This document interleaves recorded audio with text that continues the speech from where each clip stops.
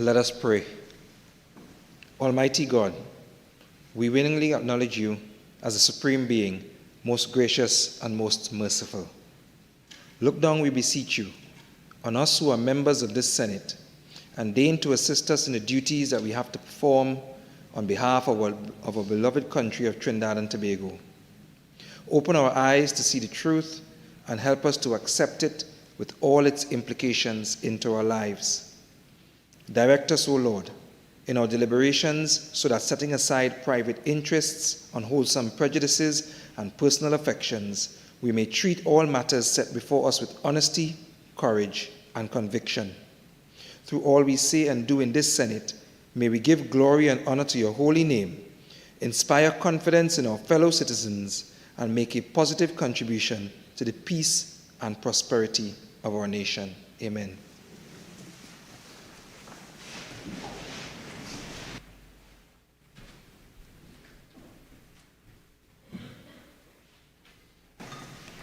Announcements by the President.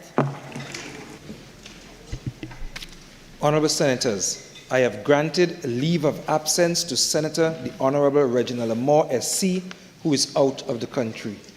Honorable Senators, I have received the following correspondence from Her Excellency the President, Paula May Weeks, ORTT. The Constitution of the Republic of Trinidad and Tobago, by Her Excellency Paula May Weeks, ORTT, President of the Republic of Trinidad and Tobago and Commander-in-Chief of the Armed Forces. To Mr. Ndali Young, whereas Senator the Honorable Reginald T.A. Amor is incapable of performing his duties as a senator by reason of his absence from Trinidad and Tobago.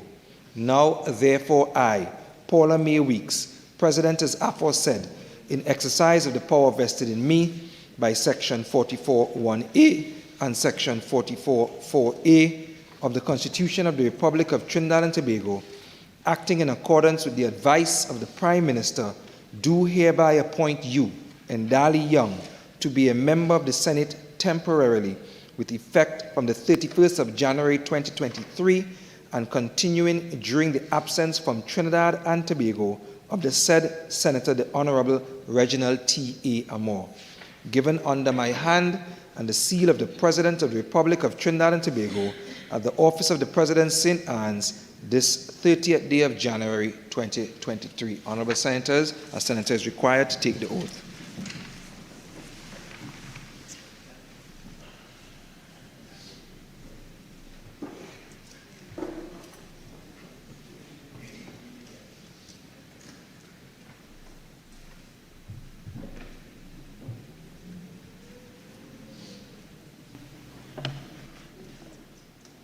I, Ndali Young, having been appointed a Member of Parliament, do solemnly affirm that I will bear true faith and allegiance to Trinidad and Tobago, will uphold the Constitution and the law, and will conscientiously and impartially discharge the responsibilities of the people of Trinidad and Tobago upon which I am about to enter.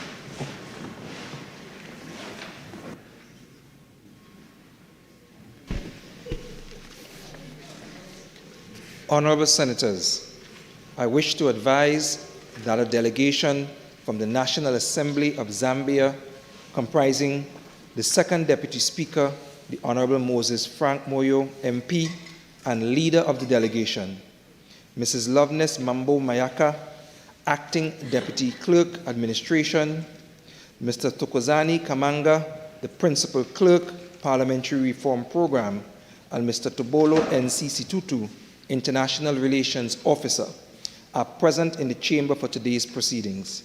I ask you to join me in welcoming the delegation to the Senate of the Republic of Trinidad and Tobago.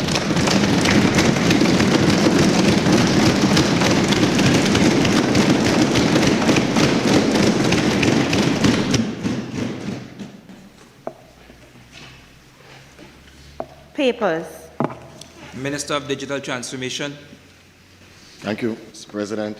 Mr. President, I have the honor to lay on the table the following paper as listed in the order paper in my name: the annual report of the National Information and Communication Technology Company Limited for the period 2020 to 2021. Thank you. Leader of Government Business. Mr. President, I have the honor to lay on the table the following papers as listed on the order paper in the names of the Minister of Finance, the Prime Minister, the Minister of Labour, and the Minister of Education. The report of the Auditor General of the Republic of Trinidad and Tobago on the financial statements of the Port of Spain Corporation for the financial year ended September 30th, 2012. The ministerial response of the Ministry of Finance to the sixth report of the Public Administration and Appropriations Committee on the examination into the internal controls expenditure and the accessibility and availability of diagnostic imaging services at public health institutions with specific reference to the Tobago Regional Health Authority. The response of the Tobago House of Assembly to the sixth report of the Public Administration and Appropriations Committee on the examination into the internal controls expenditure and the accessibility and availability of diagnostic imaging services at public health institutions with specific reference to the Tobago Regional Health Authority. The Freedom of Information Exemption Amendment Order 2023. The ministerial response of the Ministry of Labour to the seventh report of the Public Administration and Appropriations Committee on the examination into the implementation of the Public Sector Investment Programme for the fiscal year 2021, and the ministerial response of the Ministry of Education to the ninth report of the Public Accounts Committee on the examination of the administration of the CAPE Scholarship Programme as reported on in the Special Audit Report within the report of the Auditor General on the public accounts of the Republic of Trinidad and Tobago for the financial year 2019. Thank you. Urgent questions. Senator Mark.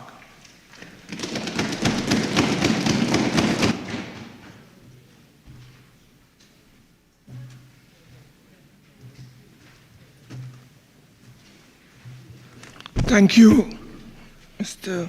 President.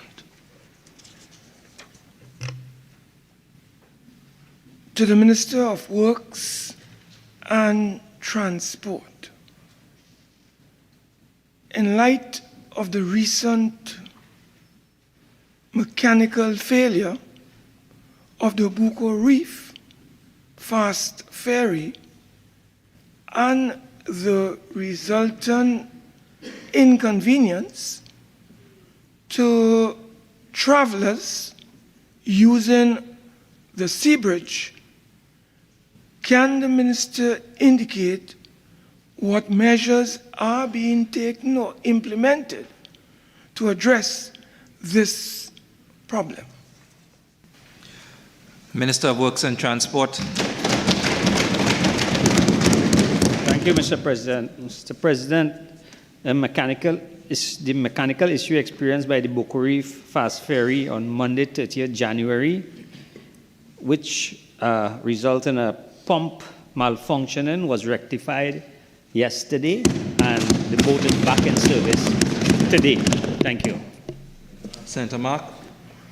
Can I ask the Honorable Minister, through you, whether all the engines, I understand 4 of them, can the Minister advise this Honorable Senate whether all 4 engines on this very spanking new vessel, costing the taxpayers over $500 million.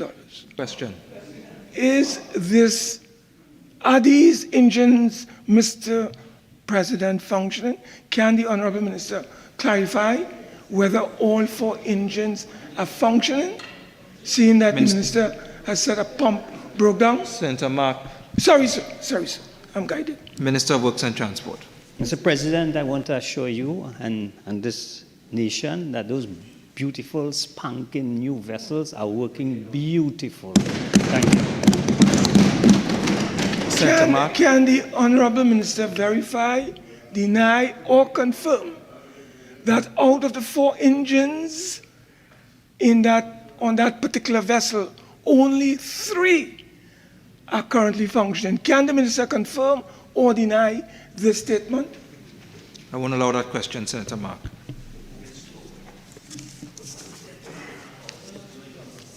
Do I have another chance? No, you do not, Senator Mark. That's the end of urgent questions today. Questions on notice, questions for oral answer. Leader of Government Business. Mr. President of the Senate, I'm pleased to indicate that there are 3 questions for oral answer on the order paper, and the government is prepared to answer all 100% of these questions. Senator Mark.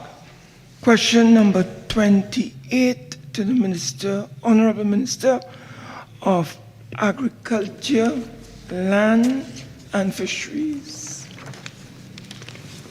Minister of Agriculture, Land and Fisheries. Minister in the Ministry of Agriculture, Land and Fisheries. Thank you, Mr. President. As one of the top feed producers in this country, National Flour Mills offers technical support and designs specialized feed depending on the needs of its clientele. In 2022, Repo Livestock Limited contacted NFM requesting technical support to improve its dairy cows' condition and milk production. NFM began the process to develop a newly specially formulated feed to enhance the cow's milk production, and this was purchased by Repo Livestock Limited.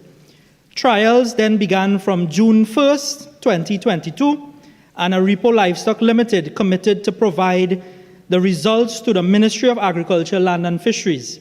This trial run is currently ongoing, where the effects on animal health and productivity monitored are recorded. The quality and composition of the feed is also being monitored. Repo Livestock Limited has indicated that the trial will continue for an additional 3 months.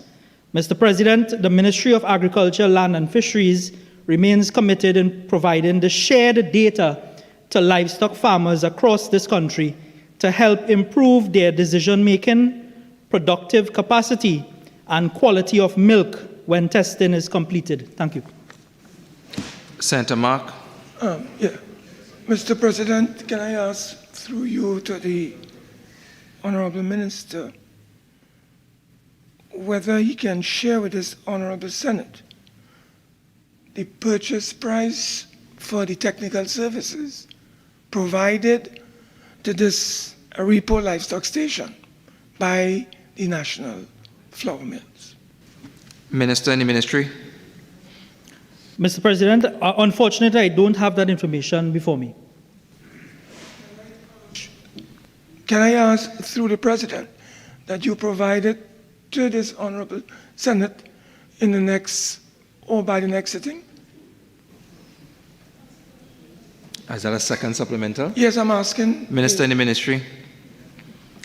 Mr. President, as Senator Mark would know, this trial is ongoing between NFM and the Repo Livestock, and I will ask NFM to see if they can provide that, but as I understand it, it's a confidential arrangement, and I'll leave it there for now.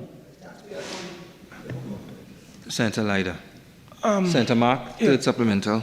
Can I ask the Minister whether other livestock farmers are able to access on the same level as the Repo Livestock Station similar technical services from the national flour mills? Minister in the ministry.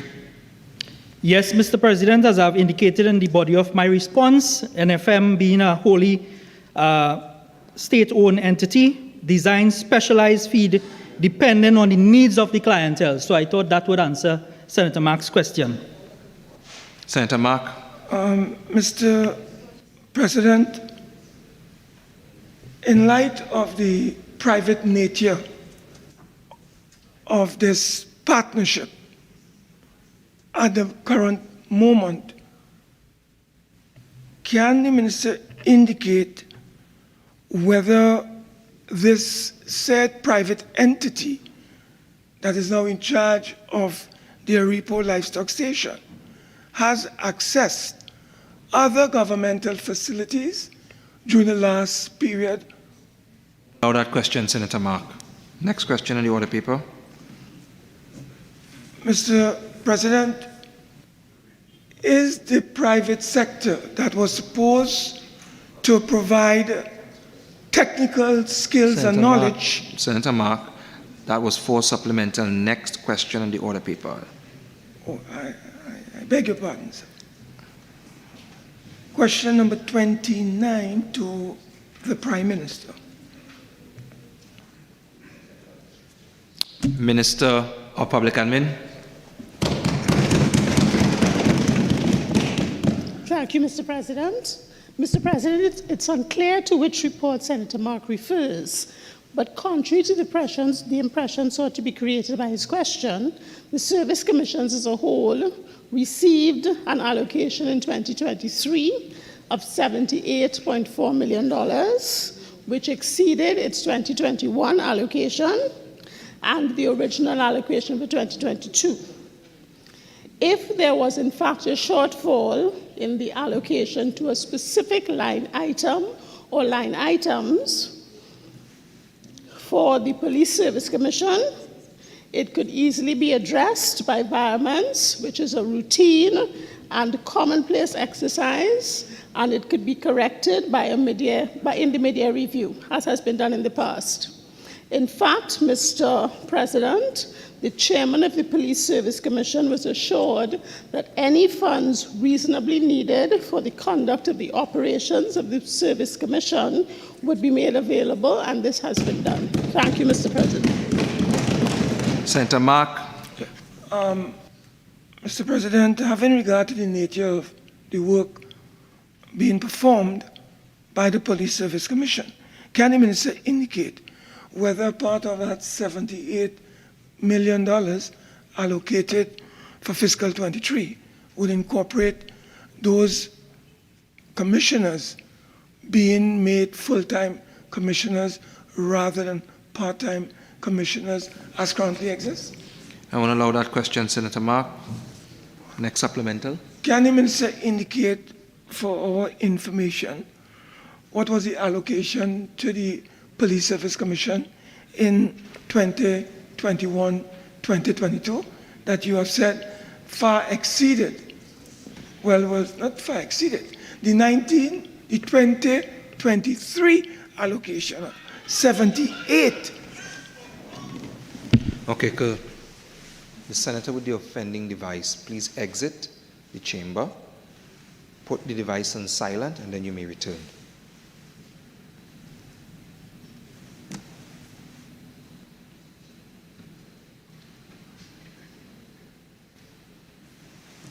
Senator Mark. Yeah.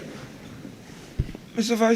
President, I just wanted to ask the Honorable Minister whether she can share with us what was the allocation to the Police Service Commission in 2020-2021. Minister of Public Admin. Mr. President, I don't have those details with me. What I can do is reiterate that in the 2023 allocation exceeded the allocations for both of those prior years. Senator Mark. Yeah, I can proceed, sir. Can I proceed, Mr.? Can I go on? Yeah, next question if you're moving on to the next question. Question number 30 to the Minister of Digital Transformation. Minister of Digital Transformation. Thank you, Mr. President, and thanks for the question, Senator Mark.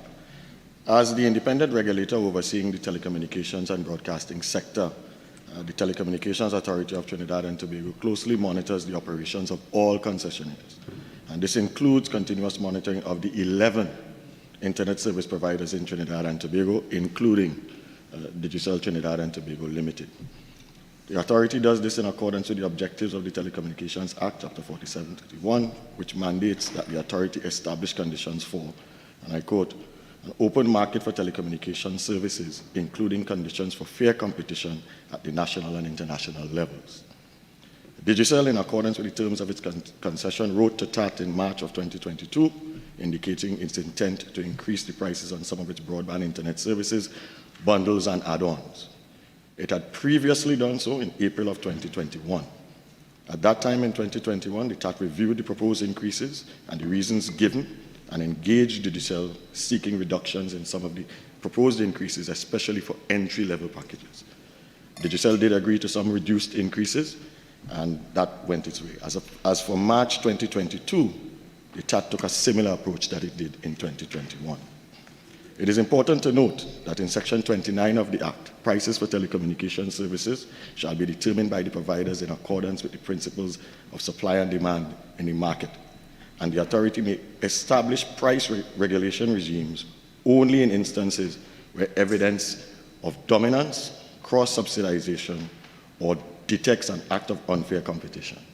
None of the conditions for price regulations have been met. The authority continues to foster fairness in the marketplace by advocating for consumer rights, such as the right of service access, facilitating an open market so consumers can have a variety of choice of the services available, the right to complaint and redress, protecting customers who remain dissatisfied with service or product that even after seeking to have the matter resolved with the operator, and the right for information by ensuring information is easily available to customers and the cost of various provided services by the concessionaire. The authority will continue to monitor the marketplace and act appropriately to ensure fair competition exists. Thank you, Mr. President. Senator Mark. Yeah. Mr. President, in terms of fair competition, through you, can I ask the Honourable Minister whether TAT considered these draconian increases to services provided by Digicel constituted fairness for a captive consuming public in Trinidad and Tobago? Can the Minister clarify the fairness of these recent increases? Minister of Digital Transformation.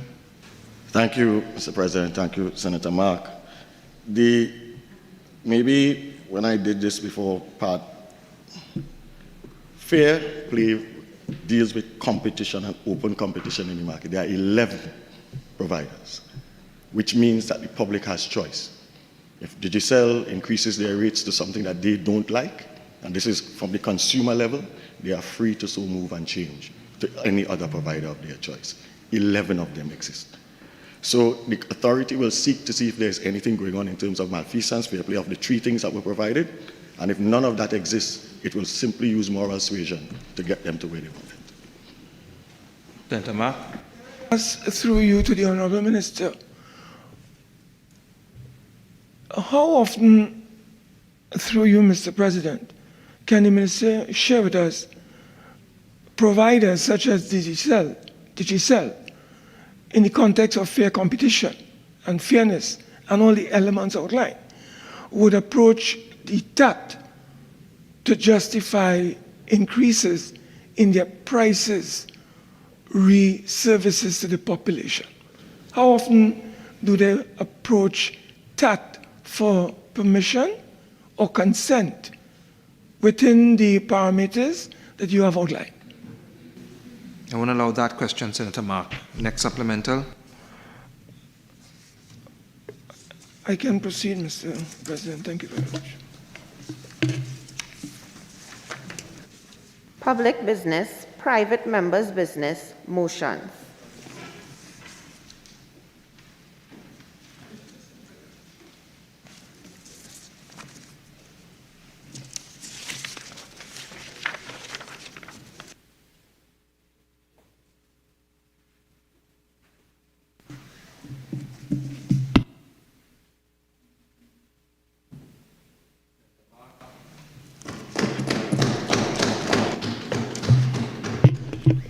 Thank you.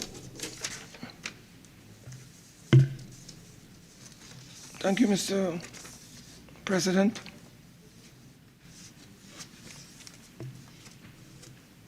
Mr. President,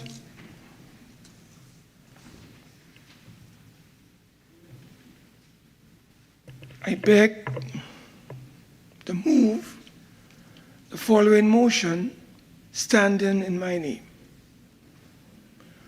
Whereas it is provided by Section 1, subsection 2 of the Data Protection Act 2011, that the Act shall come into operation on such day as is fixed by the President by proclamation, and whereas Part 1 and Section 7 to 18, 22, 23, 25, 1, 26, and 28 of the Act were operationalized on January 6, 2012, and Section 42A and B were operationalized on August the 20th, 2021. And whereas there are other sections of the Act that offer the necessary checks and balances in safeguarding the personal data and or information of every citizen, be it resolved that the Senate call on the government to immediately proclaim the remaining sections of the Data Protection Act, and in the process ensure the necessary checks and balances aimed at safeguarding citizens' fundamental right to privacy. Mr. President, a healthy society is dependent on trustworthy information in any nation.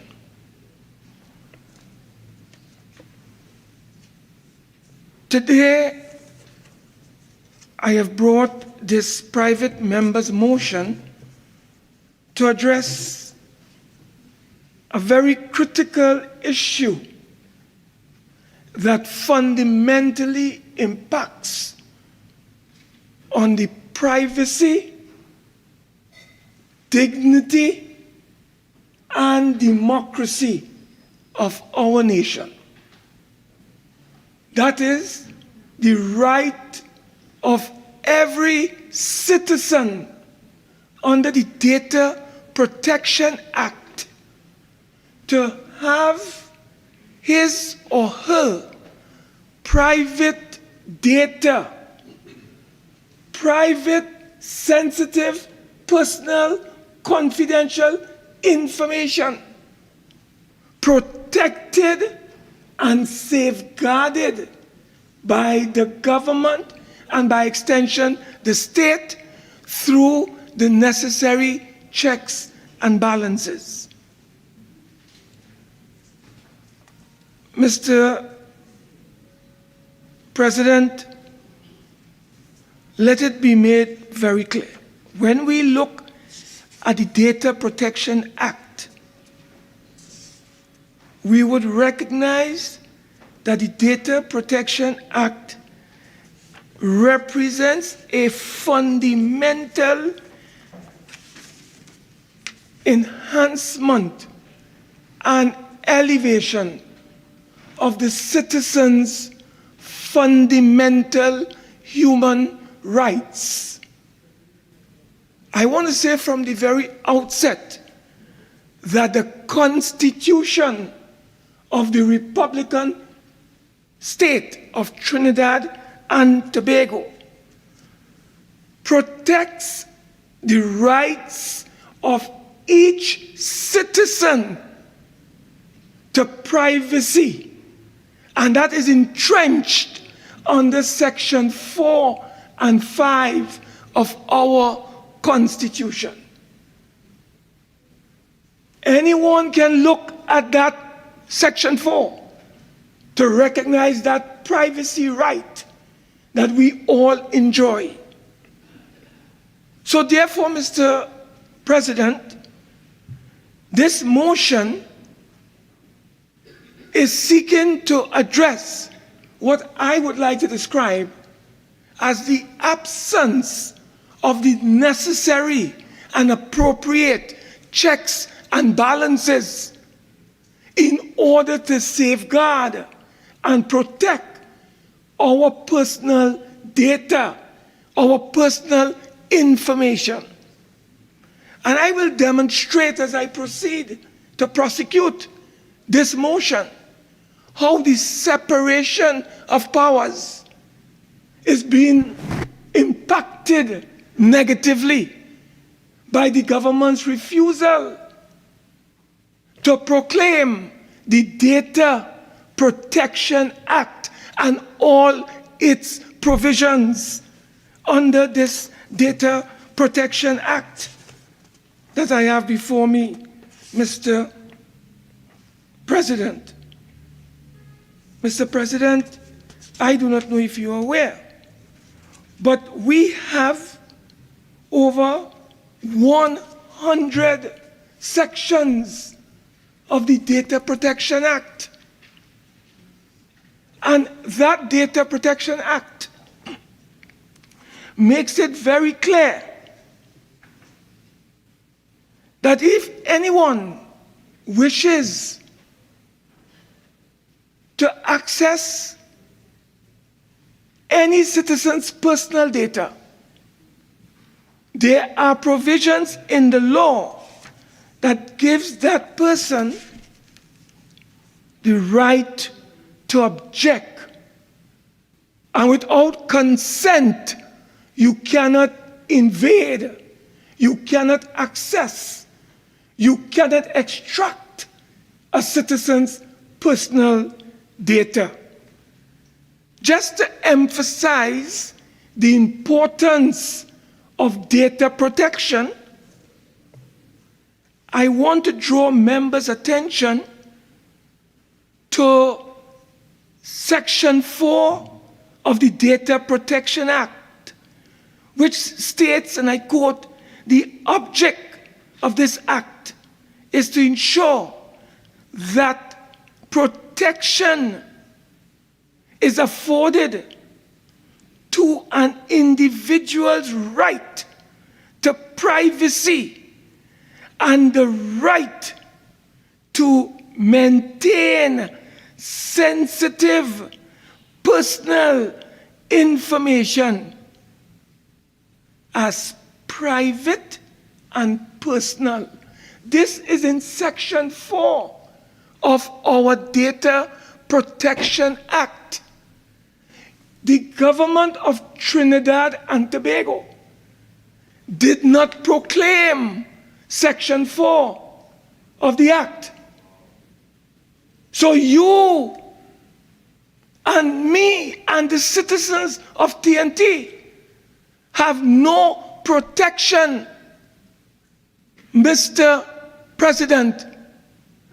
And you know what the government of Trinidad and Tobago did? Through a proclamation, as I outlined in the actual motion, Mr.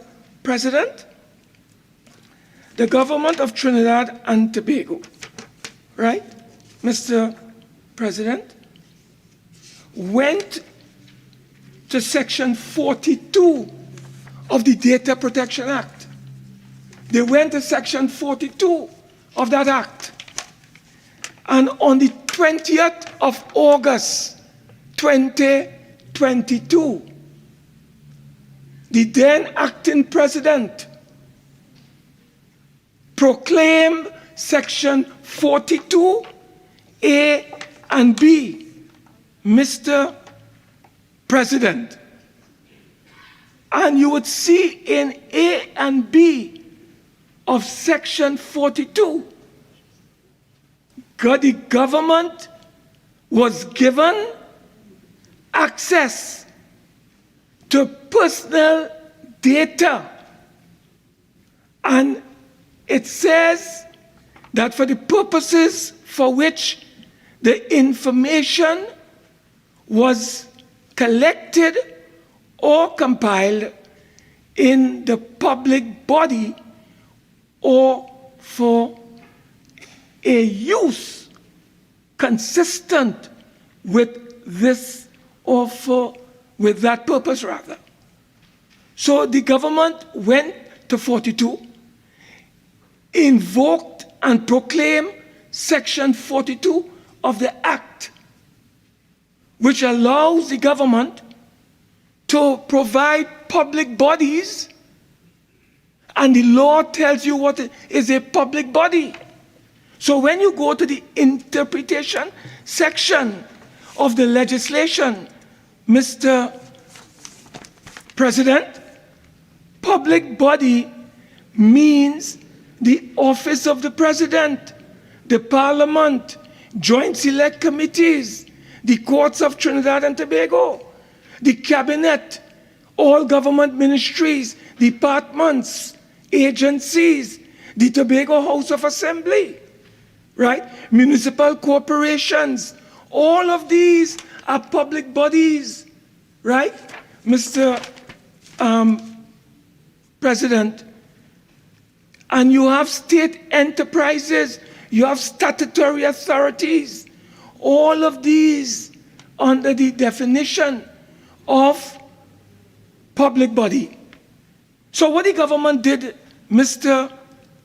President, is to cherry pick Section 42A and B and proclaim it so that public bodies under this section of the Act can now share between and amongst themselves personal, private, confidential data of every citizen in the Republic of Trinidad and Tobago without their express consent. The Data Protection Act makes it very clear that no public body can use your personal data without your consent. But those provisions have not been declared, have not been proclaimed by the government. So, Mr. President, you now have a situation where personal data is now accessible without your consent and without my consent by any public body. Any public body. Tech can give your personal data to the government, Board of Inland Revenue. WASA can give your personal data to the Board of Inland Revenue. Any public body that you are in contact with, Mr. President, that you provide private and confidential data to, can now, under this proclamation of 42A and B, provide that to any public body without your consent. Now, Mr. President, this is highly troubling. It is highly disturbing because what it means, Mr. President, is that that proclamation that took place on August the 20th, and which came into effect on August the 23rd, 2022, Mr. President, gives a certain amount of authority to the government to interfere with your personal information and personal data. Mr. President, under the interpretation section of the Data Protection Act, hear what personal information means. Personal data information means the identifiable individual that is recorded in any form. 1, information related to the race, nationality, or ethnicity of the individual. It deals with one's religion, age, or marital status. Mr. President, it deals with information relating to one's education or medical, criminal, or employment history and records. It also refers to any financial information and or transactions that you might be involved in. It deals with the individual's telephone number, the person's address, Mr. Vice President, any correspondences you may have had with any public body. The government can now have access to all of that information without your consent, without your permission. So, Mr. President, this is a very serious matter. We had a similar situation with the Equal Opportunity Act when the government failed to fully proclaim it, and it had to reach the Privy Council. And it is a result of a judgment of the Privy Council called the Surat judgment, I think, on the proportionality principle, that the government was forced to proclaim the Equal Opportunity Act as law.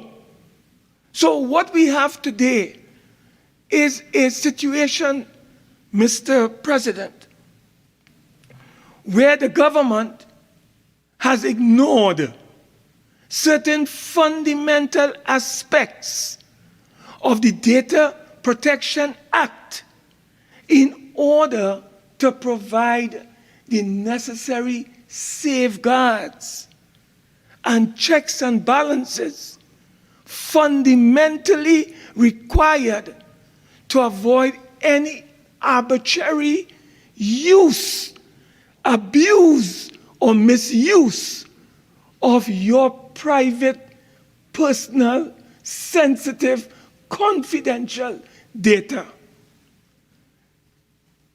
Mr. President, you know what is extremely troubling about what we are addressing today? What is troubling about what we are addressing today is that the government of Trinidad and Tobago, right, did certain things, and I need to bring it to your attention. In the government's haste, Mr. President, to roll out the property tax, the government required the population of the valuation roll. And to get the valuation roll up to a certain threshold, 50% and or above, the government needed certain pieces of information. And the public was not cooperating with the government. So what the government did, Mr. President, is that the government literally instructed the valuation division to share confidential information with the Board of Inland Revenue. But the permanent secretary in the valuation division, or what is called the commissioner of valuation, wrote, Mr. President, to the permanent secretary in the Ministry of Finance, saying that they could not share data because sharing data of a private and confidential nature would be in breach of Section 42, A and B of our data protection law. And it advised the government, through the permanent secretary in the Ministry of Finance, that they have two options. Either repeal the entire Data Protection Act, or they will have to proclaim certain sections of the Data Protection Act. The government opted to proclaim Section 42, A and B of the Data Protection Act. And Mr. President, in declaring those sections, as I said, what the government did in essence was literally going behind the backs of the population to access their private data through this particular proclamation without their knowledge. And Mr. President, that is troubling, that is disturbing, and that is concerning. Mr. President, I have a memorandum out of the Valuation Division dated August the 10th, 2021. Subject matter, the effect of Section 6C of the Data Protection Act on Valuation Division's ability to share data with the Board of Inland Revenue and the Ministry of Local Government. And in this memorandum, I wouldn't call the gentleman's name. I respect the public officer. He is just doing his duty. But he was then acting Commissioner of Valuations. And he signed this document, this memorandum, which was addressed to the permanent secretary in the Ministry of Finance. And Mr. President, it is dated the 10th of August, 2021. And this memorandum was essentially designed to pickpocket, hijack information without the consent, without the express permission of the citizens of Trinidad and Tobago, and allow the Valuation Division to provide that information to the Board of Inland Revenue in order to facilitate the government's population of the valuation rolls in order to effect the property tax. Now, Mr. President, I want you to understand the gravity, the severity, the seriousness involved in this matter. Citizens are unaware that T&Tech, Postal Services, or Corporation, WASA, are now providing confidential information that you provided to WASA to connect your lines when you were constructing your house. They are doing that without your permission. And they are providing that to the Valuation Division, to the Board of Inland Revenue, in order to populate the valuation roll so that the government can effect the property tax. Mr. President, I want to serve notice today on the government of Trinidad and Tobago. This action on the part of the government of Trinidad and Tobago is unlawful, it is illegal, and it is unconstitutional.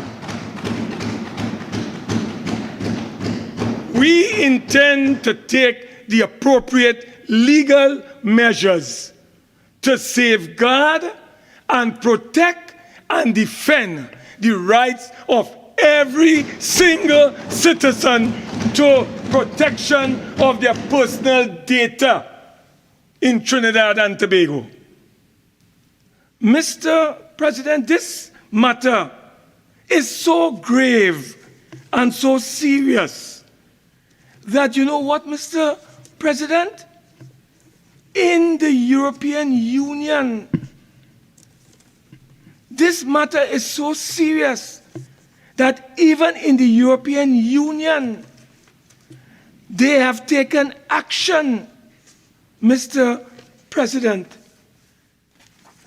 And under something called, Mr. President, the Charter of Fundamental Human Rights of the European Union, or put it another way, the Charter of Fundamental Rights of the European Union.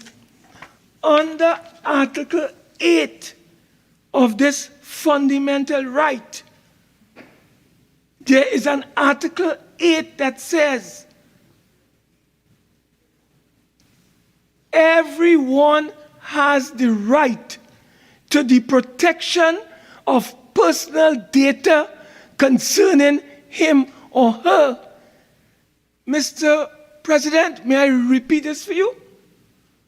Under the Charter of Human Fundamental Rights, or the Charter of Fundamental Human Rights in the European Union, Article 8 says that everyone has the right to the protection of personal data concerning him or her.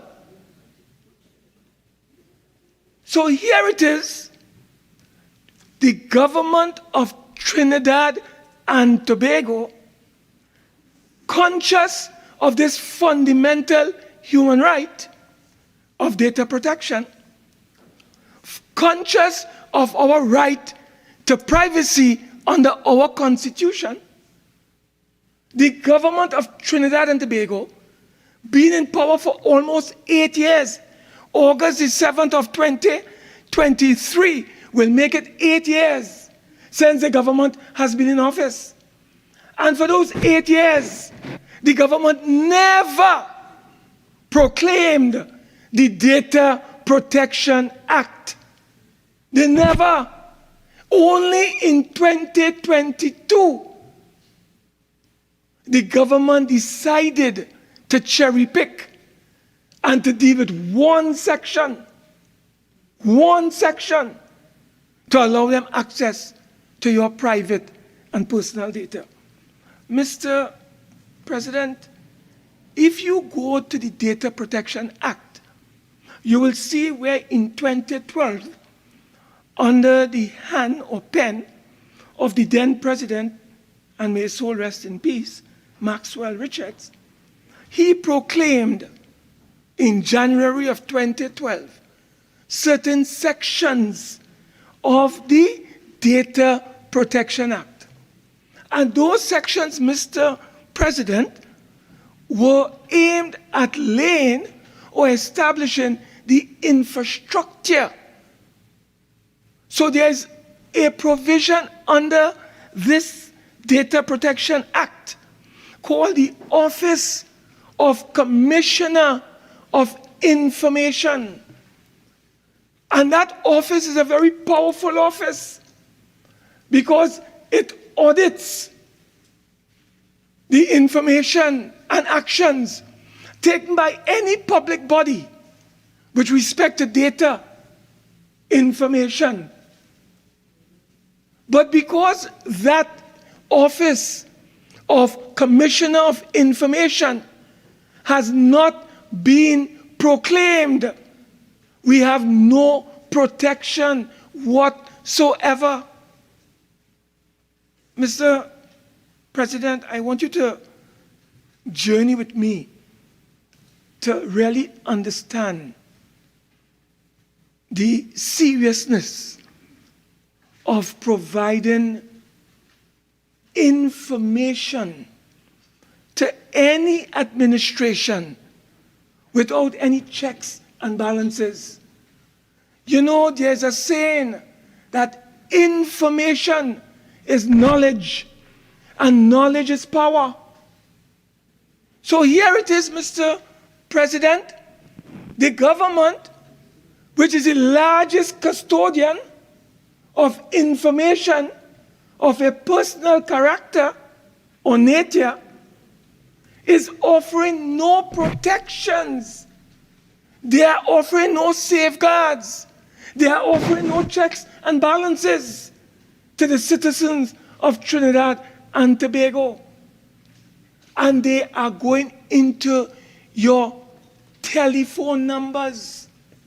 They are going into your mobile numbers. May I remind you, Mr. President, that there's something called cyber surveillance software. The cousin to Pegasus is in Trinidad and Tobago. And Mr. President, if you study the accessibility of cyber surveillance software with the access just of your mobile phone number, which the government has on every citizen in Trinidad and Tobago as we speak, who have access to mobile services. Mr. President, that data and access to your mobile can give those persons outside of your reach and without your consent and knowledge access to every email, every WhatsApp on your system without your knowledge. It can tell you it can tell them your movements. They can take camera shots of you wherever and whenever. So, Mr. President, what I'm advancing to you and through you to this honorable House is that what the government has done without proclaiming the entire law, all the 101 provisions, is to allow an Orwellian nightmare in Trinidad and Tobago. It is Big Brother watching you. And I don't think, Mr. President, that is the objective of the data protection law. The data protection law came in conjunction with the electronic transaction legislation because people were now going to do everything electronically. And if you're going to do everything electronically, you have to provide data and information. And in order to protect you from any arbitrary misuse of your personal data when you are conducting electronic transactions, the Data Protection Act was passed. So the question that I ask today, Mr. President, is this. Is the government of Trinidad and Tobago guilty of deliberately frustrating the will of the Parliament of the people of Trinidad and Tobago in the context of the separation of powers? The executive has no control over the legislature. under the concept of the separation of powers, when we pass a law in the parliament, the executive must implement the law. They must operationalize the law. You cannot frustrate the will of the people and their representatives in the parliament. And that is what the government has been doing for the last 8 years. They have frustrated the will of the people, and they have undermined, in an indirect and direct way, the Parliament of Trinidad and Tobago. So, Mr. President, I raise these issues with you and my colleagues today to bring to your attention the dangers to our privacy, the dangers to our dignity, and the dangers to our democracy with this kind of arbitrary behavior. Mr. President, may I tell you also, it did not stop in the Data Protection Act alone, you know. I have a bill which is now an act, Act number 21 of 2022. It was assented to on the 14th of November 2022. We all took part in this debate. It's a finance bill, literally, Mr. President. You know what this government did when we debated this matter? Under Section 6 of the Finance Act of 2022, the government amended the Valuation Act. And you know what it did, Mr. Vice President? The Valuation Act allowed the Commissioner of Valuation to access information which shall be provided to him when he writes to you and me and the citizenry in Trinidad and Tobago. It was confined only to the following office holders, or public bodies, I should say: the Board of Inland Revenue, the Registrar of the Registrar General, right? The Registrar of the Supreme Court, right? And employees employed in departments related to government activities and operations. You know what the government did? By amending Section 14 of the Valuation Act, they incorporated the following bodies.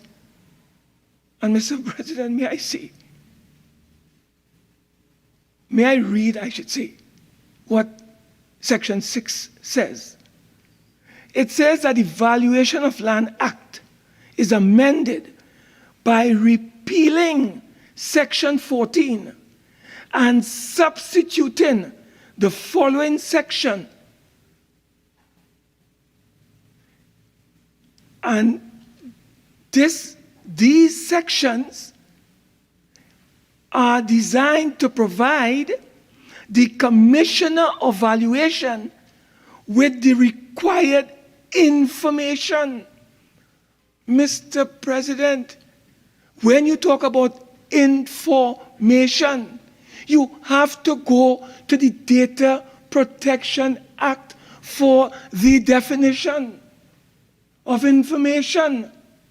So this provision in Section 6 of the Finance Act, the government incorporated the following new bodies: the Trinidad and Tobago Postal Corporation, the Water and Sewerage Authority, and the Trinidad and Tobago Electricity Commission. President, this section goes on to say that all information in possession of these bodies can now be provided to the Commissioner of Valuation. And the word mandatory, I say shall be provided on an approved form by the Commissioner of Valuation and within a time frame prescribed by the Minister by order. So, Mr. President, not only the Data Protection Act now allows the government to access your personal, private, and sensitive information, but the government went further in 2022 through Act number 21 of 2022 to compel T&Tech, to compel the Postal Corporation of Trinidad and Tobago, and to compel T&Tech, the Trinidad and Tobago Electricity Commission, to provide him with all the information that he, that is the Commissioner of Valuations, requires of you. And if you don't do it, there are penalties. Now, in undemocratic, authoritarian, fascist-oriented states, that is the behavior of modern-day autocrats. Hitler in Germany controlled the information machinery. That is why he was effectively in charge of Germany. Nothing could have taken place in Germany without Hitler's knowledge. And he had a fellow called Goebbels, propagandist, number one. And Mr. President, you see, information is life. That is like breathing. That is like oxygen. If you don't have information, it's like you don't have oxygen to breathe. And when a government has total control of the information machinery, they can do anything and everything that they want without your knowledge. That is a dangerous road that we are on. And that is why I have brought this motion to call on the government. Proclaim the entire law. Proclaim the 101 provisions in the legislation. Mr. President?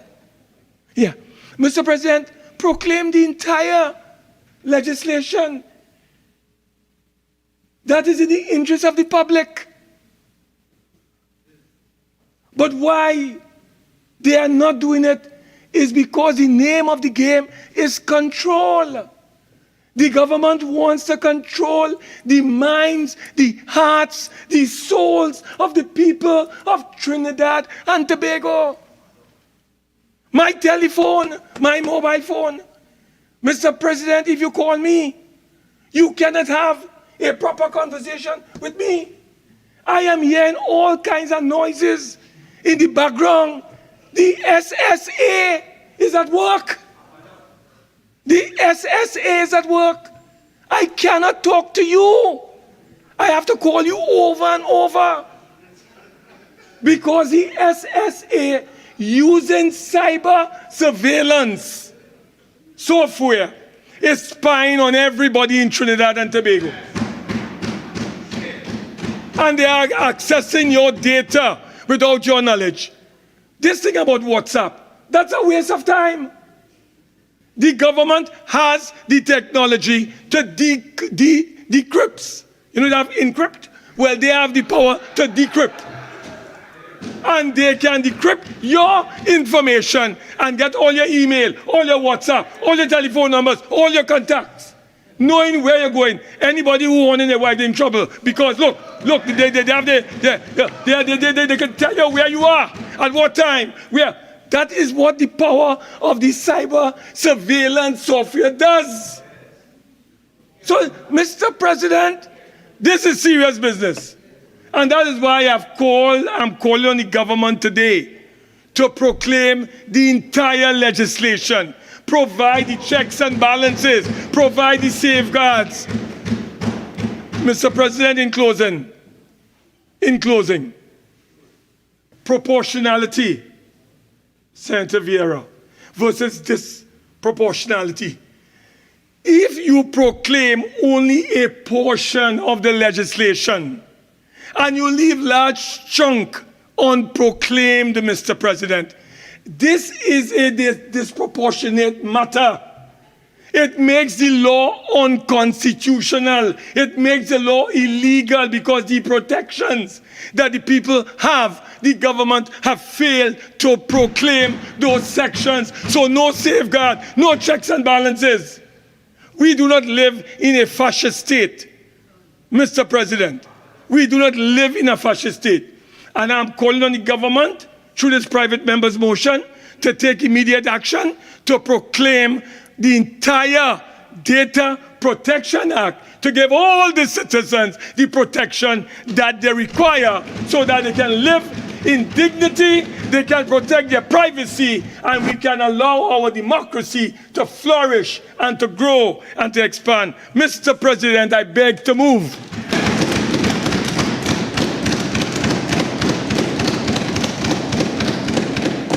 Honourable Senators, this motion requires a seconder. I beg to second the motion and reserve my right to speak at a later time. The motion has been seconded by Senator John. Honourable Senators, I shall now propose the question for debate. The question is, whereas it is provided by Section 1(2) of the Data Protection Act 2011 that the Act shall come into operation on such day as is fixed by the President by proclamation, and whereas Part 1 and Sections 7 to 18, 22, 23, 25(1), 26 and 28 of the Act were operationalized on January the 6th, 2012, and Section 42A and B were operationalized on August the 20th, 2021. And whereas there are other sections of the Act that offer the necessary checks and balances in safeguarding the personal data information of every citizen, be it resolved that the Senate call on the government to immediately proclaim the remaining sections of the Data Protection Act and in the process ensure the necessary checks and balances aimed at safeguarding citizens' fundamental right to privacy. Minister of Digital Transformation.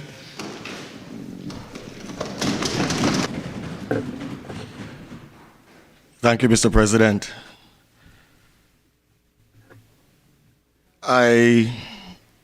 Having paid close attention to Senator Mark's discourse, I have very little choice but to try to correct for the record some of the things that were stated.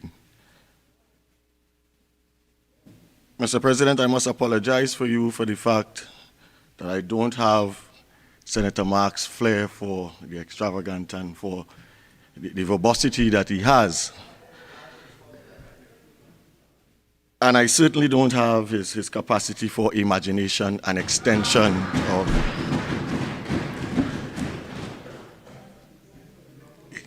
the latter part of his discourse really took me in a different direction and had me wondering, particularly with the noises that he's hearing within his phone and who he attributed it to. I have no such problem. A substantive part of what he said dealt with the proclamation of Parts 42A and 42B. And if you were to take what he says to be fully literal, I could understand how a public could find itself in tremendous fear. But let me use the same legislation and deal with why I believe they don't have to be as fearful as Senator Mark wants them to believe. With sections 42 of A and B being proclaimed, what really happened here? Well, part of it is when personal information may be disclosed. And it says the circumstances for which personal information under the control of a public body may be disclosed is for the purpose collected or use consistent with that purpose or pursuant with any written law. That doesn't change. So you're not going to be collecting your medical information and giving it to the Inland Revenue. It wasn't collected for that purpose. But just to be even more sure, and I want through you, Mr. President, for the public to understand this, that notwithstanding the partial proclamation of this, all organizations, public and private, are obliged under the Act to comply with the general privacy principles. And the general privacy principles are set out in Section 6. By the way, Mr. President, Section 6 is proclaimed. And just some of the detail. The general privacy principles are the following principles that are applicable to all persons who collect, retain, manage, use, store, or process personal information belonging to another person, data controllers, etc., etc. The organization is responsible for personal information under its control. The purpose for which the information is collected is to be identified before at the time of collection. Knowledge and consent of the individual is required for the collection and use of and disclosure of personal information. Collection of personal information to be legally undertaken and limited to what is necessary for purpose. I can go on and on and on.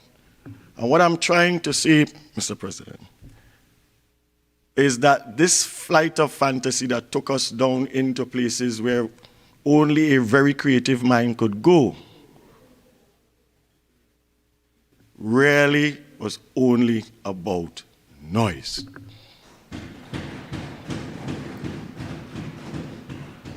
I can agree, and there are other parts of what was said. I will deal with it later as I go on.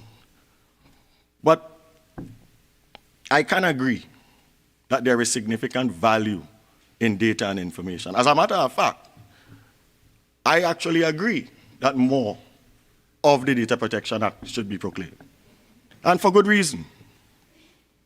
And the reasons were stated. It does have a significant part to play in ensuring the necessary checks and balances are in place to safeguard fundamental rights, without question. And it will happen.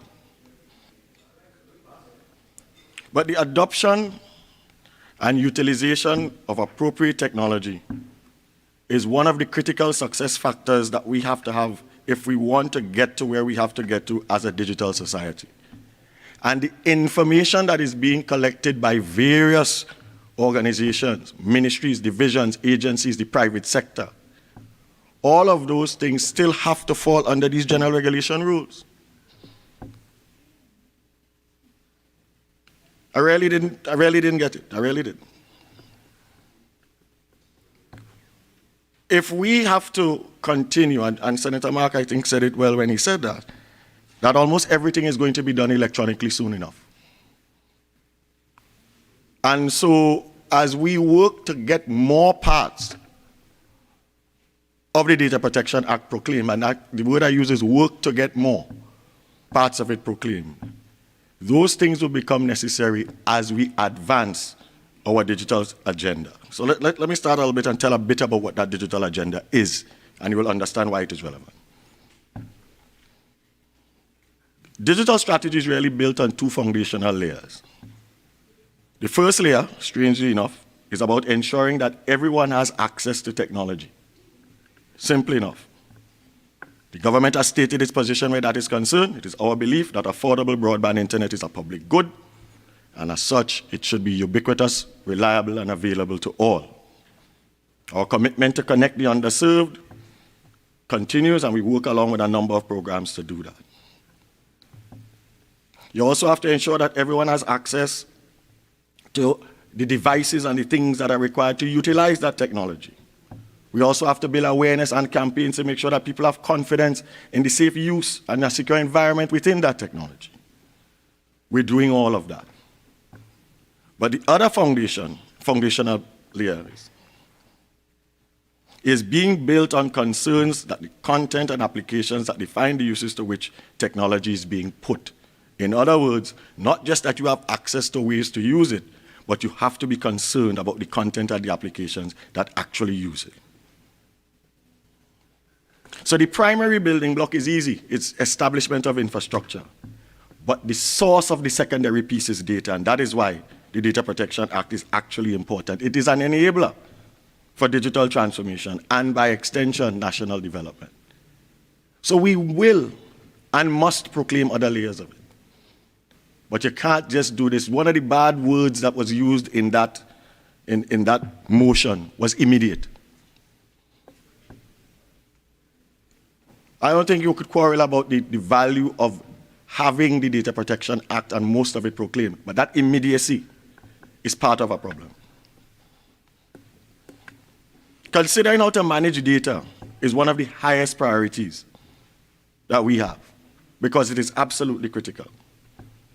The thing is, we have to find the balance between our responsibility to protect the identity and privacy of our citizens and the need to put effective systems and processes in place to enable to make sure that we have effective use of that same data. It's interesting. Here we're trying to protect it, and here we're trying to use it. And we have to find a way to do that. Data is considered the new oil. Well, in Trinidad, we could say it's the new gas. It is a key component of how everything in the world works. The availability, analysis, management, and consumption of data is a major driver for not only for social things, but for economic growth. Data adds value. The digitization of data enables digitalization of the way that a society, the private sector, and governments conduct business. This in turn creates the enabling environment for which digital transformation occurs. The value and use of data will only accelerate at an exponential rate. There's no question about that. When we talk about the technologies, Senator Mark was clear, 2011, 2012, 11 years ago. When you think about what has happened with technology over the last 11 years, it would only make sense that one reviews what we have to ensure that it is still fit for purpose, implementable, and will have the impact that we wanted it to do. That is only reasonable, which is why the word immediate is unreasonable. When we talk about things like distributed ledger systems, blockchain, the serious advances in open data and big data analytics, the growing importance of AI and machine learning, in 2011, those things were either bare concepts, but certainly not the realities that we have today. All of these emerging developments, and some of them even now being fairly mature because of the duration and time, impacts on the way we approach the management of data, especially our approach to what we're doing with the Data Protection and Privacy Act.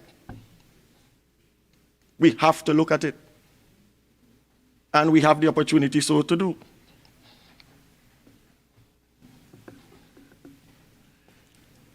So when you're dealing with this, and I want to use the word data governance continuum, and maybe it's the easiest way I could say it. We have to find the right balance between two rather different philosophies that are coexisting within data governance.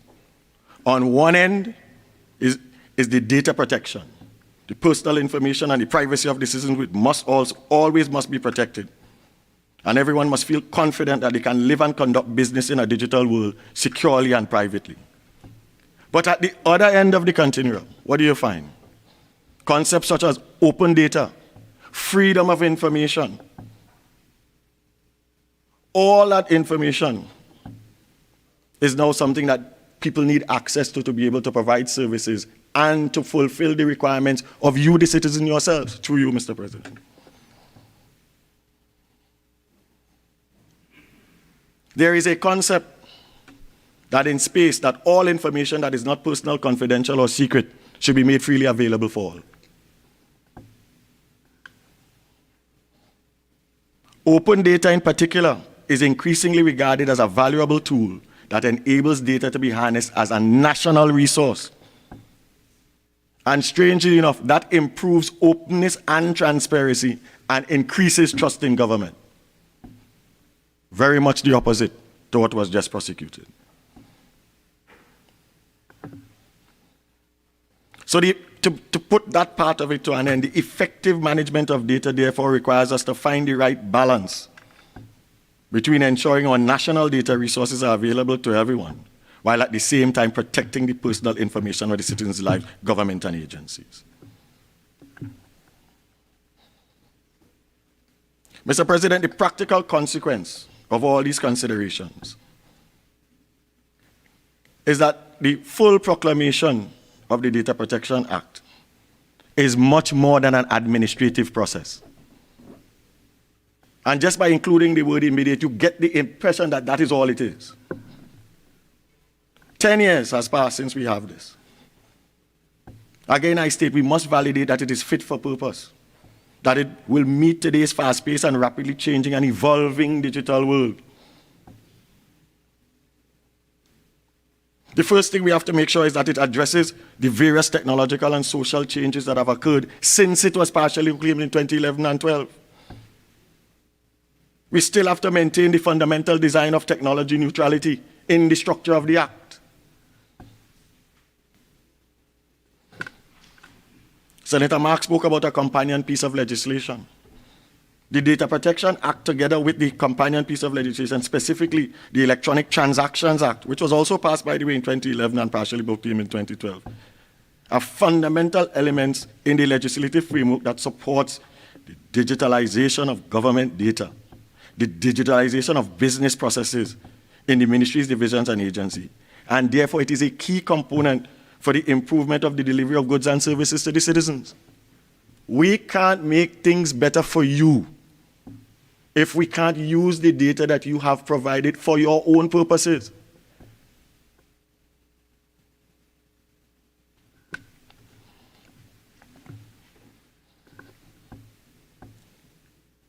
I would like to suggest that the proclamation of the Act really is a subsequent thing to the modernization of the Act. I almost want to put both of them as a one-time exercise. I'll give you a sense of what that is, Mr. President, that in practice, the Ministry of Digital Transformation developed an e-services maturity framework. We wanted to assess the state of the various e-services provided by government. We reviewed over 170. Of these, more than 90% of them are quite basic. They're limited to just information download forms, you could upload applications and so on. A few of them, however, can be considered true end-to-end services, and examples of those are easy. If you apply for a scholarship, for example, you can complete the entire process online. Applications for GATE, CARICOM skills certificates. Several of the services offered by my companion's ministry, the Ministry of Trade and Industry. You can start and complete your transactions online, and all of that requires the manipulation of data. A modernized Data Protection Act, and if you include with that the Electronic Transaction Act, will be key enablers to support the work that has to be done to make the lives of the citizens of Trinidad and Tobago easier.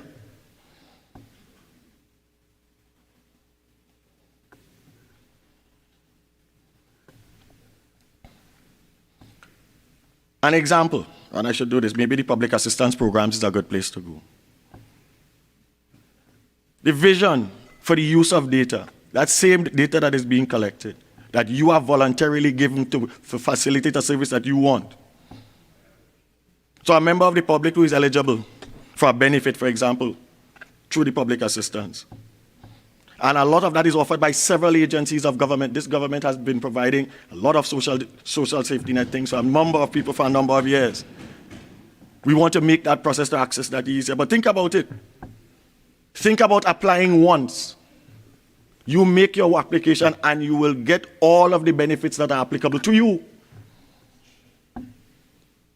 For that to happen, data has to be collected and manipulated.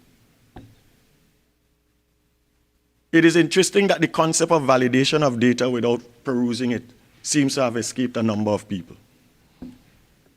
You can validate things without examining the content or making that content available to anyone that's using it.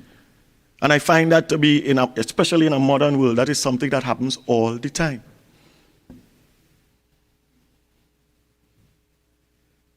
But just think about what I just said, relative to the social services.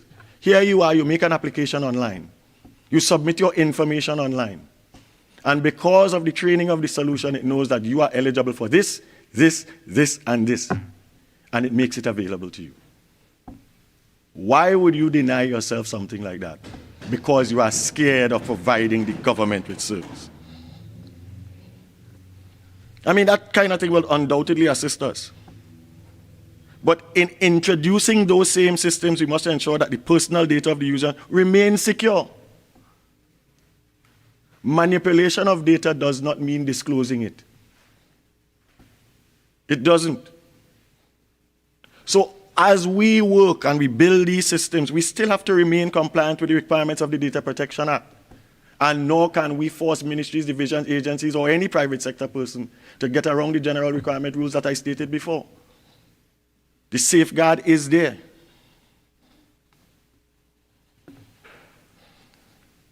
Our work on the modernization of the Data Protection Act has been ongoing, and maybe that is another thing that is not known. It is part of the e-legislative component of the National Digital Transformation Agenda. Maybe I haven't spoken enough about it. I will start to do so more frequently now.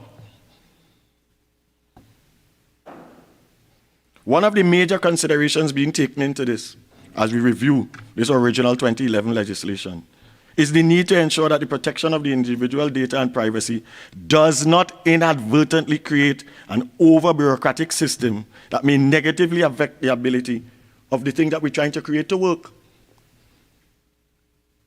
The legislation and the things that we do here must be fit for purpose. They must be implementable.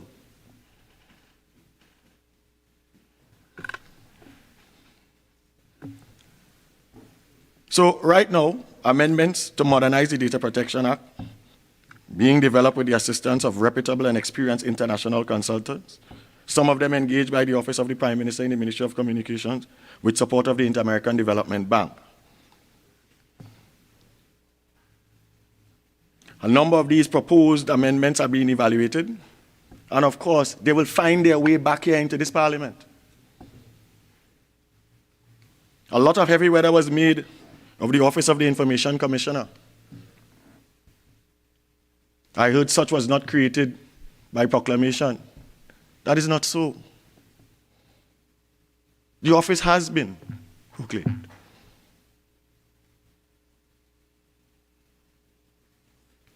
Notice I didn't say it with the flair and gusto of, that has not, it has been proclaimed.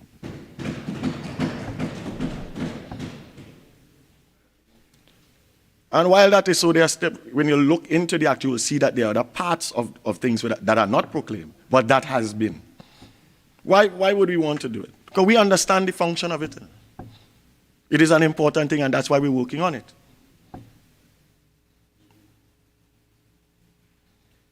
Part 2 of the Act treats with the framework for the regulation of public and private bodies by the Office of the Information Commissioner. This part provides for all powers of audit, inspection by the Office of the Information Commissioner to ensure compliance with data protection and privacy principles, as stated by Mr. Mann. So it's there.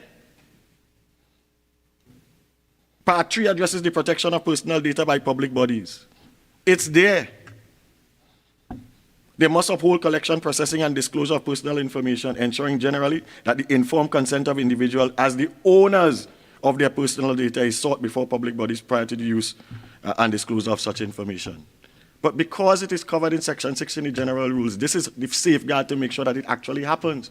But the compliance requirement for it is already there and already proclaimed.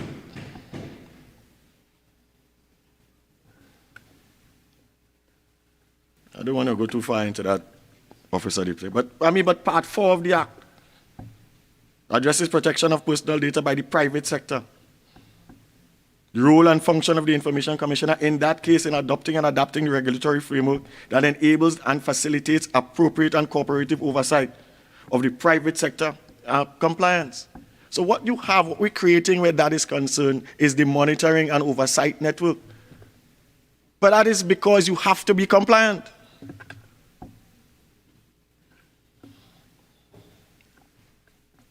I have my regrets on the fact that the Office of the Information Commissioner has not yet been fully operationalized. And that has spanned several administrations. If you listen to Senator Mark, you will believe that this only started sometime. It spanned multiple administrations. Let's leave it at that.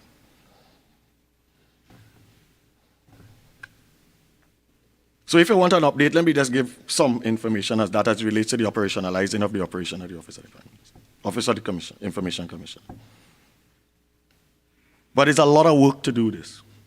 It involves the finalizing of the structure and the requisite technical and administrative resources for the Information Commissioner, arranging for a method of open and transparent recruitment of the Commissioner ahead of an appointment to the office. And obviously that office will be, the appointment will be made by Her Excellency. Along with the open and transparent recruitment of other requisite members of staff as guided by the finalized organizational structure, reviewing and where necessary modernizing and or strengthening this same Data Protection Act to ensure that the Office of the Information Commissioner has the required scope and authority to fulfill its mandate given the advances in technology and the evolving needs of the citizens. If we want to be true to this, or we could proclaim it immediately. The landscape and the groundwork has changed. We don't want to be in a world, well, as they would have said some time ago, in blind man country, one-eyed man is king. We can go into this with our eyes open.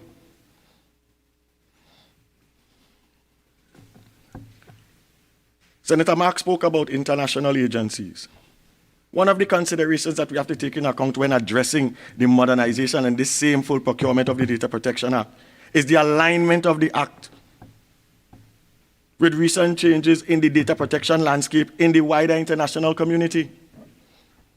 This is not something that is being addressed in Trinidad and Tobago alone. And to be more specific, in particular, we're working to ensure that the measures in this same Data Protection Act meet and are consistent with the European Union's Global Data Protection Regulations, the GDPR. Senator Mark did quote from one part of things, didn't mention this part. The European Union's GDPR is considered the gold standard for data protection and privacy worldwide. So in that regard, the Ministry of Digital Transformation has received and is in the process of accepting an offer of assistance from the European Union in the area of data management, including and ensuring that our local data protection regimes meet the standards of the GDPR. We are working for you to ensure that what we produce is fit for purpose, implementable, and correct.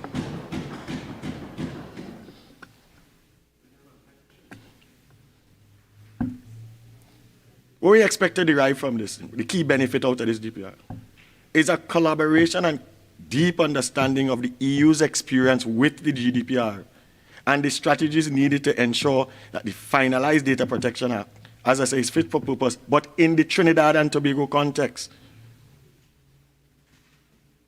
The GDPR, for example, has a practical challenge and has been enforcement in cases of non-compliance with data protection requirements. I expect we will have similar challenges here. Another issue would be how best to ensure that the application of data protection regulations do not become an over-bureaucratic and therefore difficult for private sector and government agencies and even individuals to manage. It's that spread across that continuum we're talking about.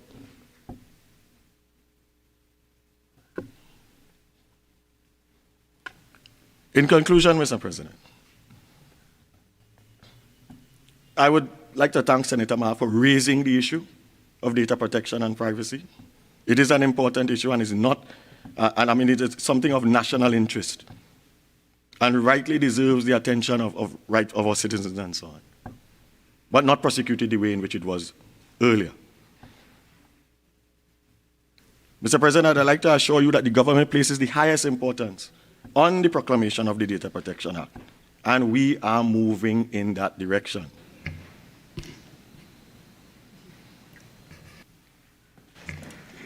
But where we seem to have somewhat of a divergence with our colleagues opposite is the approach and the exact process by which we move towards that full proclamation. And that is obvious, again, by the use of the word immediate in the motion. I can understand the anxiousness given the duration of time that is there, but we have to make sure we do this right. The sample body of work that I have outlined today will ensure that the Data Protection Act, when it is fully modernized and thoroughly equipped to address the fast-paced changes in technology and the increasing and widespread data use in society. Can you imagine how much data has changed from 2011 and 2012 to now? It's my shared hope that following some of that explanation that I've given, that the various initiatives to which government is currently engaged to deal with the same Data Protection Act, that the people of Trinidad and Tobago, through you, Mr. President, now have a better understanding of what the government is doing with respect to the Data Protection Act and how we are going about getting to the point of its full implementation. Mr. President, I thank you. Can I ask him a question before he's finished? Before he leaves? Can I ask the Minister a question? For clarification. Sure. Minister, given that the environment will continue to change, and even at a more rapid rate now as we go ahead, and you're now talking about 11 years since the Act was proclaimed, what kind of time frame are you looking at in moving forward for the amendments to come to the House? So, Senator, what is happening, and you would have recognized that during my discourse I mentioned the number of different agencies involved in ensuring that what we're doing is compliant with international standards and even with the European standards. Those things are at various levels. So some of the things are already prepared, but they're being evaluated against the standard. Some of those things also have to go through, and you would understand, and I'm sure when my legal colleagues reply, that they will address some of that other process that has to happen for this. What I can assure you is that we're trying to do it in the shortest possible time. The other thing about it, Senator, is that we don't have to do all of it at once, as has been the case now. We've done some and we can do others. So it's not that we have to wait on all, but we have to make sure that we continue, and it is foremost in our minds, making sure that the people remain protected while we make the necessary adjustments. And that is already done.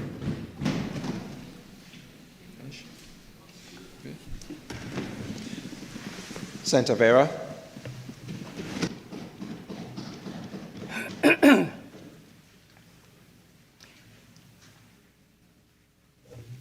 Let me begin by commending Senator Mark for bringing this motion and for highlighting this very important area of the law, which gives people rights in their personal information and restricts the way in which organizations can use, process, and hold such information. That data is important and touches all of us must be beyond question. So I do not agree that this debate relates to a flight of fantasy or just noise. It was important over a decade ago when the Data Protection Act, number 13 of 2011, was assented to on the 22nd of June that year. It's even more important today when gathering information and data is now a critical part of the functioning of government and the private sector. When very personal information and data is routinely collected, identified and stored on computers, when in today's cyber-physical space, we are constantly leaving digital records of ourselves wherever we go. When business and other agencies seek to monetize biometrics and personal information, and when, as you've heard, it's possible for the unscrupulous to access, exploit, and even weaponize data using spyware such as has been developed by the Israeli cyber arms company Pegasus. Now, it's tempting to say government, and I deliberately refrain from saying government because, as it stands, this type of spyware can be used by any political party, persons in the private sector, those who want to engage in industrial espionage, high-tech criminals, and even terrorists. So it behoves all of us to pay attention to this very important issue. Data protection and data security matters because it can reduce the risk of fraud, identity theft, online manipulation, phishing, mistaken identity situations, and even discrimination against citizens. The takeaway here is that when data, which should be kept private, gets into the wrong hands, bad things can happen. The key principle behind data protection is the need to safeguard and protect data, and in particular, sensitive personal information, from different threats and under different circumstances. Now, it's all about privacy. But what is privacy? Privacy has been defined as an interest of the human personality. It protects the inviolate personality, the individual's independence, dignity, and integrity. Privacy is one of the truly profound values for civilized society. It is deeply linked to individual dignity and the needs of human existence. So, data protection laws are regulatory in nature, in that they are intended to control the behavior of those who handle, those who store, those who process data, and those who work for them. Now, the Data Protection Act has been on the law books for over a decade. And it applies to any person or entity who determines, whether alone or jointly with others, the purposes for which and the manner in which personal data is handled, stored, or processed. But let's start with a healthy dose of realism, because as this debate will undoubtedly show, the Data Protection Act represents a triumph of form over substance. Here, important legislation has been so emasculated as to be weak, ineffective, and essentially toothless. To understand the sham, we must consider the sections of the Act which have been operationalized and those which have been allowed to languish for over a decade. Very briefly, the sections of the Act which are in effect pertain to the title, the definitions, the objects, and I want to just say I have a little difference of opinion with Senator Mark. Section 4 was in fact proclaimed and is in effect. When you read it, you'll see that the part 1 is in effect, and then you go to 7 and so on. And section 4 is part of part 1. So the objects are in effect the general privacy principles, the Office of the Information Commissioner, as Minister Bacchus has pointed out, the purported powers of the Information Commissioner, the purported functions of the Information Commissioner, service and execution of documents, the staff of the Information Commissioner. That's it. And here's where the reality of data protection in Trinidad and Tobago is very different from the idealized version set out in the Act, because the following provisions were never proclaimed. And as it stands, they are just words on paper. The designation of inspectors and their powers, the Information Commissioner's ability to conduct audits or inquiries on public bodies, the privileging of information and data provided to the Information Commissioner, the Information Commissioner's ability, or more accurately, his inability to disclose information as necessary when conducting audits and inquiries under the Act, and his ability, or more realistically, his current inability to authorize persons who may be involved in making such disclosures. Immunity from prosecution and from lawsuit for the Information Commissioner in the performance of his duties. The Information Commissioner's right to report annually to Parliament. All of Part 3, which deals with the protection of personal data and information by public bodies, including the service commissions, municipal corporations, and state enterprises, all of whom may come into possession of very sensitive personal information. All of Part 4, which treats with the protection of personal data within the private sector, where, as we know, the object of business is to make money. People in business don't have any particular desire or interest or set out to see about protecting rights. So we have left a wild, wild west there. And all of Part 5, which sets out the important and necessary enforcement provisions. So it's one thing to say, well, you know, the law is there, people are supposed to comply. But it's only on a voluntary basis, because if you don't comply, what's the consequence? We don't enforce it. You can't enforce it. So there's a gap. There's a big gap between where we are and where we want to be and where we need to be.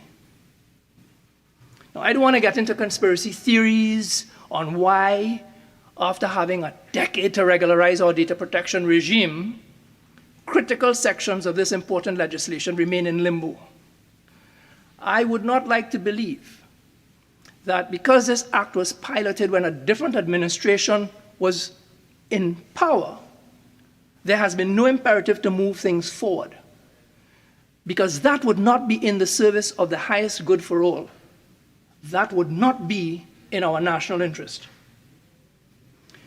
Now, I was one of the panelists at a seminar hosted by the Law Association in November 2011 to consider the Data Protection Act. And back then, there were concerns whether the legislation had been hurriedly cobbled together, primarily for the purpose of avoiding threatened embargo by the international community. Hurriedly put together and passed, even though there were concerns about loopholes and apparent shortcomings in the legislation. Now, I suspect that at that time, the bigger concern related to signals from the international community that countries without data protection legislation would face data embargo, right? Because the laws of those countries would not allow their data controllers to share important data information with us. Now, that would have had a devastating impact on our banking sector, business, finance sectors.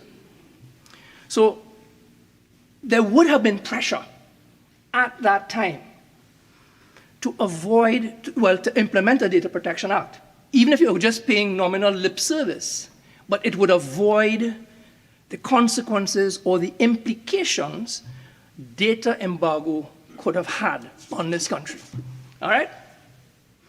Let me just say as an aside, even though at that panel discussion, certain loopholes, concerns, and shortcomings had been identified in relation to the legislation and the regime, they were not regarded as insurmountable.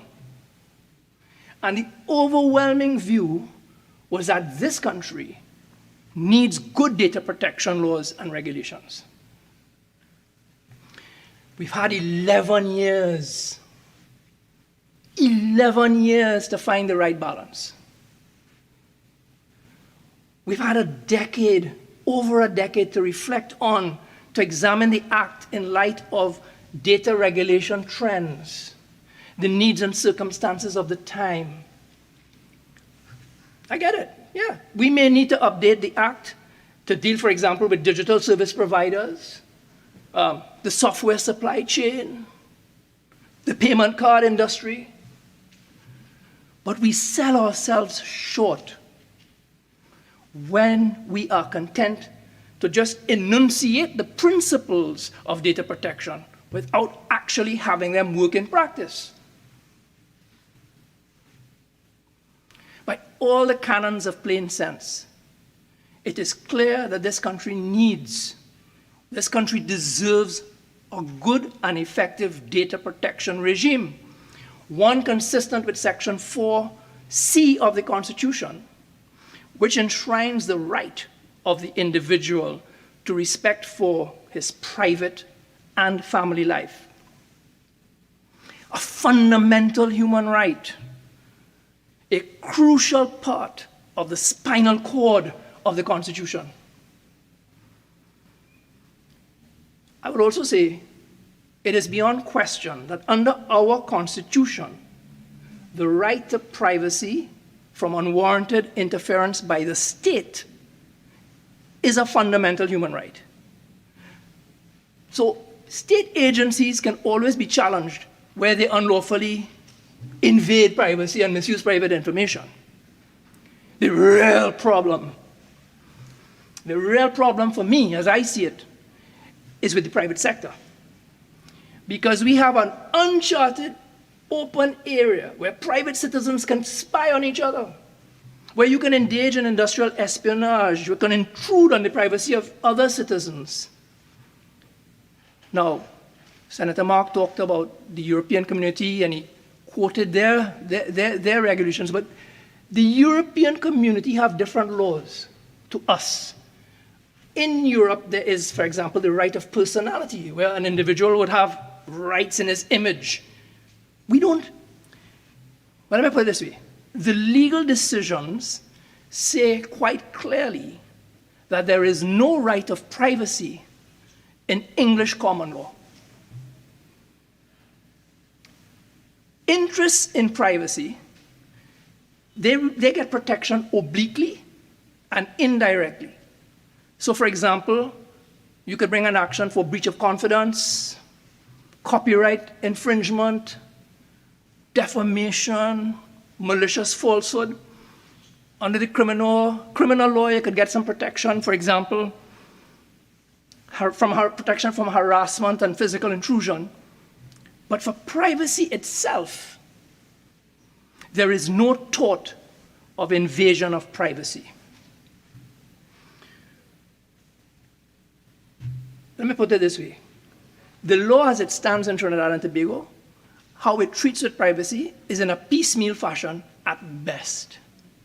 So, short of coming up with an omnibus privacy law, we need good and effective data protection and security legislation to shore up against our lack of privacy and to guard against the misuse of private information.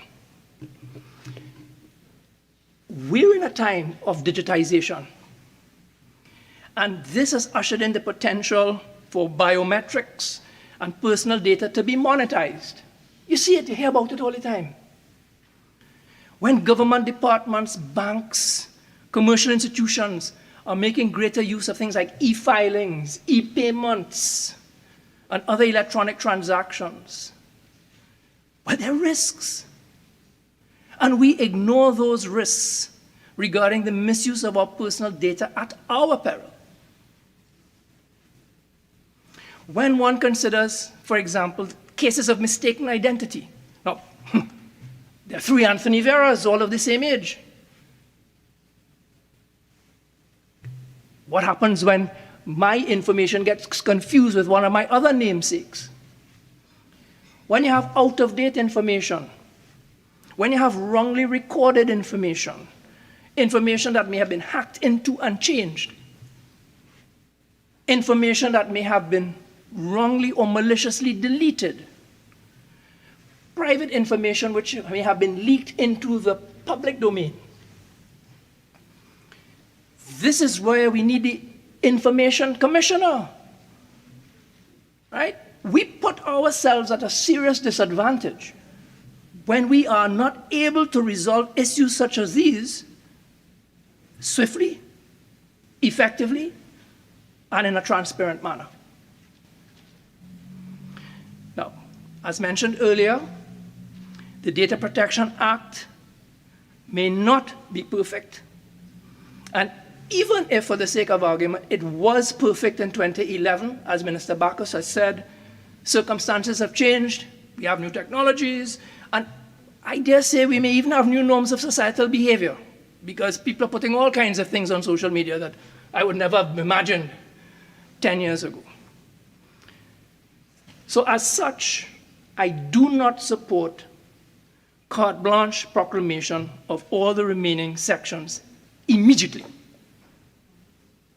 It seems to me that if we are to move forward responsibly, we are required to revisit, to reassess the legislation, tweaking and updating as necessary.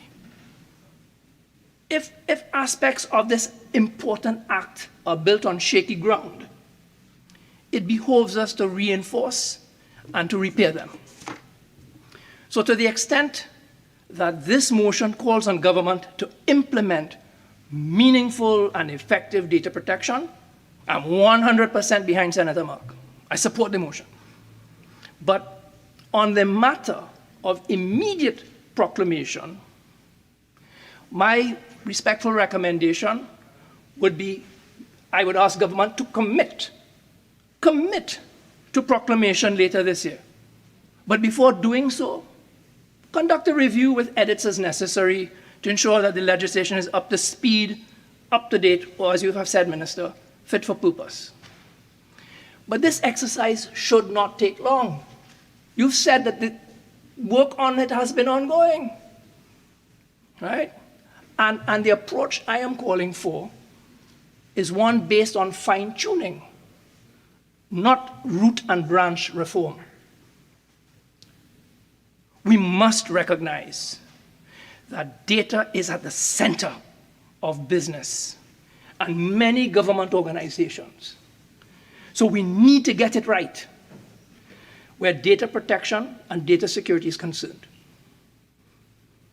Now is the time to translate the words and the promised protections set out in the Data Protection Act. Now is the time to translate it into action. Mr. President, I thank you.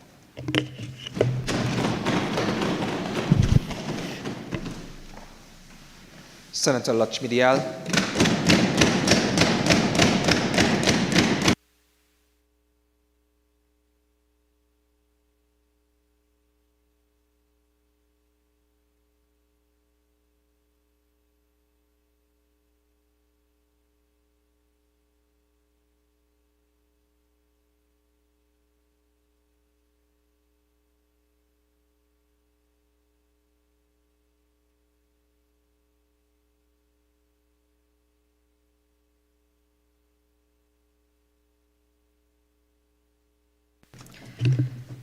Thank you, Mr. President.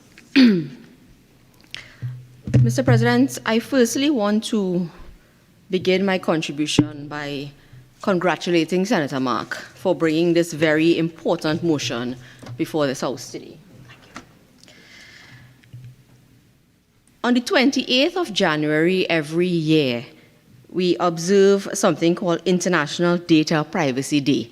So it is very timely that today we, as a responsible opposition, have chosen to use our private members' day to debate this very important motion that calls upon the government to take action, something which they have failed to do for the last 7.5 years that they have been in office, to bring into effect a very important piece of legislation. And as Senator Mark has said, legislation passed by whichever administration, when it is passed by the Parliament of the Republic of Trinidad and Tobago, it reflects the will of the people. It reflects a decision taken. And if you look at the Hansard, back in 2011, you would see the extensive debate that took place on this piece of legislation. Amendments proposed, taken on board, unlike what we see happening now. Back then, the government took on board suggestions, made amendments, and a piece of legislation was crafted and passed by the representatives of the people of this country. And it is a crying shame that a piece of law passed in 2011, so important that around the world, almost every single country is moving in the direction of ensuring that they not just have this law, but that they are continuously strengthening it and strengthening the enforcement of those types of data protection and privacy laws. That we are still here pussyfooting around the issue, listening to excuse after excuse after excuse while we watch every other country and several of our neighbors push forward for good reason, for very good reason. And I will mention some of those reasons. But to ensure that they have good laws in place. And we are here listening to a series of excuses, and not just here today, but the issue of the Unproclaimed Data Protection Act was very recently debated, and there is a report, it was discussed, and there's a report coming out of the Joint Select Committee on Finance and Legal Affairs. And what we uncovered during the course of that inquiry and the public hearings, because we heard from people from the Office of the Prime Minister, the Ministry of the Attorney General, and so on, is that there has just been a lot of talk and no action. And within government, we have seen that they are somewhat at cross purposes. So whilst I hear the Minister of Digital Transformation talking at length about all that is happening and all that is being done, I don't think that left hand understands what right hand is doing. And that was evident. And I would urge every member, if they haven't done it, to go back and look. It's all on YouTube. Go back and look at the public hearings that we had in relation to this piece of legislation not being proclaimed. And the myriad of excuses and all of the talk. And you keep hearing about this expert and that consultant and all of that. You know what all of that translates to, Mr. President? Money being spent and nothing to show for it. Because at the end of the day, the citizens of Trinidad and Tobago still do not enjoy the protections afforded by this very important piece of legislation. If it is one thing that I could say with pride, is that when it came to the legislative agenda of the People's Partnership Administration and even the UNC administration prior to that of 95 to 2000, we prioritized important legislation to give effect and to preserve and to protect and to promote the rights and freedoms of citizens of this country. Judicial Review Act, Freedom of Information Act, the act which allows citizens of this country to open up the filing cabinet of every government ministry where they will try to hide. They will try to hide the reasons and the information from the general public. That piece of law was brought by a UNC government. And this data protection law now, to give the population the protection that they deserve, because we understand that your right to private and family life, being a constitutional right, has to be fleshed out and developed. You can't bring a constitutional motion for everything, every time your right is infringed, but that's what people have to do. And a classic example, recently, I know everybody rolled their eyes at us when we filed that claim against the attempt to use valuation return forms in property tax. But the court held at the end of the day that you must have, that persons enjoy a reasonable expectation of privacy.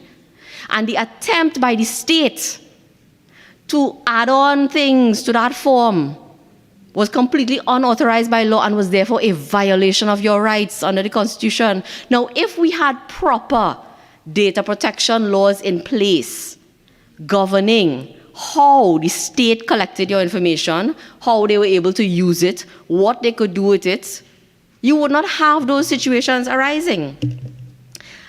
The reason why I stopped there and I asked Senator Mark to get my phone for me is because whilst I'm sitting here today, hot off the press, a judgment handed down today in the High Court of Trinidad and Tobago. Someone challenging a number of things where they were arrested and so on. And I will give you, it is claim number 2011-00626, dated January 31st, 2023, handed down today. Benjamin Martin and another versus the Attorney General of Trinidad and Tobago. And do you know that the court awarded damages in this case because the TTPS disseminated a mugshot of somebody who was arrested?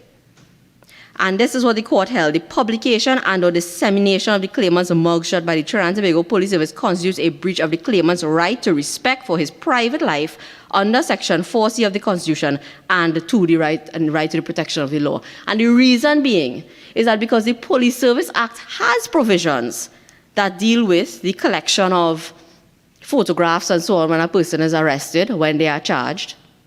But how many of us on a daily basis see those things plastered all over social media pages? Who is regulating the state when it comes to the dissemination of the information that they are collecting? The answer is nobody. It is a free-for-all. It is a free-for-all. Now somebody will go and quarrel and thing and the lawyers and the lawyers and the lawyers, because the state now has to pay to the defendant $125,000 in damages, costs, etc.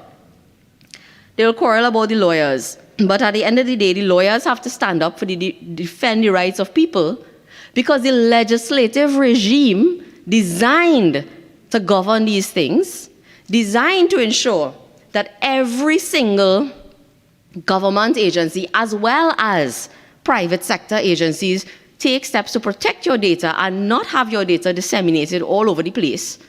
And I agree with Senator Vieira, if it was important then, it is so much more important now. The minister stands here and talks about explosions in technology and how much it changed, and I drop in a nice word like blockchain and whatever. You know what all of that means? It only means that the potential for an invasion of your privacy, the potential for the misuse of your information is that much greater, that you should be moving expeditiously. You have been vested with the power to do something. If you find the law from 2011 ain't good enough, well, what have you done from 2015 to 2023 about it? We are hearing about consultants have come on board. We, when the law was passed in 2011, immediately the following year, all of the sections needed to operationalize the Office of the Information Commissioner. Those sections were proclaimed. To date, they have not hired an Office of the Information Commissioner. One of the issues raised before the Joint Select Committee, imagine this is the government saying that concerns have been raised that the private sector are not ready. Well, under section, I think it is section 70 of the Act, who is the person that is supposed to issue, I think they call it the code of practice? Who is the person who is supposed to sit down and work with the private sector on the code of practice? Not the Information Commissioner. So you are running a chicken and egg argument, because you are saying the private sector isn't ready, and that's why we have to come back to the drawing board, and we had to talk to them and talk. Analysis paralysis. That is something that plagues this government. Implementation deficit. I didn't come up with that. It was in a newspaper editorial some time ago, talking about something which suffered a similar fate to this Data Protection Act, and that is the procurement legislation. You see, any legislation that regulates this government and their actions and how they could do things, they put it on the back burner. That's not important. That's not important. They are not interested in bringing on board regulators to regulate procurement, to regulate the use of information and so on. That doesn't affect them. When somebody talk about their business, they put you in court. They want to sue you for exposing that they named in all kind of reports and all kind of thing. But they have no interest in protecting the privacy of the people of this country. They have no problem sitting down and watching every single day the taxpayers forking out money, right? Because it's not them, it's the taxpayer forking out money in damages in court when people challenge the state and various state agencies for breaching their constitutional right to privacy. And when they have it within their power to do something and to regulate it, they're talking about, well, there are other considerations and we have to look at it and all of that.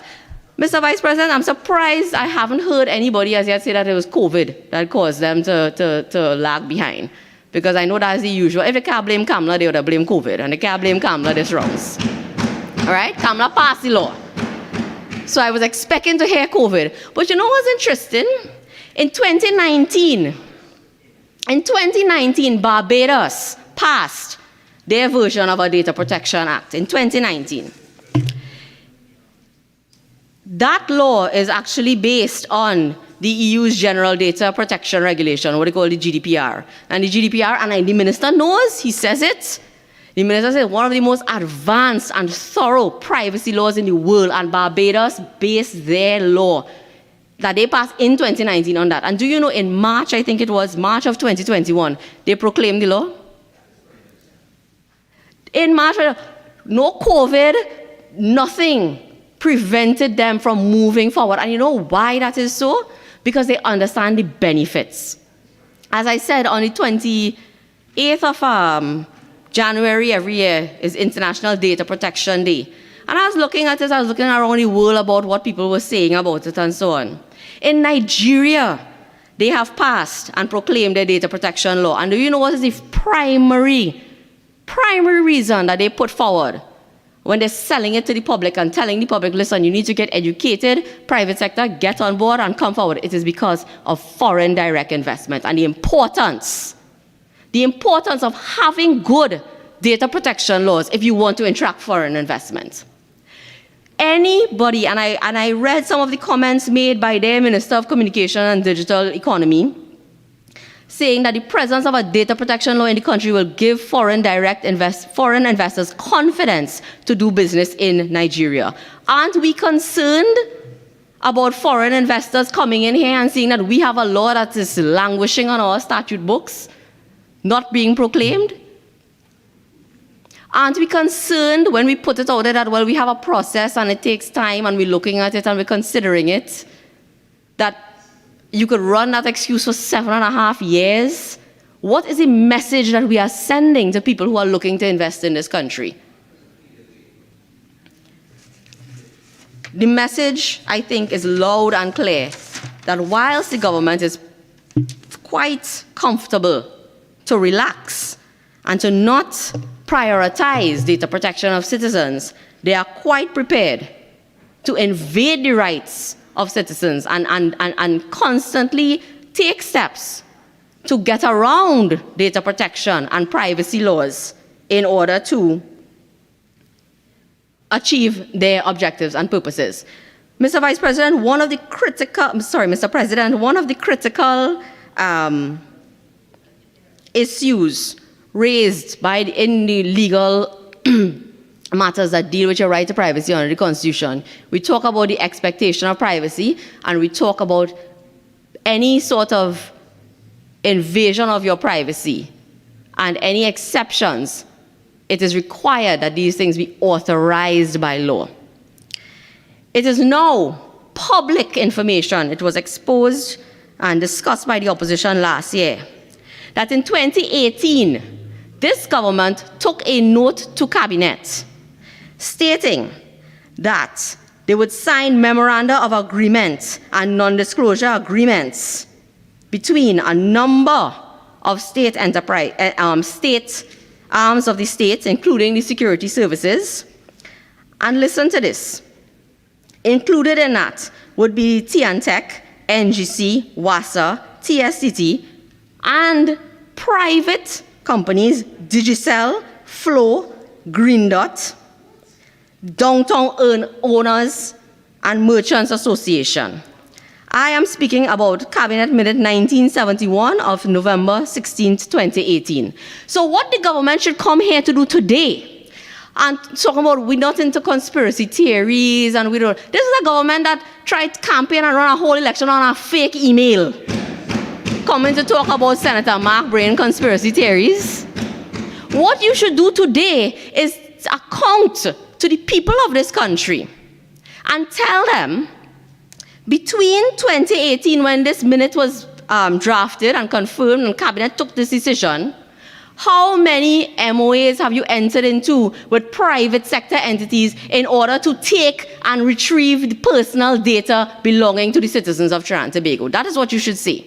Whilst you have been sitting down on the Data Protection Act and not appointing someone to fill the office of the Information Commissioner, whilst you have not done anything to amend the law, which you say needs to be amended, whilst you have passed other pieces of legislation to allow for sharing of information, such as the amendment to the Income Tax Act and so on, that allows you to share information with other entities about the citizen, whilst you have sat and taken a decision to establish, and I will quote from that Cabinet note, the establishment of memoranda of agreement and non-disclosure agreements with confidentiality provisions among government ministries, statutory authorities, and other legal entities identified, and the SSA for the sharing and management of data to the NOC, the National, well, they rename, as they rename everything, the National Operations Fusion Center. Right? So, whilst we have an Interception of Communications Act that requires you to go before a judicial officer and justify getting somebody's personal information from one of these providers and so on, whilst you, and the court will of course consider privacy considerations and constitutional rights and so on, that is not what this government is about. This government is about coming here to make excuses that, well, technology has exploded, and we have blockchain, and we have this, and we have that, and we have the other. And what have you done in the meantime? You have found ways to get around every single safeguard that is put in place to ensure that you do not unduly authorize the collection and the interception of information from the private citizens. Is there a political motive behind the reason why you refuse to implement this Data Protection Act?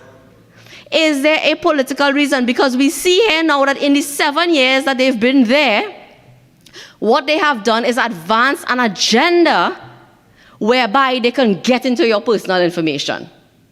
And they have used every opportunity to do so while doing absolutely nothing to ensure that there are checks and balances. So the minister stands, and the minister, at one point in time, I told Senator John, I said, but he's making the case for Senator Mark's motion, because he talks about the importance of checks and balances and so on. Well, Minister, how do you justify not having those checks and balances in place when your government is pursuing an aggressive agenda of intercepting people's personal information by a process not authorized by law? How do you justify your ministry, and I don't know which other ministries, because again, one of the things that came out of this Joint Select Committee meeting is that you have about 100 cooks in this one kitchen, and everybody, but nobody stirring the pot, quite frankly. Everybody stand up waiting and watching somebody else stir the pot. And I'm not making that up. The ministerial response that was laid in this parliament by the Office of the Prime Minister Communications Division. This is what they said in response to the findings of the JSC. It is unfortunate that both ministries, and they were talking about Ministry of the Office of the Prime Minister, Communications, and I think the Ministry of the Attorney General. They said, it is unfortunate that both ministries' attempts at leading the amendment to this act led to cross purposes and created an atmosphere of dissonance. So the ministries was quarreling. The ministries couldn't get along. The ministries couldn't sit together and decide what was the direction to be taken here, so they did absolutely nothing. And in the background, you have somebody else pushing an agenda forward to get into the private and personal information which this parliament sat and decided ought to be protected.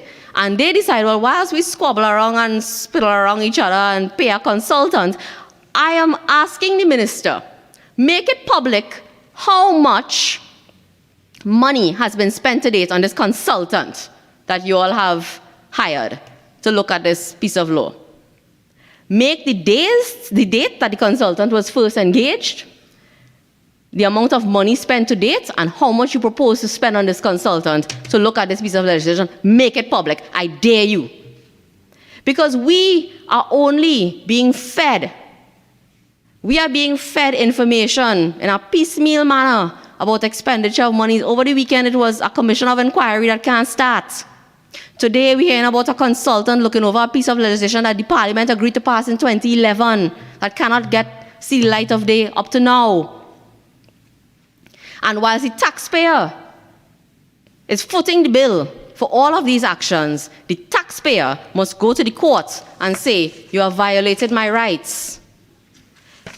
Government agencies like the TTPS today being put before the court for disseminating information that ought not to be disseminated and a violation of constitutional rights, when what we could have had and what was envisioned by a government that had a vision in 2011 was an Office of an Information Commissioner that would create a culture within our country of responsible collection, storage, and dissemination of data when authorized by law. And that would be done in such a way that would create a culture that would attract people who want to invest in this country and are concerned about their private and personal information and that of their companies. We have a situation, I read an article today written by a young lawyer in the newspaper identifying problems with data, and he pointed out two things that happened recently.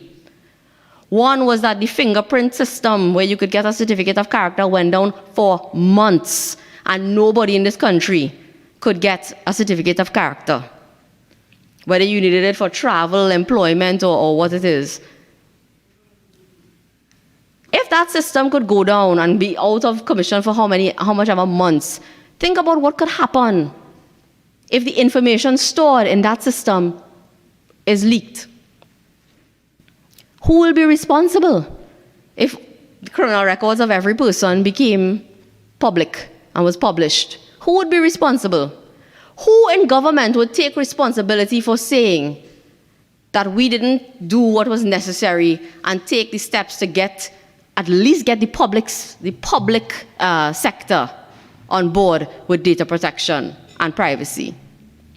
The other example used today in that article, I think the person's name is Jonathan Bagan, who wrote the article. It is in today's Guardian, I think, is the collapse of the company's registry. All of the data in the company's registry that is there, I mean, you can access it via an account and so on, but there's a reason why you have a process by which you could access that information, because some of it is people's personal information. But the fact that government ministries are now experiencing those types of challenges is not a reason to sit down and, as I said, go through the analysis paralysis and think and talk and have meetings about data protection. It is reason for action. It is reason to fast track. It is reason to push forward with solid data protection and privacy. And if our neighbors in Barbados could get it done, and they could look to the European Union and their very, recognized stringent policies and procedures surrounding data protection, then what is stopping us? What is stopping us? And that is why I am no conspiracy theorist.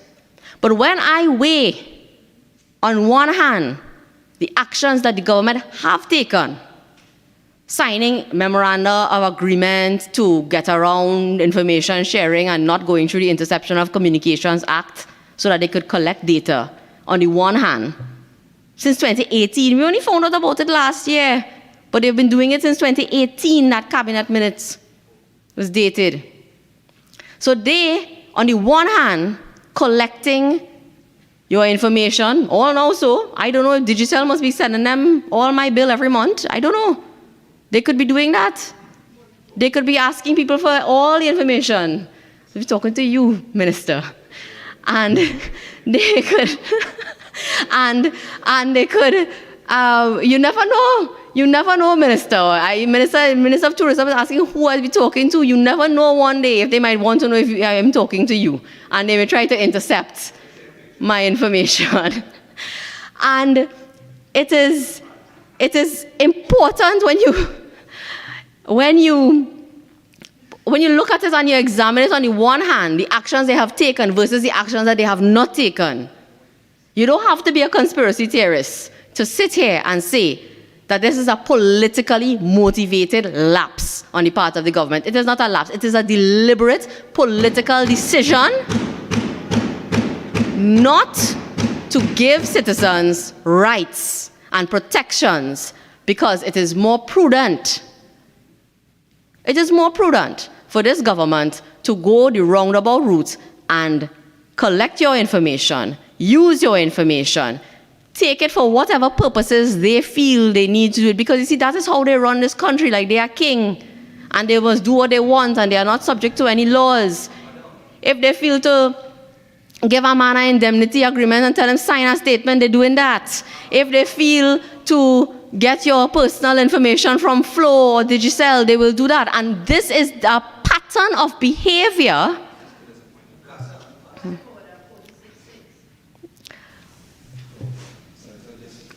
along the lines that you're going in relation to imputation of improper motives. Continue.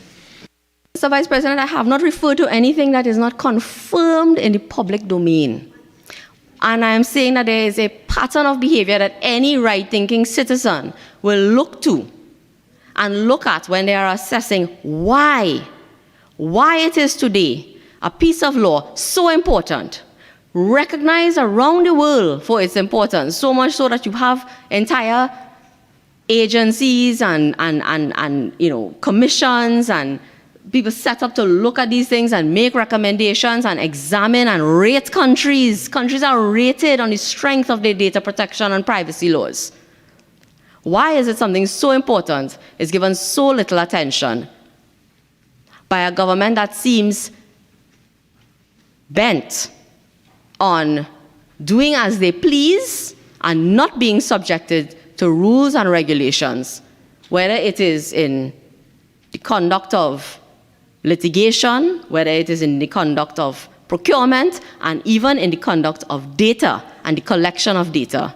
It is clear, and I think the population today, and we as a responsible opposition, we have brought this motion to identify to the public and to inform them of the steps not being taken by this government to give them the protection that they deserve, that citizens around the world and citizens right here in the Caribbean are being afforded. Our brothers and sisters in CARICOM have made marvelous steps in the direction of enhancing their data protection, whether it is for the citizens, whether it is to attract foreign investment, whatever it is, but to comply internationally with what is seen as an important step in the direction of preserving fundamental human rights. And that, Mr. Vice President, is very important. And so I give my full support to this motion by Senator Mark. I say it is important, it is timely, and the responses so far that we have received leave much to be desired in terms of allowing or giving any sort of comfort to citizens. I commend Senator Dylan Remy for asking a very pertinent question about a timeline, and even that we cannot get from this government. After 7.5 years, they still have absolutely no indication as to when they will give this attention. And I say beyond fear of contradiction. That it is because it is no priority for a government that is bent on not being subjected to any rule or regulation with the respect to how they treat with people's personal data and privacy. Thank you very much.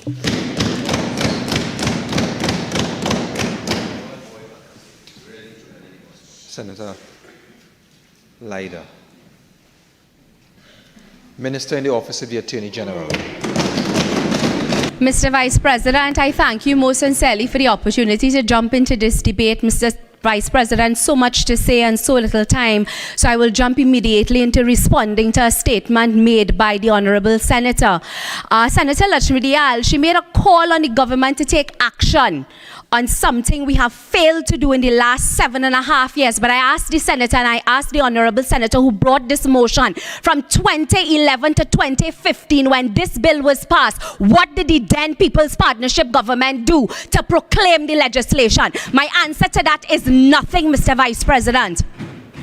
The Honourable Senator spoke about, reading the Hansard. Well, I did too in preparation for this debate, read most diligently the Hansard report of the 2011 bill that was brought in two houses, the House of Representatives and the Senate, before it was passed. And I want to remind the public, I want to remind the people of Trinidad and Tobago and the Honourable Senator who spoke about this government lack of proclamation. I want to make reference, Mr. Vice President, to Hansard dated May the 23rd, 2011, pages 748 and 749 of the said Hansard.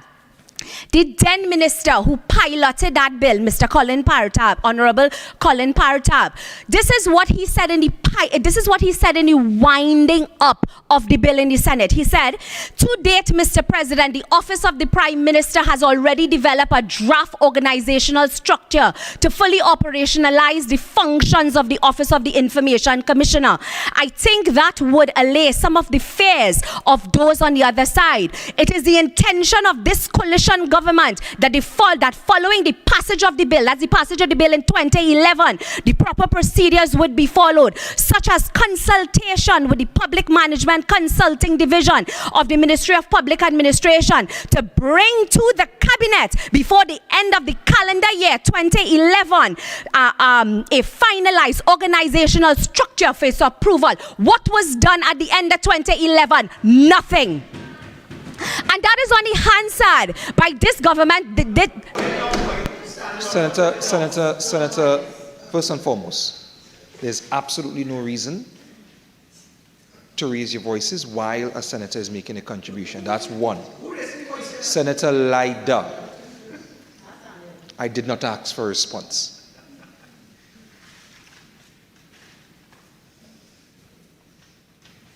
Minister, a senator would like to ask if you would give way. Mr. Vice President, I have no difficulty with giving way to the Honourable Senator, but I just have to conclude respectfully the point that I was making. The point that I was making is to put on the record and to remind the people of Trinidad and Tobago who's paying attention to this debate. You see, in 2011, you see the opposition comes here and they speak as if they have holier than them. And they speak about all their great intentions. In 2011, the Hansard reflects, and I brought the Hansard because the Senator spoke about the Hansard, and I read this Hansard and I have it here. There was certain assertions, there were certain promises made by that coalition government that what would have been done by the end of 2011. And all I remind the people of Trinidad and Tobago is by the end of 2011, 2012, 2013, 2014, 2015, nothing was done. Because you see, there was focus on Section 34 then now and all the other things that followed that government. So they didn't have time to proclaim this legislation, but comes here to speak about this current government and what we have not done to proclaim so far. So, Mr. Vice President, I know the Senator has a question for me. Before I jump into responding to some other statements made by Senator Lutchmedial, of course I will give way to the independent Senator. Thank you, Mr. President. Madam Minister, what aspects of this bill is unusable, and what is the timeline to fix these issues? Relative to the unusable parts of the legislation, when I get into looking at the GDPR model and look at some of the consultations that are currently engaging, Senator, I would certainly attempt to address, that's when I get into the crux of my contribution. I would certainly attempt to address those pertinent concerns that you have raised. But if you would respectfully just allow me to address, before I jump into the crux of my debate, some of the points that were made by the opposition. You know, as I continue along with Senator Lutchmedial, and this is something that the opposition always speaks about, taxpayer dollars. Mr. Vice President, Mr. President, most respectfully, I am a taxpayer. I pay real taxes when the month come. And therefore, it is I see it as my personal responsibility as well, as a taxpaying citizen, to ensure that what policies and provisions that the government implements, that it is in the interest of all citizens, including myself and my pocket. Me too, being a taxpayer. So you see this taxpayer nonsense that they constantly come, is not all your money is tax. I am a taxpayer, Mr. Vice President. That being said, and to be quite honest, that was really all I saw that was necessary to respond to in Senator Lutchmedial's contribution. I will move immediately to the mover of the motion, Senator Wademark. Again, I said so little time and so much to say. You know, Senator Wademark came to this Senate today and he said a healthy society is dependent on trustworthy information. He reminded us in this Senate, this motion addresses a critical issue that fundamentally impacts on the privacy, dignity, and democracy of our nation. I wrote it down as he said it. My answer to the Honorable Senator is 2 words: Cambridge Analytica. That is all. In response to privacy, dignity, democracy, and our nation, the hypocrisy of the opposition to come and speak here about I agree, you know. I agree the protection of data. It is about privacy. It is about dignity. It is about democracy of a nation. But this is the same people who are responsible for Cambridge Analytica. And that's my only response to that statement made by Senator Marker. And of course, I have hundreds of articles here. For the public who can't remember, could call the name, the time, the date of the article, understand it, have a Netflix series and all on Cambridge Analytica. Senator Mark, Mr. Vice President, he mentioned Section 4 was not proclaimed. And I know Senator Vieira, in his response, addressed that. I myself have to address it and say how very much disappointed I am in Senator Mark. He is the person who brought this motion today, and perhaps what the senator should have done in his preparation for this motion, where he believed he was here to bust Mark and bust this government throat. I respectfully address the senator, or ask the senator to turn to legal notice number 2 of 2012, part 1, section 1 to 6. And what that legal notice says, Mr. Vice President, is that indeed section 4 that Senator Mark has placed erroneously on the record and said that it was not proclaimed. That has been proclaimed. As a matter of fact, it was proclaimed under the then People's Partnership government. And in that particular proclamation, Mr. Vice President, what we have is the general privacy principles. Of course, section 1 to 6 haven't been proclaimed. So I just had to correct the record relative to when Senator Mark came here and indicated that section 4 had not yet been proclaimed.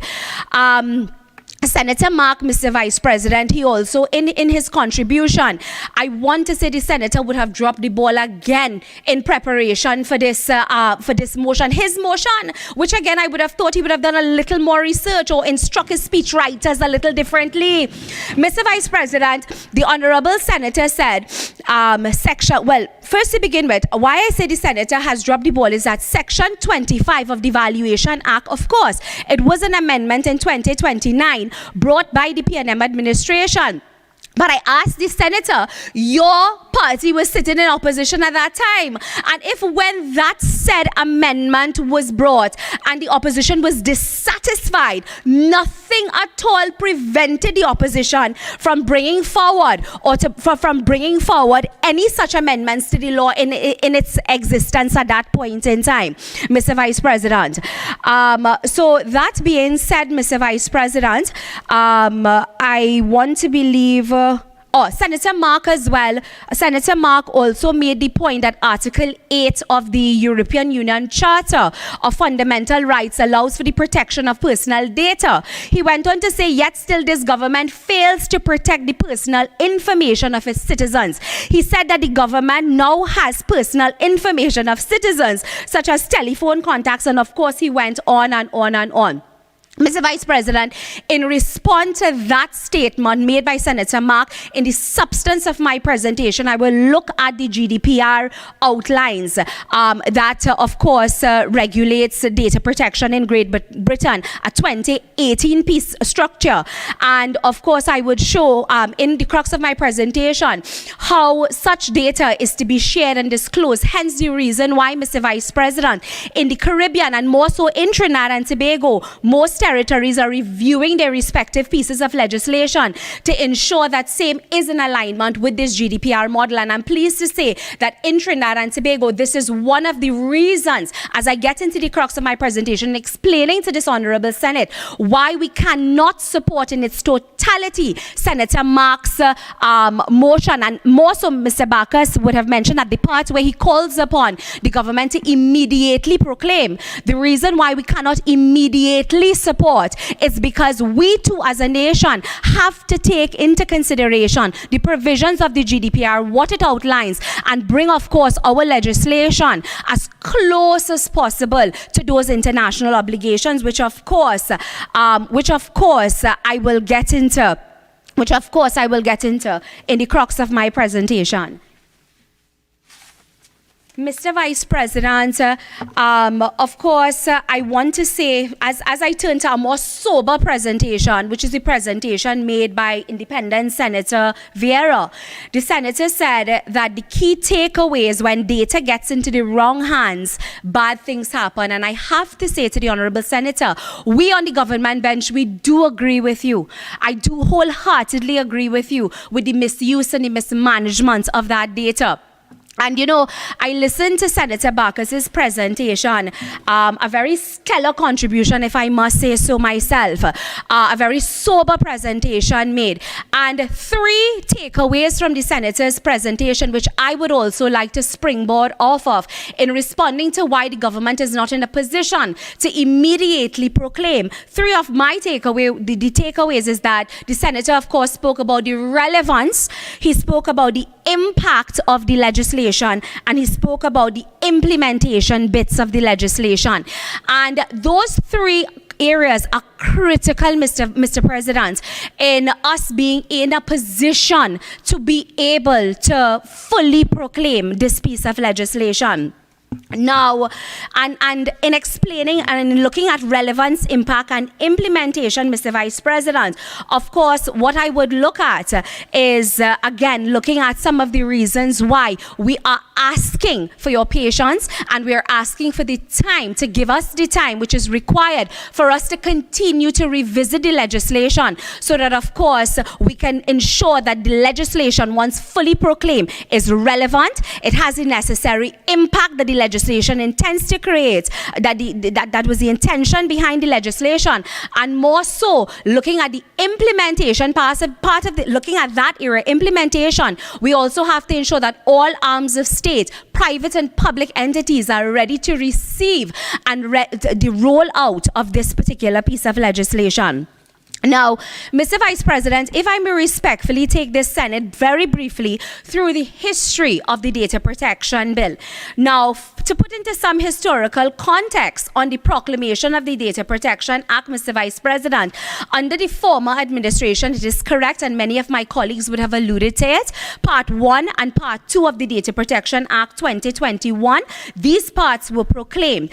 And yes, they dealt with primarily, they dealt with preliminary issues. So, for example, Part 1, Sections 1 to 6, dealt with the general privacy principles. And then we have Part 2, parts of certain sections of Part 2 was proclaimed. Those sections were Sections 7 to 18, 22, 23, 25, 26, and 28, which primarily, Mr. Vice President, dealt with the powers and functions of the Information Commissioner. Now, under our current administration, under our government, Part 3, which was Section 42A and B, concerning the disclosure by public bodies for the purpose of the collected or use consistent with that purpose, that particular part, Mr. President, was indeed passed. Now, I've heard a lot of information placed on the public record relative to this government's intention behind the passage of Part 3, Section 42A and B. And Mr. Vice President, just for the benefit of course, the listening public, and of course, the sober members that sit in this in this Honorable Senate, I want to discuss the public interest point. Public interest, when this government took the decision, Mr. Vice President, to proclaim Part 3, Sections 42A and B, the public interest point became so critical because sometimes as legislators, as government, we are called upon in the interest of that public in which we serve to bring forward legislation that will bring forward legislation, Mr. Vice President, that will serve a greater good. Now, at the time we would have Section 42A and Section 42B, what would have happened at that time, the unproclaimed part, Mr. Vice President, was resulting in an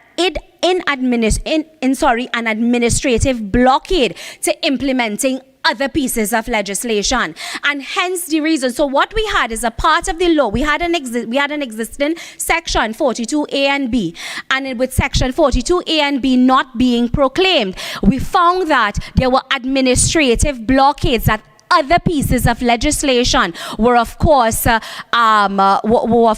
stopped from being enforced by. And as a consequence of that, Mr. Vice President, a policy decision was taken in order for us to be able to deal with that administrative blockade. Why do I bring up the point of public interest? When laws are passed at all time, especially by responsible governments such as ours, with the interests of the public at heart. Now, if I may respectfully remind the Senate of that whole concept, that legal concept of the public interest. Now, this is a criminal case, Mr. Vice President, I'm going to refer to, but the principle of the case, the ratio decidendi in the case, as it relates to the public interest, is what I want to read into the record. The Canadian court, Mr. Vice President, in a case called R versus Morales, defined public interest as one that involves many considerations inter alia, not the least of which the public image of the criminal code and ultimately the protection of what overwhelming percentage of citizens of Canada who are not only socially conscious but law-abiding. And the case goes on to say, therefore, there is no explanation of public interest but the principle derived from a Nambian case where one of the grounds for refusing bail was that it would not be in the public's interest can be applied. In that case, a policeman was charged for stealing a police-issued firearm and shooting.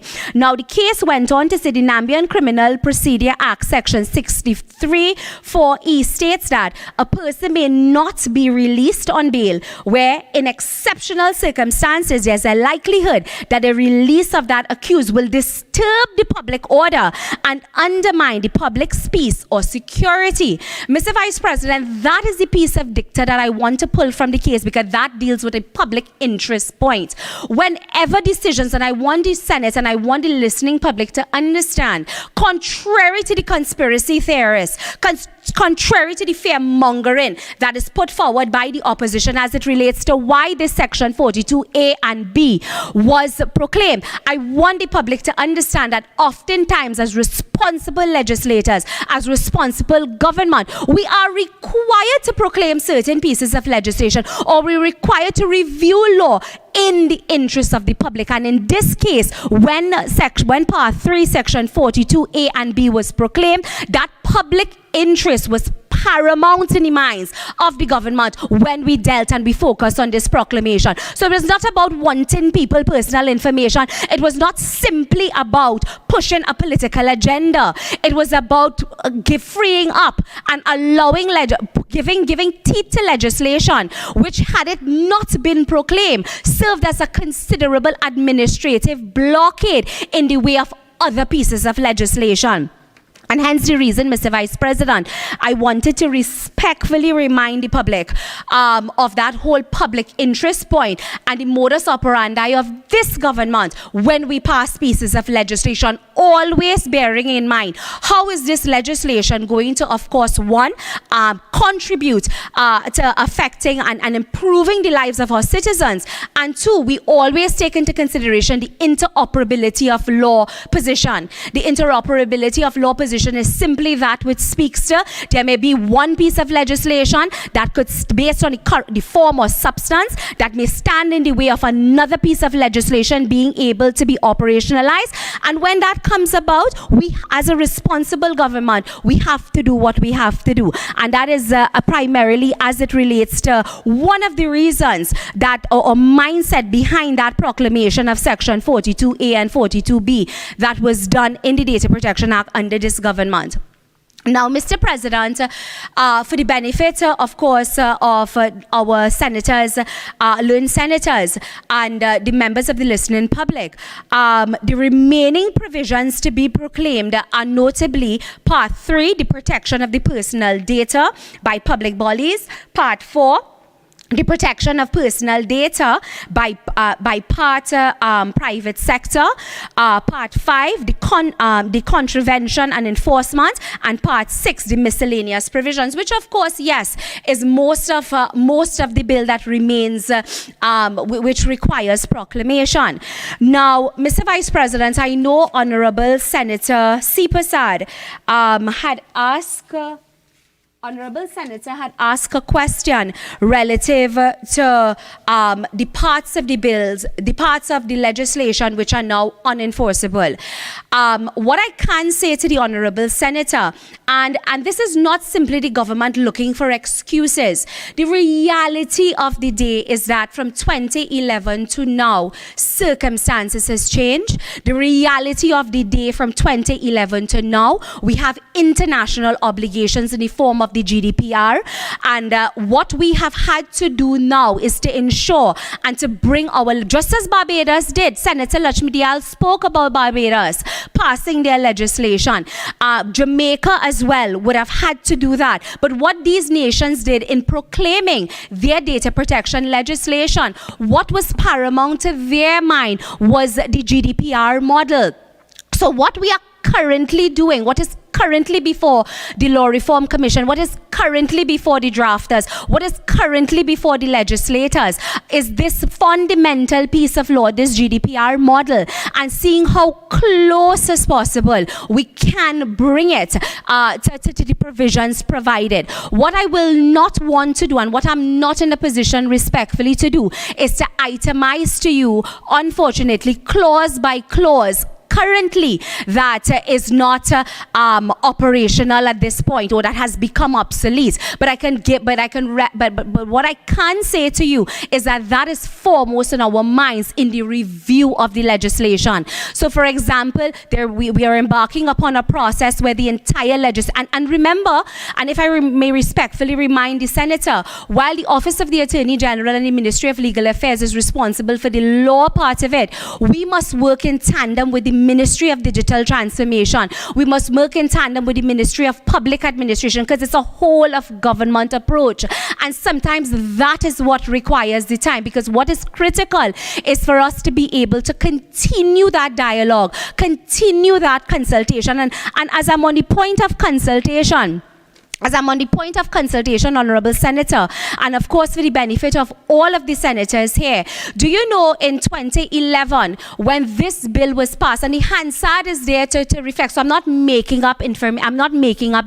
In 2011, a senator who sits in this Senate, Honorable Paula Gopi-Skoon, raised the point on the Hansard about the lack of consultation in 2011 when this bill was passed. And that Honorable Senator, in her contribution, asked asked the then government, why is it that this bill was being passed and yet there was a lack of consultation that took place? Of course, the bill went on, it was passed. When the PNM government took strain and took hold of the legislation in 2015, we would have, of course, notably recognized gaps in the passage of that law. And what we were then required to do is what I call some sort of damage control. And one of the areas is in the area of consultation. Now, I'm bringing that up because Honorable Senator C. Prasad, while I'm not in a position, because of time in particular, to go through ball by ball every single section of the law that has now become obsolete, what I can say to you is that at the Office of the Attorney General, we are working with critical stakeholders, which are other critical ministries, who also have the technical expertise. We are also working with our Law Reform Commission and those who have been dedicated to the task of reviewing the legislation in ensuring that once we are able to create a product, that product is in alignment with, of course, proper consultation, or after proper consultation has been completed, and more so that it's in alignment with our GDPR model. So that was just to quickly address to somewhat address the concern that the Honorable Senator would have had. You know, Mr. Vice President, I recall in preparation for this particular, in preparation for this debate as well, and you would find me constantly going back to the 2011 Hansard.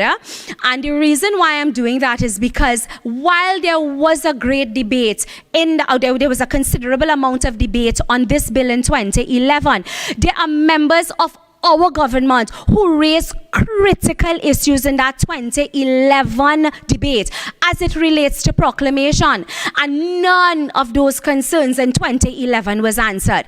And therefore, I want the public to understand that from 2011, and this is not just about political gallantry, and this is not just peacocking politically here. This is the serious business and state of affairs of our country. In 2011, when our government sat in opposition, I have pages of Hansard where he was then an opposition Senator Al-Rawi, on three instances, asked the then government about his concerns, raising concerns that he had concerning the proclamation of that bill. For example, if I may pull Senate Hansard Monday, May 23rd, 2011, where the then opposition Senator Faris Al-Rawi at page 684 said, so when this bill comes in and is born as an act, if we are serious about implementing this act, we are going to run into extreme difficulties on the content control and implementation control, the policing control and the reporting control.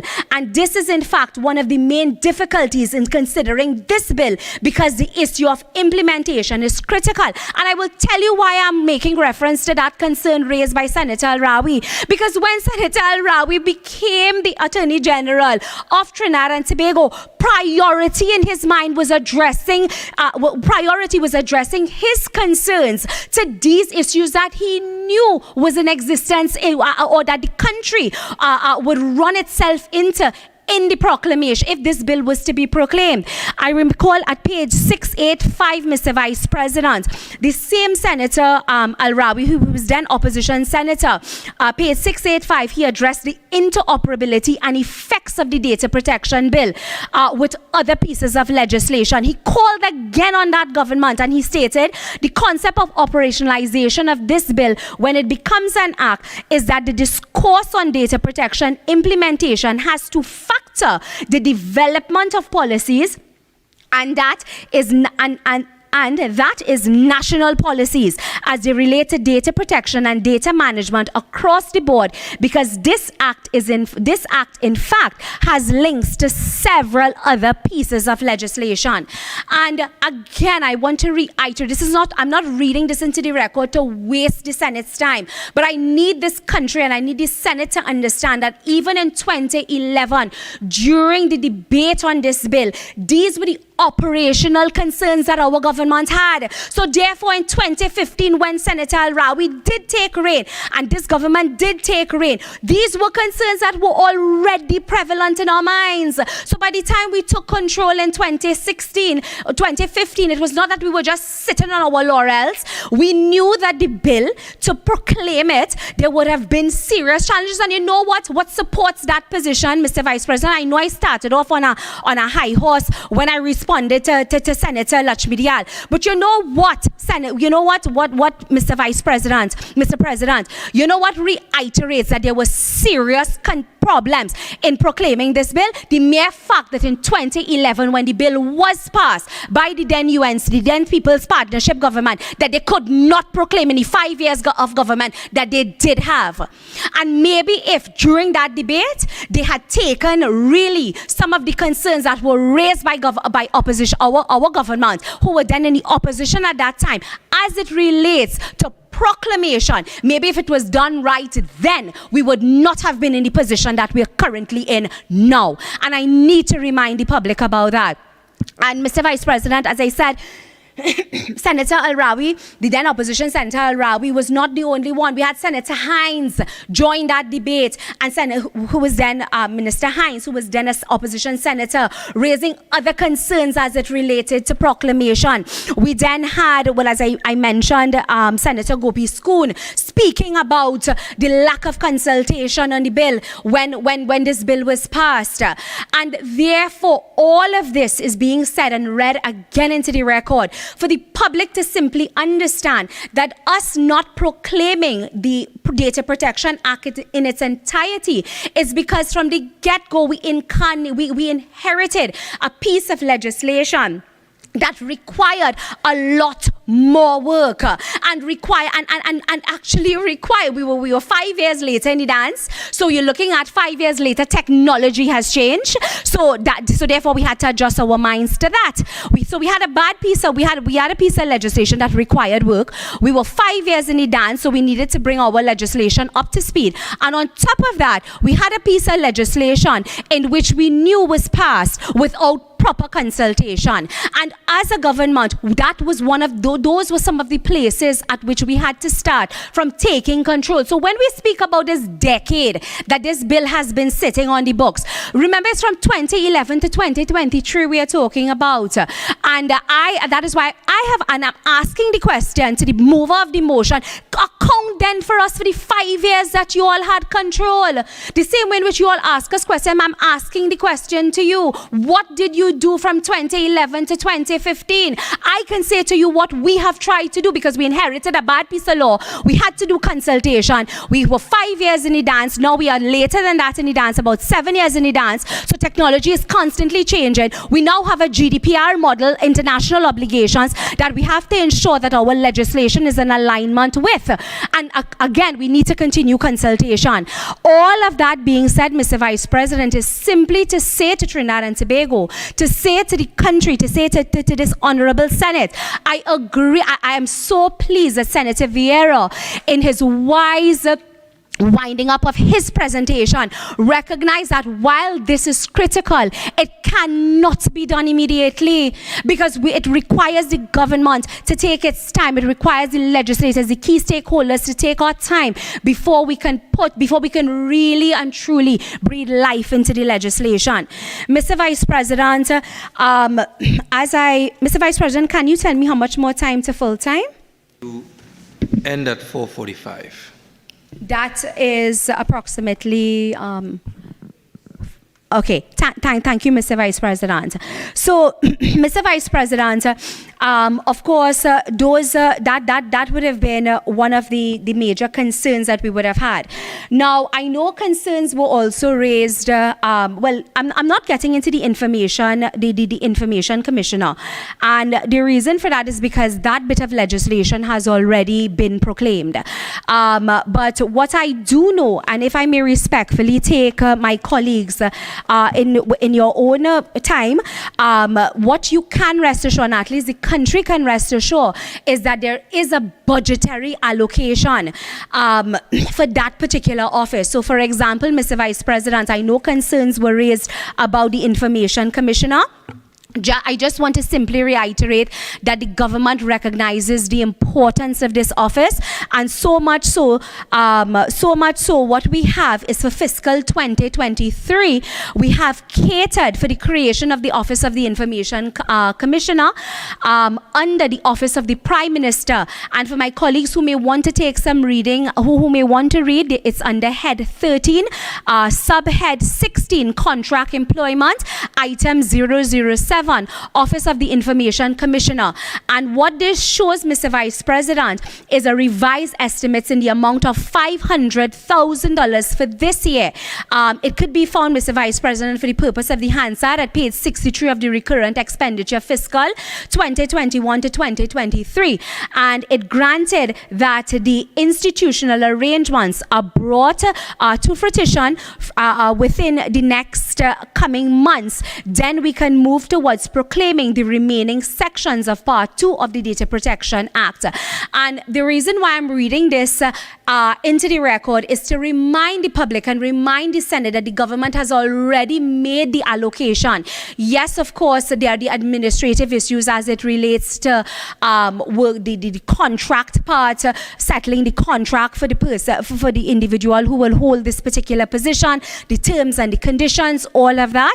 But at least the government, this is to reiterate that the government understands the importance of this office, so much so for fiscal 2023, and I've already identified the head and the subhead in which we have already made the necessary allocation, budgetary allocation, that is, for this particular office. Now, Mr. Vice President, I know I would have also spoken about a consultation briefly. If I have to read into the record, Mr. Vice President, that of course public consultation, it brings several functional benefits in the legislating process.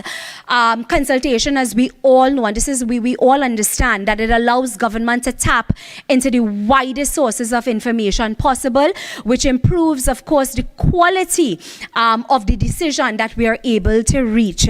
Mr. President, to make the consultation process effective, of course, checks are made as to whether the legal requirements have been met, and the failure to do so, whether what has to be done, of course, to improve the failure in implementing certain legislation. Now, this is important, Mr. Vice President, in the creation of any legislation, as it aids in covering all bases and ensuring that as a government, we are fostering more inclusive, democratic, and transparent legislation. Now, again, and this is, and I'm going through this, I certainly don't like to waste the Senate's time and just go down a road of politicking. But again, Mr. Vice President, in 2011, when this government inherited the bill, it was clear as daylight that the People's Partnership and the UNC had failed in consultation. Mr. President, in February 4, 2011, in the House debate, the PNM, while sitting in opposition, would have both cautioned and provided advice to the UNC-led government at the time. The opposition members would have raised various concerns in their contributions, and their pleas, Mr. Vice President, unfortunately back then would have fallen on deaf ears. I know I mentioned the Honorable Paula Gopi-Skoon, Minister Gopi-Skoon, who was a then senator, opposition senator. In the Hansard, page 62, House debate on Friday, February 4th, 2011, the Honorable Senator said, "We believe that the public really must be a part of these policy decisions, because what we are doing here, formulating policies that affect privacy, data protection, and protection of information, the public must be involved." Now, again, why do I raise this concern raised by Senator Gopi-Skoon when this bill was debated? Because when we took control, we already knew that this bill was passed without proper consultation. Before we could fully operationalize the thing, before we could fully proclaim the thing, we understood that we had to go back to some extent to the drawing board and continue consultation, or in most instances, begin the consultation process. Again, Mr. Vice President, And so what would have happened is we too would have embarked upon looking at and having our public meetings, meeting with our necessary stakeholders upon taking control in order to be able to determine what areas of the bill we were required to revisit again. Now, Mr. President, I'm sure you would have heard of the phrase, Rome was not built in a day. What the UNC did, unfortunately, in 2011 was that they created a piecemeal piece of legislation. And what we would have had to do, Mr. Vice President, is ensure that we go back to the key stakeholders. At this time, too, what we also had to bear in mind, or what we have to bear in mind before proclamation comes, Mr. Vice President, are, of course, regional comparators. Mr. Vice President, the Data Protection Act is literally, as we know, everybody's business. It concerns both the private and public sector. Therefore, Mr. President, enacting the data protection legislation, unfortunately, is a tedious process that will take time.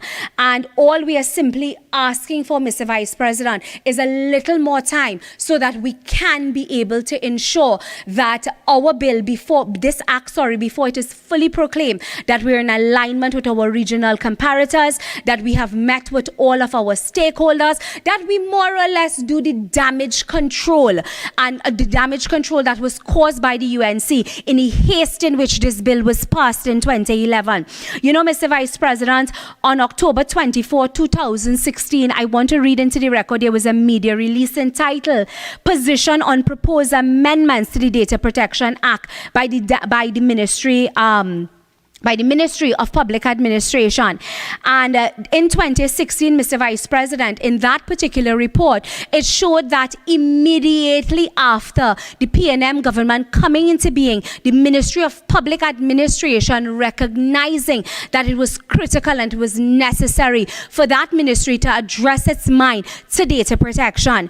Mr. Vice President, additionally, in 2018, for the public's benefit, the PNM government undertook a comprehensive review of the data protection legislation in Trinidad and Tobago. The findings of the review confirmed that the Data Protection Act, as Mr. Bacchus would have said, certain parts had by that time become obsolete. Certain parts were not consistent with best practices, data protection best practices as defined in the European Union's General Data Protection Regulations, as the GDPR, that we spoke about all evening.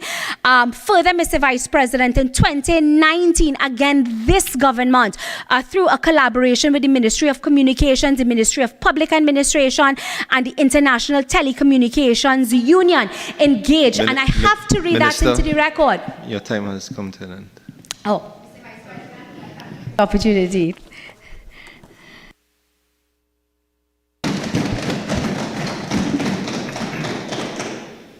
Senator Deyalsingh.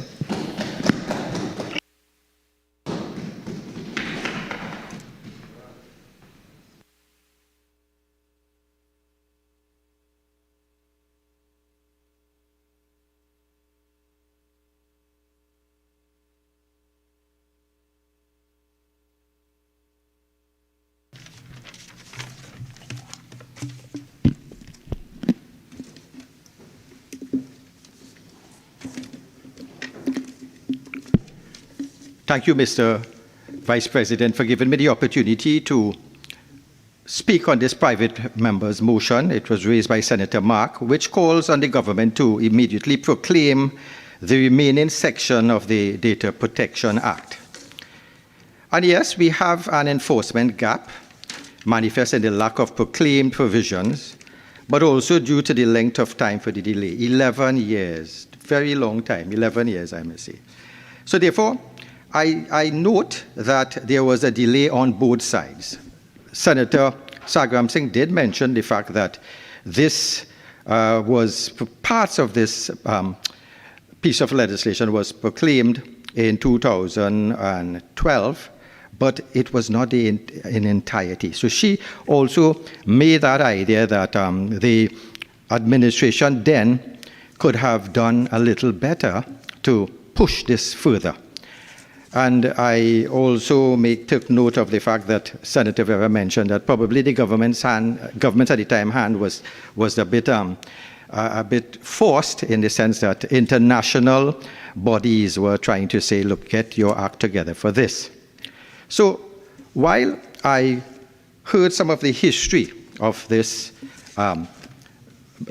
bill, I must say it was, really speaking, it was in 1995, the European Union's Data Protection Directive, which is Directive 95/46 EC, was at the forefront of modern-day privacy law. So it started in 1995 on the global scene, where this was something the European Union decided that we needed some sort of legislation, some sort of push in that.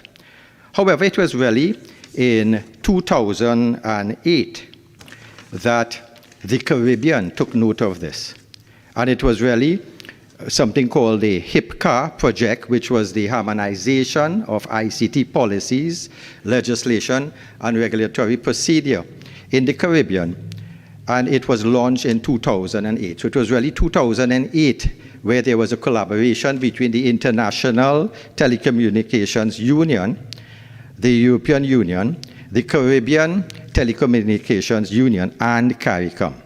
So since 2008, it was on the CARICOM's agenda that we needed this. But here we are, 2023, and we are still a little deficient in what we needed to do. So the fact is, this piece of legislation, which came about in 2011, and I might say it was really on January the 6th, 2012, the President then partly proclaimed the Data Protection Act 2011 into force. His Excellency, and it was mentioned by Senator Mark, it was His Excellency, the late George Maxwell Richards, brought Part 1 and proclaimed Part 1 and Sections 7 to 18, 22, 23, 25, 1, 26, 28 of Part 2 of the Act into force. So essentially, the general privacy principles were brought into force along with the Office of the Information Commissioner. The powers of the Information Commissioner, however, was not proclaimed into force. So it's interesting that we would have had pieces of this legislation proclaimed, and others were just left, in abeyance, left there. And again, another administration had to come on board and decide what they were going to do with this. But what was interesting in 2011, and I wish to quote an article, the importance of data protection. It was a Newsday article on the 3rd of March, and Dr. Amery wrote this article. And he made mention, and I quote, when our data protection bill was debated in the Senate in 2011, then opposition Senator Alwari bemoaned the suggestion that it would take 10 years of consultation to pass comprehensive data protection laws. Nearly a decade later, the timeline no longer seems far-fetched. As it stands, the partly proclaimed Data Protection Act 2011 is a toothless piece of legislation that offers no meaningful protection for our personal information against breaches. So this article shows that even in the Senate then, the opposition senator, actually said it may bemoan the fact that it will take 10 years. So we probably had a timeline that, yes, 10 years it may take, but look at that, 11 years it's going on. And definitely we have, as legislators, have to understand what seems to be the delay. When, you sit here, you actually debate bills, you put things forward, and yet still you have the delays that occur so long after. And the fact is, even when we looked at how this was proclaimed, Part 4 of the Act governs the use and handling of personal information held by the private sector. And it too provides a right of access to know what personal information is held about us by the private sector and how it is being used. Parts 5 and 6 of the Act govern enforcement and other miscellaneous provisions. However, none of these parts, 3, 4, 5, 6, are enforced. So therefore, it seems that that we had the intention, but not the drive to follow up. So I also would like to quote an article by, it was an article in the Newsday, and it was an article given by Bit Depth 355 from May 23rd, 2022. So this is an article in Newsday normally have looking at information, business, and a sort of digital format. And in this article, it said that it was really an article which spoke, it was really a sort of a meeting that was online meeting that they spoke on. It was a webinar on May the 18th, where Mr. Sheehy, a public sector head of Cloud Carib, and Rishi Maharaj of the Data Protection Advisor with Privacy discussed the current state of the data protection legislation in the Caribbean. And some of the things they mentioned, I just want to put to the forefront. So this article stated the region is on the cusp of big changes. And this article was on the May 23rd, 2022. So it's a recent article. The region is on the cusp of big changes in the oversight of data handling within the CARICOM's borders. And it is not clear that all the nation states are pushing with the same direction and the same enthusiasm. And the point that they were trying to make here is that different countries in the Caribbean had reached different benchmarks. And by us in Trinidad, still 11 years behind, we were actually keeping back the rest of the Caribbean. Because they were trying to say this whole data protection is an interconnective sort of legislation that one country, persons who are investing, persons who are involved, would have to know what is the legislation in other countries. And this is why I think it's important to move out of the Trinidad box and think about a more CARICOM national level, why this is so important. So the article went on, the Bahamas led the adoption of the data protection legislation in April 2007, followed by Trinidad and Tobago, which made its legislation enforceable in 2012. Recent data protection laws in the Caribbean have been heavily modified on the European Union General Data Protection Regulations, the GDPR, which Barbados and Jamaica enacting laws heavily influenced the Barbados and Jamaica laws and their legislation. And again, we heard here by Senator, I think it was Lutchmedial, that in 2019, Barbados passed another piece of legislation which was very important in this. So the article continues, the British Virgin Islands, the Bahamas, Bermuda, Belize are also following the model. In Trinidad, the Data Protection Act has been passed into law, but has not been fully implemented, with legislation passed and a budget allocated to create an Information Commissioner's Office. There's no office, and there's no Information Commissioner. So, again, it was mentioned that, and I think it is critical that this is out in the public domain. It could reflect bad on Trinidad and Tobago that we have the legislation, yet still we are lagging behind our CARICOM nations. So there's no office, there's no Information Commissioner.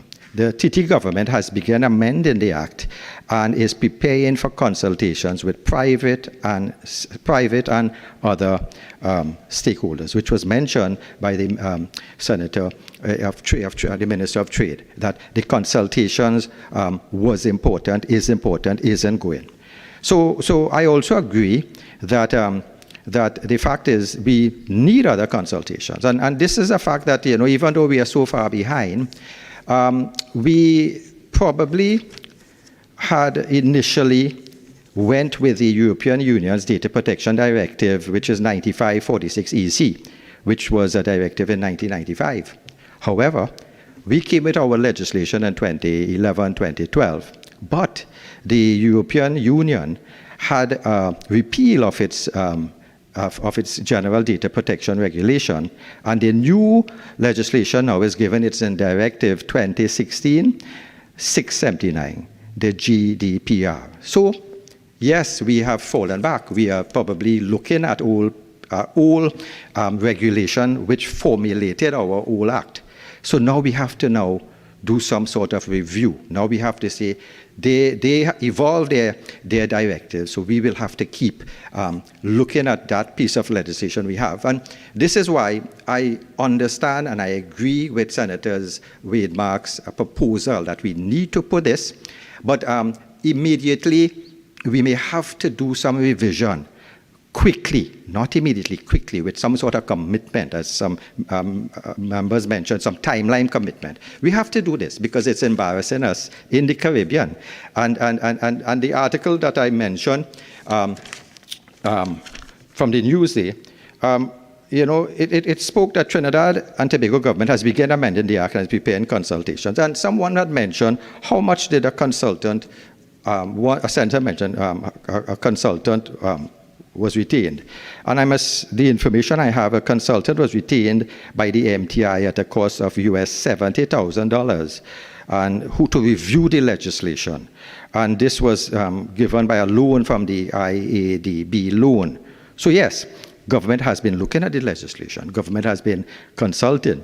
And so this is something we realize government has to now swing with the new regulations that come out and the changes that had occurred, that is occurring in the scenario with this data that is out there.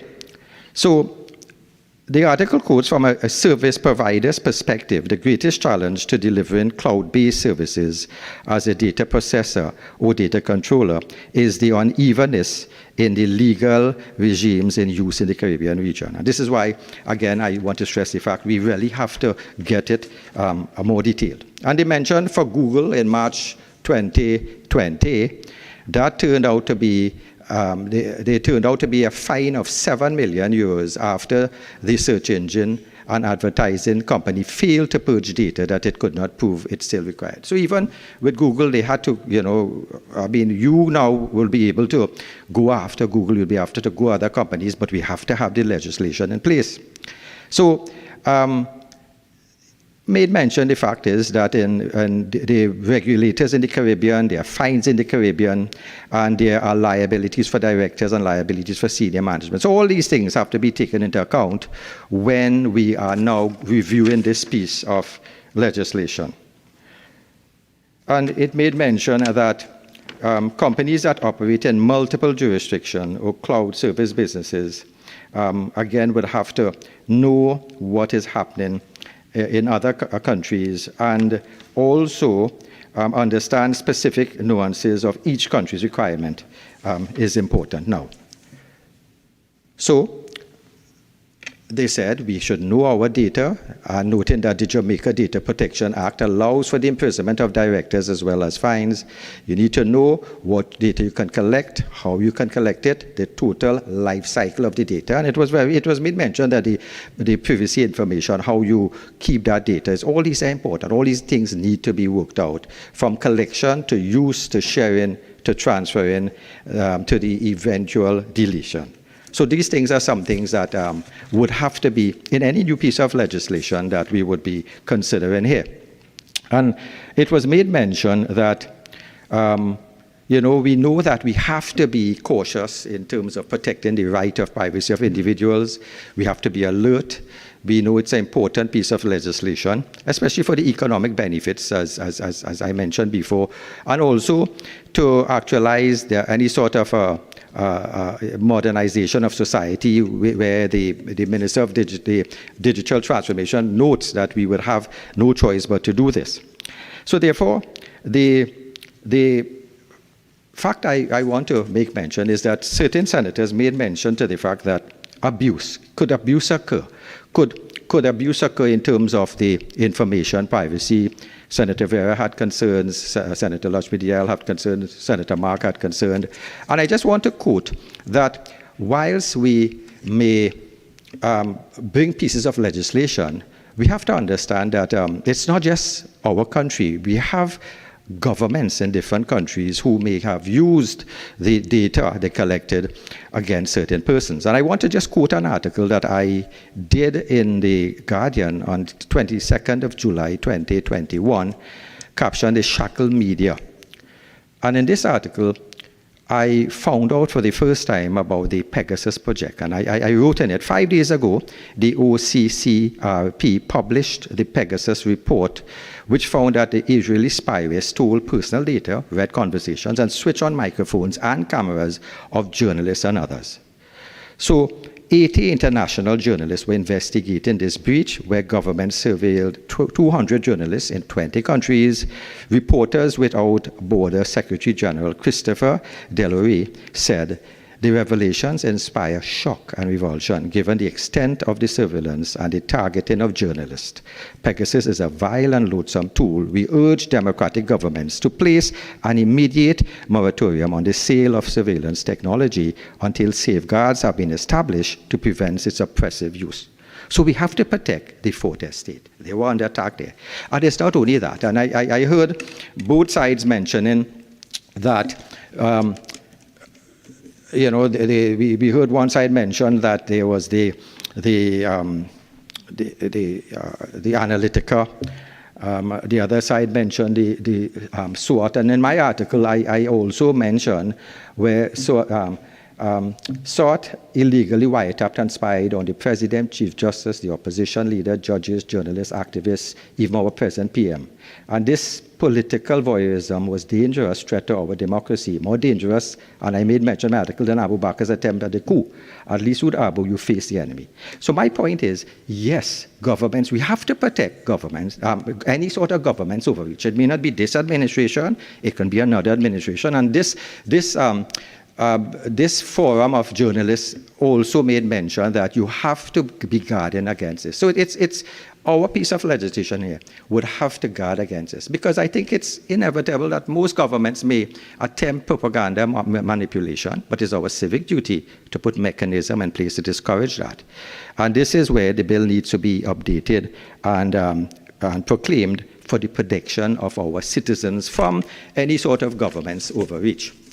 So I would like to say that we know the bill, this piece of legislation was delayed, and we realized there were need to be updated. There's a need for it to be updated.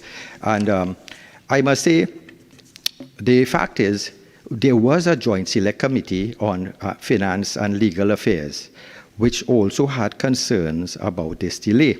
And this joint select committee actually went into some details about their delays and why the delays occurred, what reasons were given, and how we could expedite it. Because the Joint Select Committee that went into this sort of an inquiry actually had the concerns. So it was the Joint Select Committee on Finance and Legal Affairs, and it was headed by our esteemed Senator Hazel Thompson-Ahi.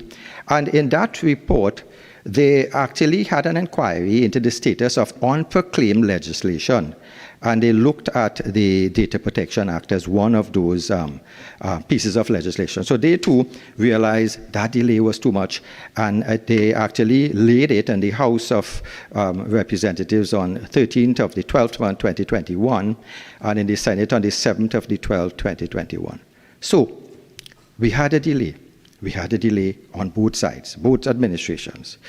We had a delay, but we had a joint select committee which met, which studied, which called in people, which made recommendations in 2021. And here we are in 2023, still talking about this. And I thought we would have been, given an opportunity to say, hey, the legislator is, we are highlighted, we are highlighted in the sense that a failure to put this piece of legislation on board. And because of this Joint Select Committee, I thought we should have mobilized better.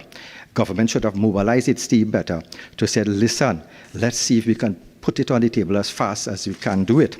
And I think they have the capability to do it, because recently, even here, the Attorney General had commended the Law Reform Committee to say that they are persons that are very hardworking, and his staff would be able to, bring pieces of legislation. So I'm thinking we would have had to be able to put this on the agenda as a matter of priority, in protecting our citizens, as a matter of priority in allowing the Caribbean as a community develop the data protection and do business and not keep them back, because they want to know what are our thinking in Trinidad and Tobago.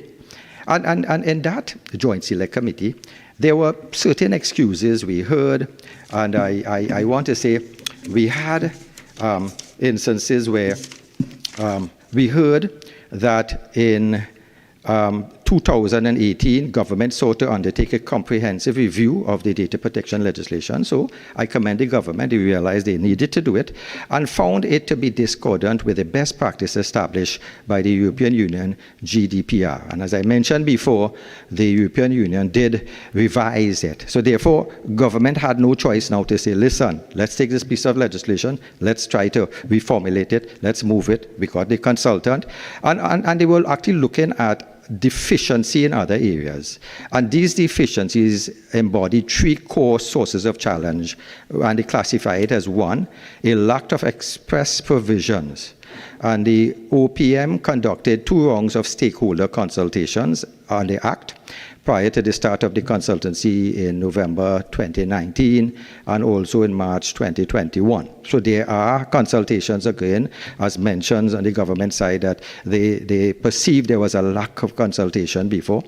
We know there were the gaps that were identified, and also it made mention the extent to which international standards such as the ISO 27701, relevant to a privacy information system, needs now to be incorporated and applied locally.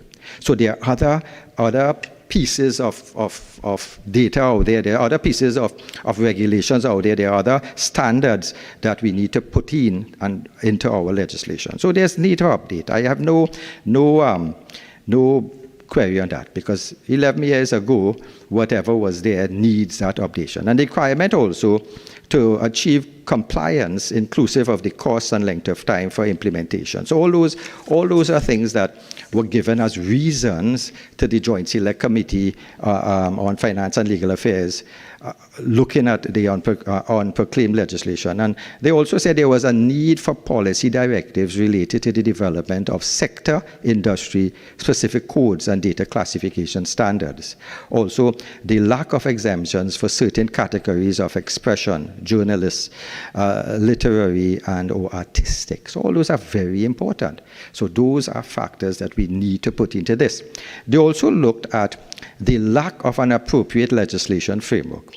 And not only was the current legislation found to be lacking in the clarity and uniformity of definitions, but there were also gaps in the cross-referencing between connected pieces of legislation, such as the Freedom of Information Act, Electronic Transaction Act, and most importantly, there was a fundamental absence in the form of an information management system for the categorization of data. So therefore, I don't think we should rush into be passing bad law. I don't think we should be rushed to pass legislation that had these deficiencies that was identified. And they also mentioned that the DPA did not make reference to nor provide sufficient guidance regarding the use of novel technologies for consumer marketing. Tools that provide private sector appeared keen to integrate within their internal operations. So concern over the use of electronic marketing, online privacy, the right to erasure, open data and cloud services, notification of breaches or safeguards for data matching, and the creation of metadata were not addressed. And the permanent secretary of the OPM, actually, I want to quote what P.S. Maurice Sweet stated. And the statement was made that the consultant would have identified, and this is the consultant that was hired that I mentioned before from the IADB loan, the consultant would have identified numerous shortfalls or things that need to adjust in the Data Protection Act. Some of the things would have occurred, like the development of technology over time. So there are some things in the Act. And she said, remember, it is between 2011 and 2021. That is a long time when you are dealing with information technology. Then you have some issues that would have been raised at a stakeholder consultation. So we are not looking to implement the Data Protection Act as it currently stands. So we cannot rush it, and I agree with this, given that we are fully aware that a consultancy is going on and these deficiencies have been highlighted. And this was verbatim notes in the public hearing that occurred in April 16, 2021. But that was in 2021. And this is where I say we need to go a little faster. So as I say, as I end, I want to thank Senator Thompson-Ahi and her committee for the recommendations given. And some of the recommendations are clear for all to see, and it basically, they said the committee is of the view that multiple stakeholder agencies working towards a common goal must implement processes that facilitate information exchange and dialogue. Therefore, an appropriate communication strategy should be developed and implemented to foster dialogue among the OPM, the MTI, Ministry of Attorney General and Legal Affairs, the MPADT, with a view to adopting a well-informed and definite position, a definitive position on the way forward for the data protection legislation in Trinidad and Tobago. So mentioned, we need consultation, and we heard we got it.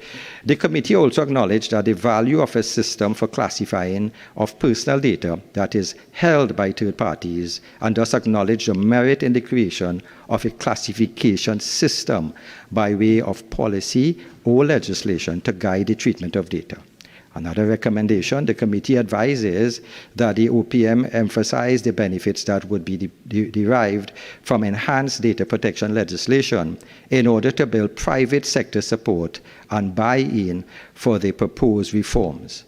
And the benefits highlighted should include: 1, building of consumer trust, within turn boost online trade; 2, reduction of bureaucratic processes and procedures; 3, provisions to ensure that SMEs can compete in the digital market; D, simplification of international data transfers; and E, provisions to ensure long-lasting data protection solutions which can augment returns on investment.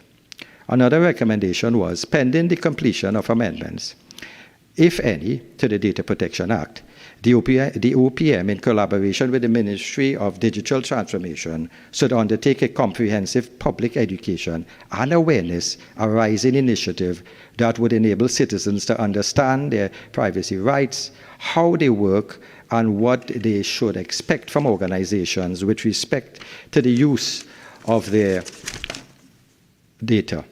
The ministerial response of the OPM should provide Parliament with a status update on the proposed plan strategy for implementing this recommendation. So we await this anxiously.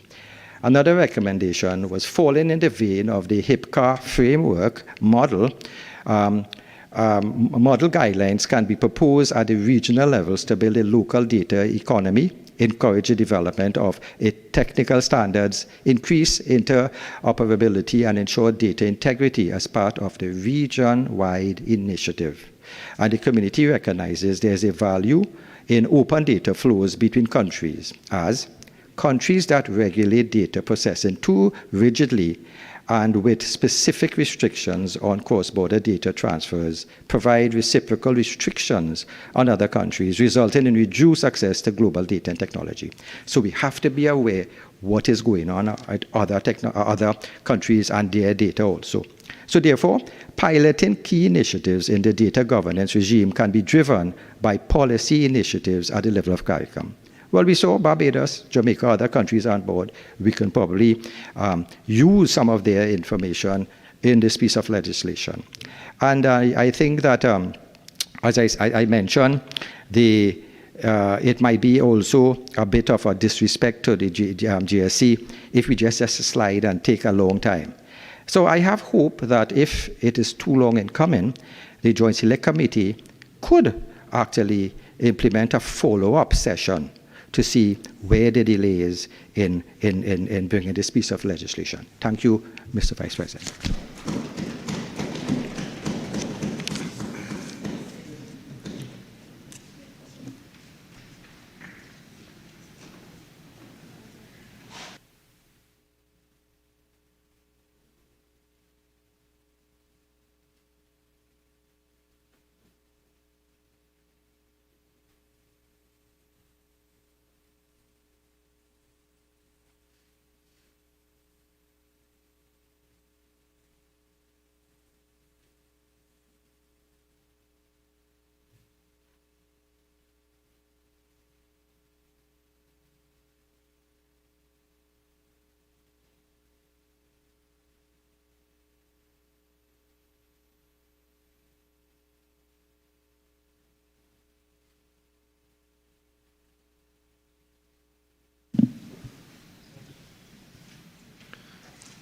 Senator Nakhid.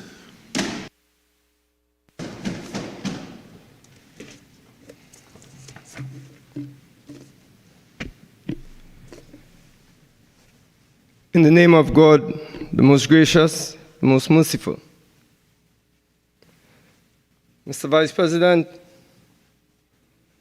thanks for allowing me to contribute. My contribution will be brief and more of a rebuttal to some of the contributions that we heard in this honorable Senate. It must be a remarkable skill to speak for 45 minutes without saying anything of substance. And when we looked, hopefully, to that side, to bolster what was a remotely interesting submission by Senator Bacchus, what we received, Mr. Vice President, was an indecipherable lesson in distraction, deflection, and a fair amount of deception. The Senator, Renuka Sagramsingh-Sooklal, referred to 2011-2015 ad nauseum. But, Mr. Vice President, this is the kind of politics typical of this government. This government, in truth and in fact, Mr. Vice President, voted for the bill. They didn't abstain as a form of protest, citing consultation. They actively voted for the bill. That is political hypocrisy, that after 8 years, with their chance to actually do something, they have done nothing. That is why the people of Trinidad and Tobago, Mr. Vice President, they are fed up of this visionless, shallow government.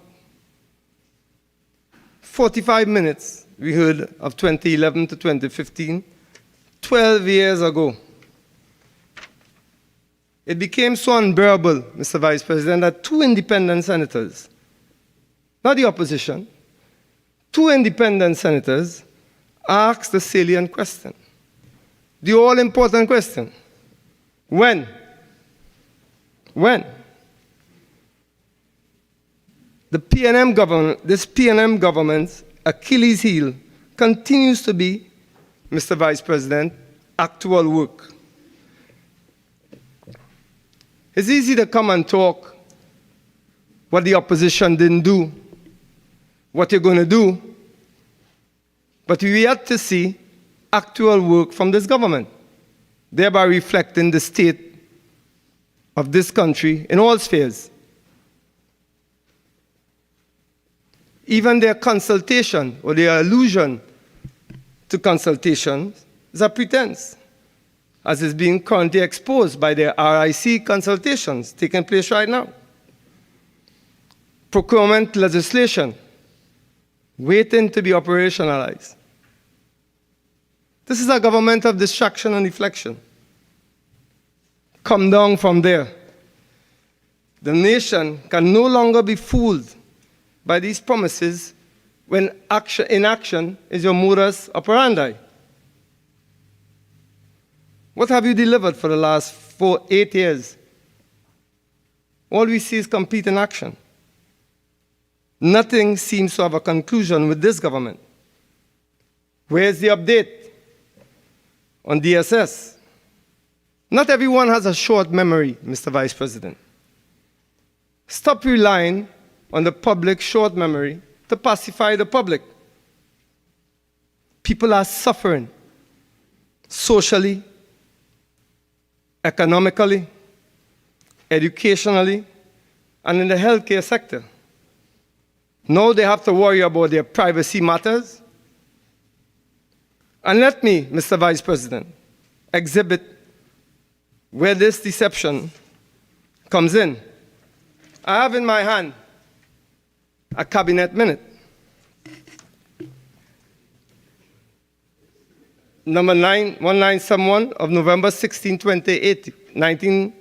November 16, 2018.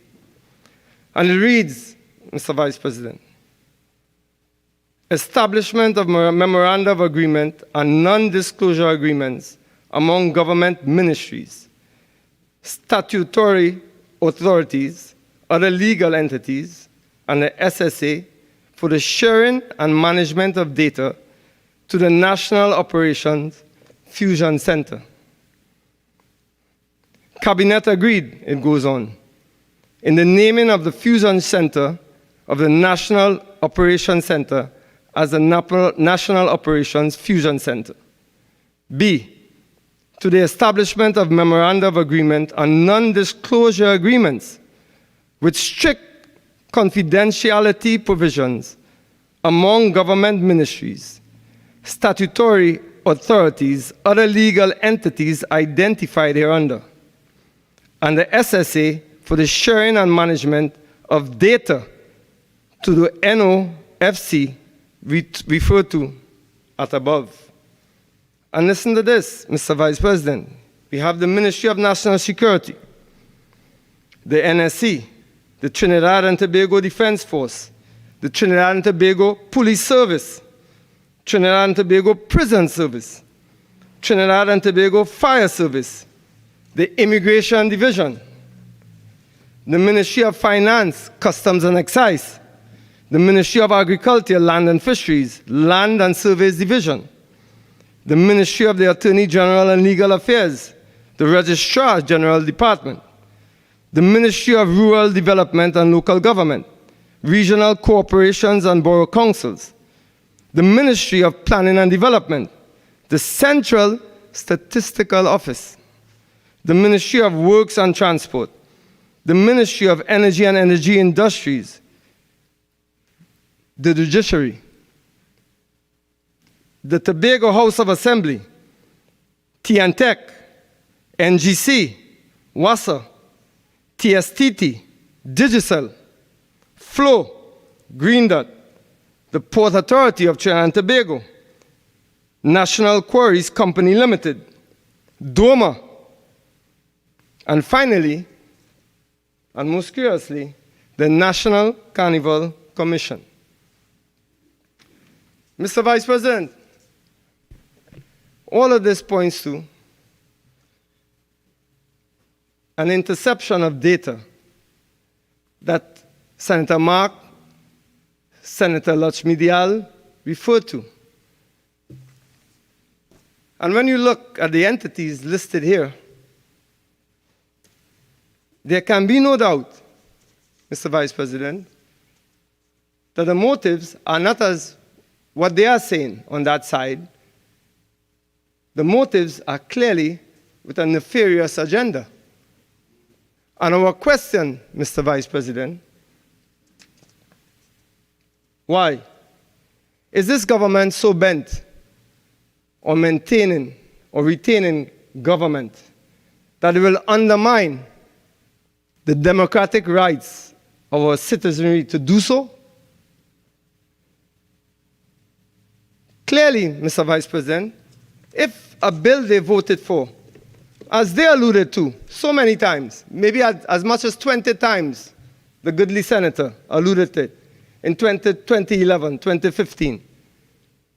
If they were interested, then why not implement the checks and balances that the country demands? A bill they voted for. So the political hypocrisy, Mr. Vice President, rises to the highest heavens.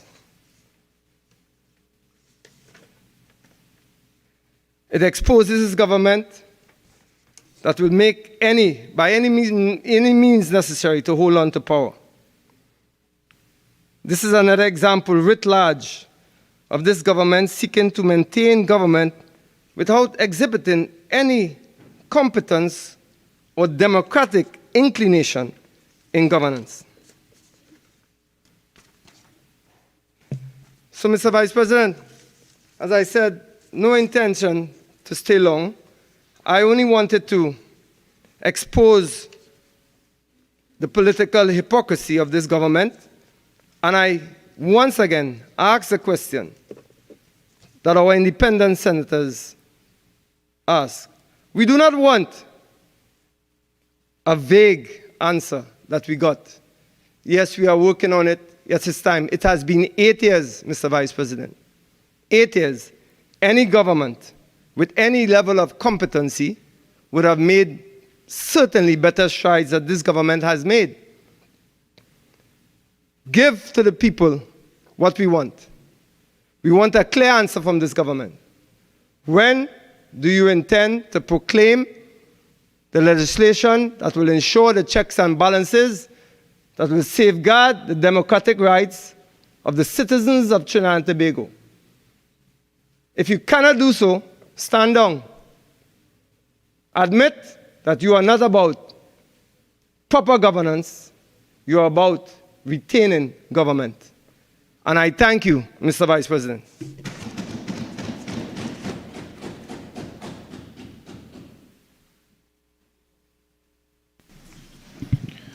Leader of Government Business.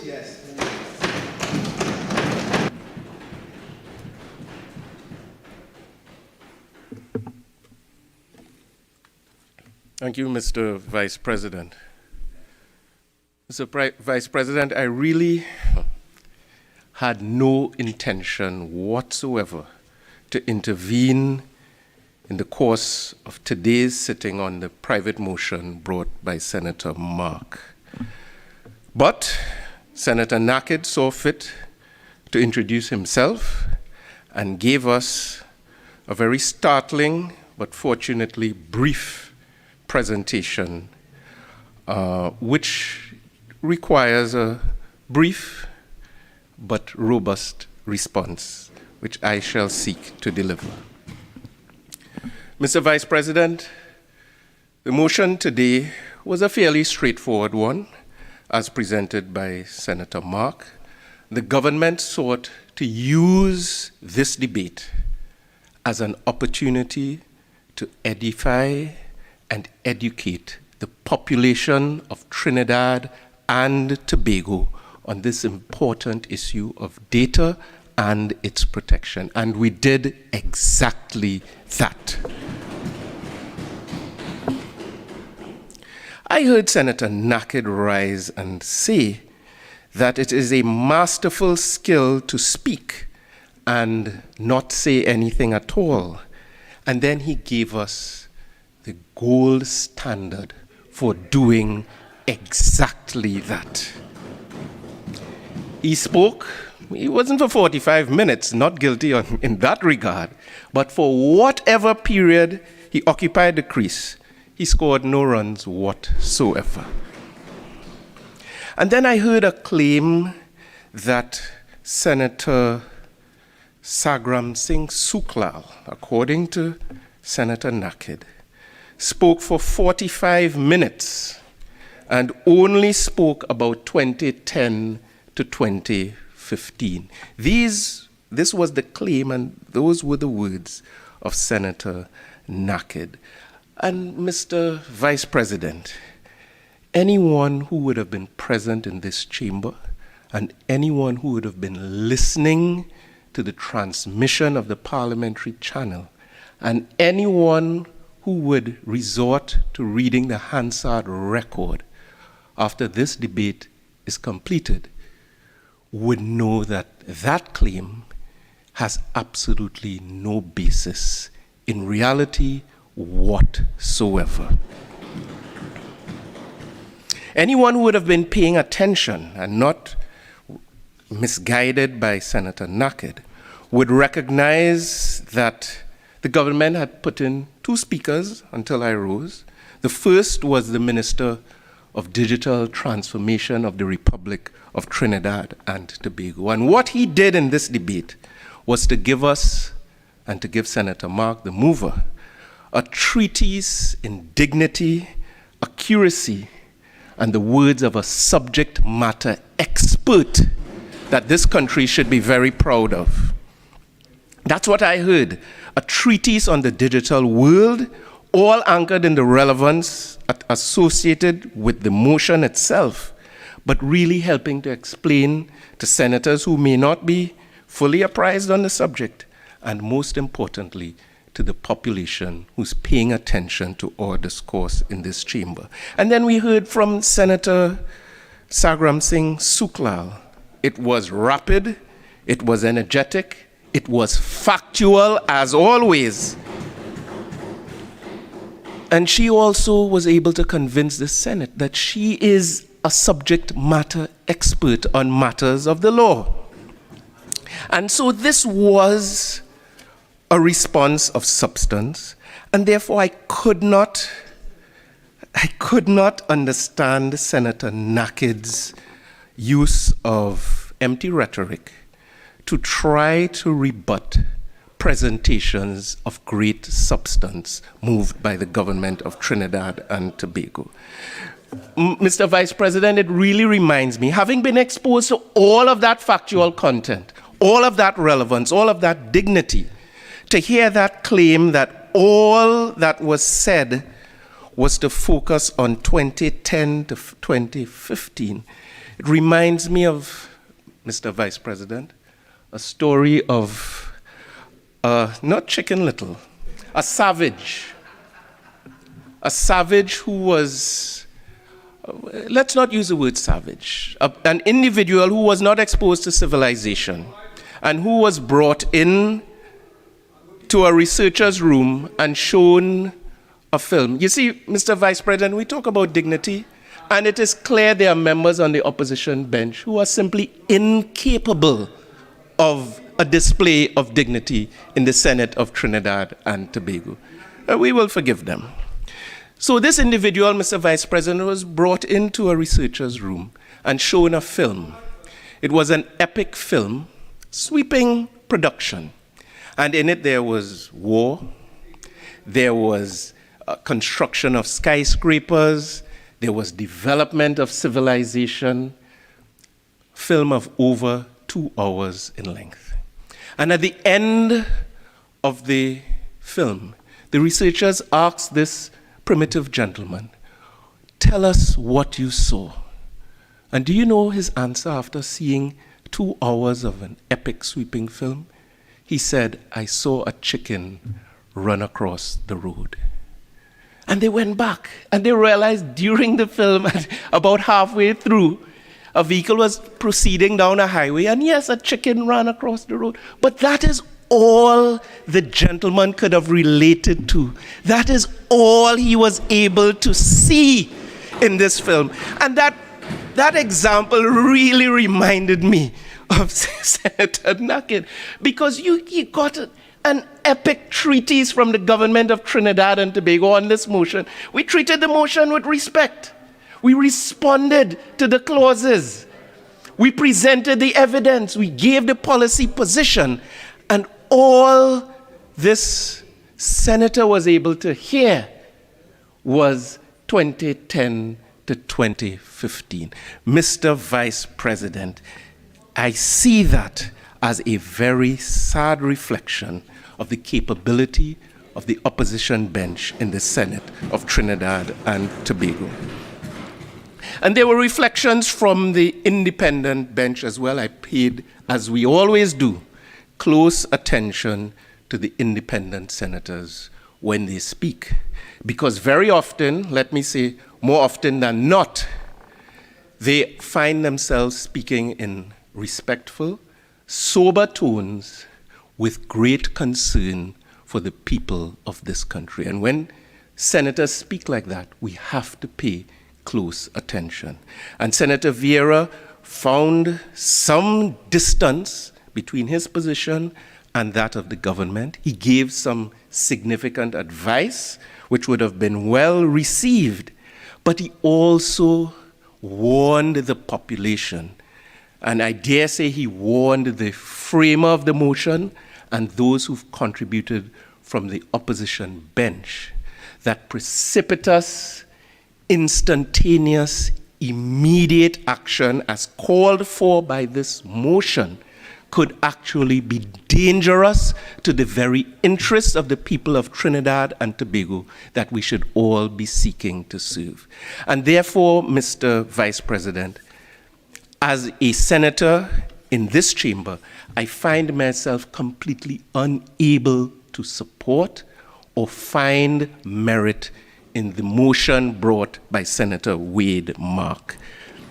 Again, I cannot chide him for bringing it because it has given the chamber and the country an opportunity to debate and engage on a matter of importance and relevance to all of us. So I just want to end my brief intervention by thanking Senator Mark for giving the government this opportunity to engage with our people, the people of Trinidad and Tobago, on the matter of data, its protection, and the future with respect to government's implementation of measures designed to protect all of us as we move into the digital future.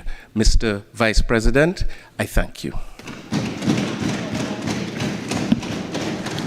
Leader of Government Business. Mr. Vice President, I beg to move that this Senate do now adjourn to Friday, February 7th at 1:30 p.m. Mr. Vice President, I beg to move that the Senate do now adjourn to Tuesday, February 7th at 1:30 p.m. when the government would propose to debate the Firearms Amendment Bill, provided that it is taken to conclusion in the lower house on Friday. Thank you. Honorable Senators, before I put the question on the adjournment, leave has been granted for two matters to be raised on the motion for the adjournment of the Senate. Senator Mark.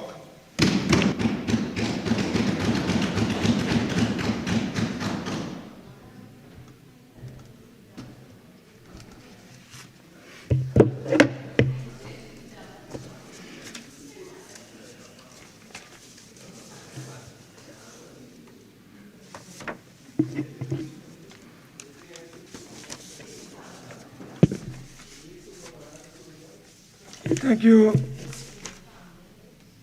Thank you very much, Mr. Vice President. Mr. Vice President,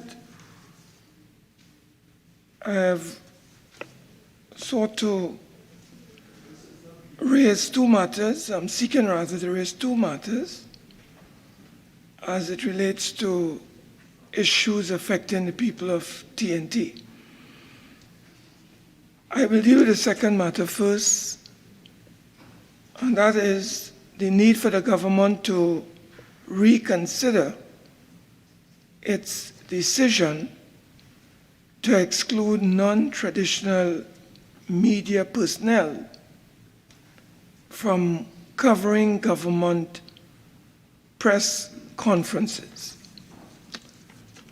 Now, Mr. President, I have the Constitution of the Republic of TNT before me, and under section 4(1)(f) of this Constitution, it states very clearly and unambiguously that there shall be freedom of the press in our country.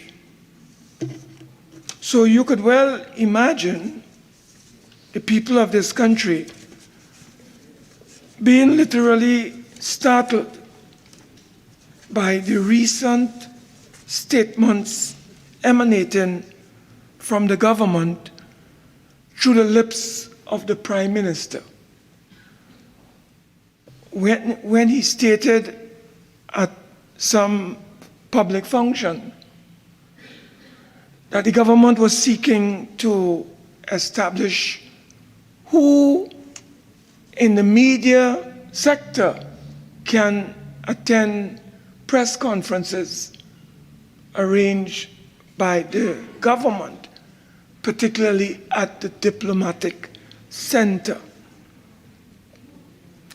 Now,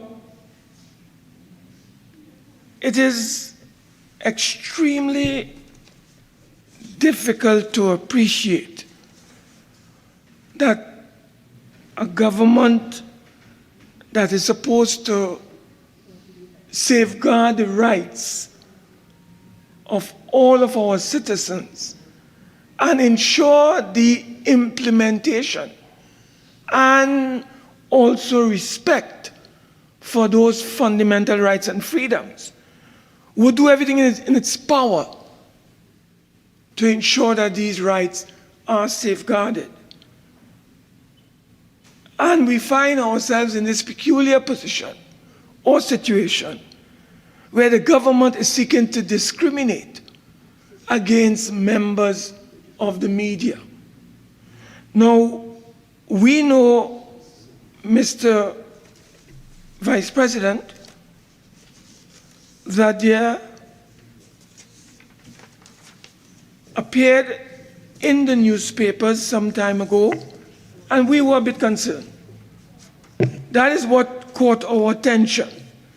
An article in the Express newspapers dated Saturday the 14th of January 2023 on page 7, headlined, "Media Houses Denied Entry." And MAT, which is the Media Association of TNT, cried foul. And when we read through this article, we sought to get clarification from the government.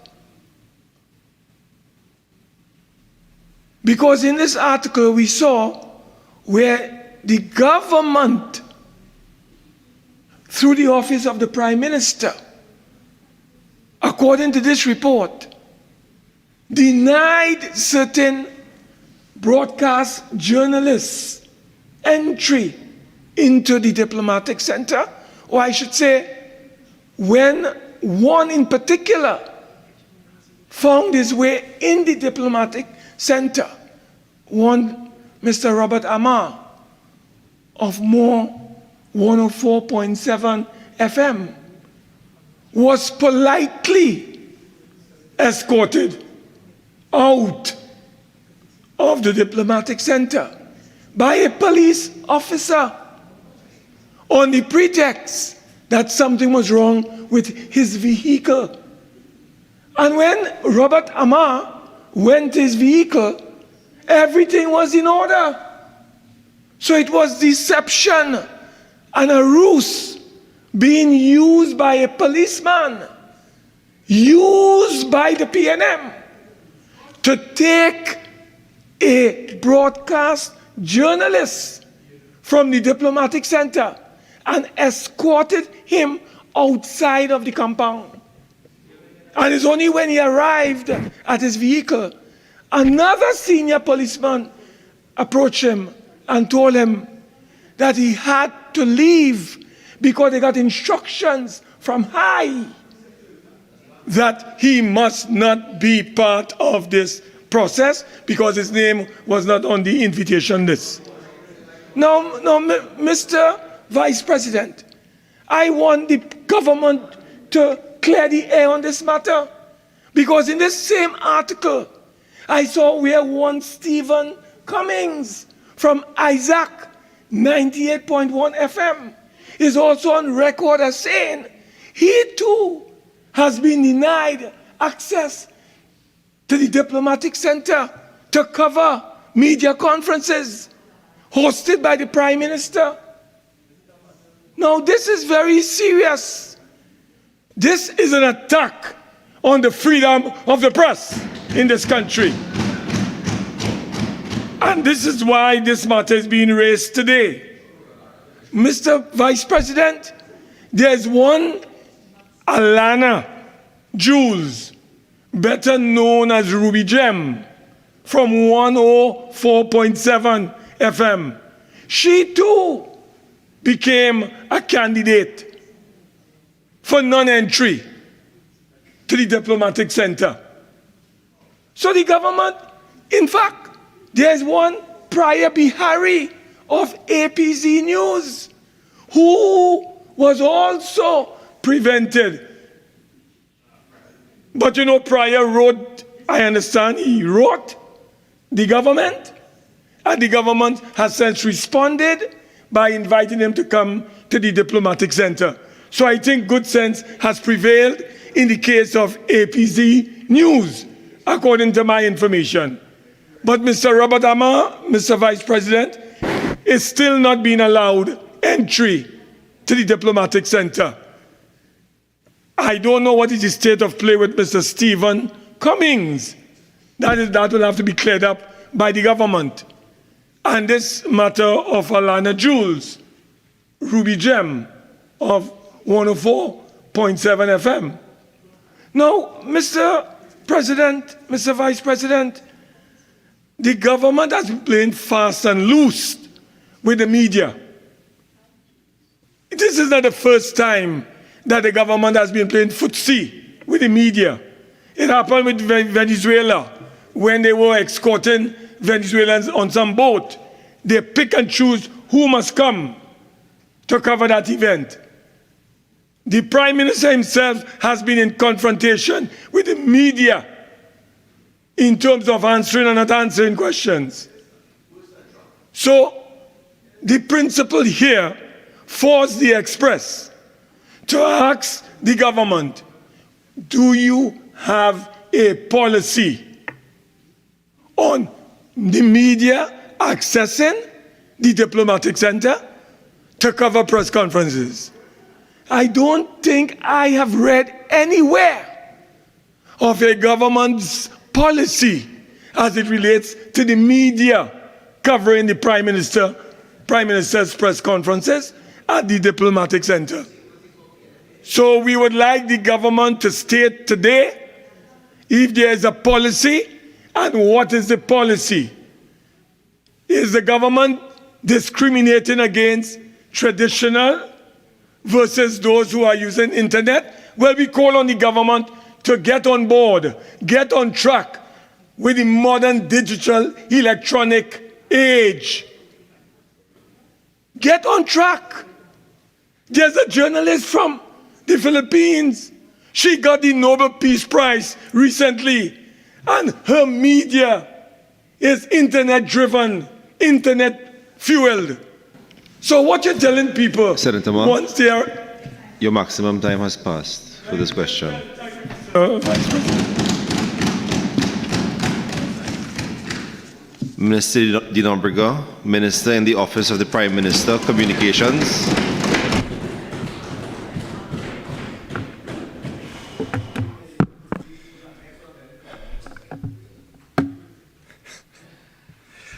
Thank you, Mr. Vice President. Mr. Vice President, thank you for the opportunity to attend this August chamber and, more importantly, to respond to Senator Mark's motion on the adjournment. Before I do so, Mr. President, if you'll allow me, I'd like to take the opportunity here to extend sincerest condolences to the family of Newsday photographer Suresh Cholai, and of course to the Newsday management of staff on his sudden passing.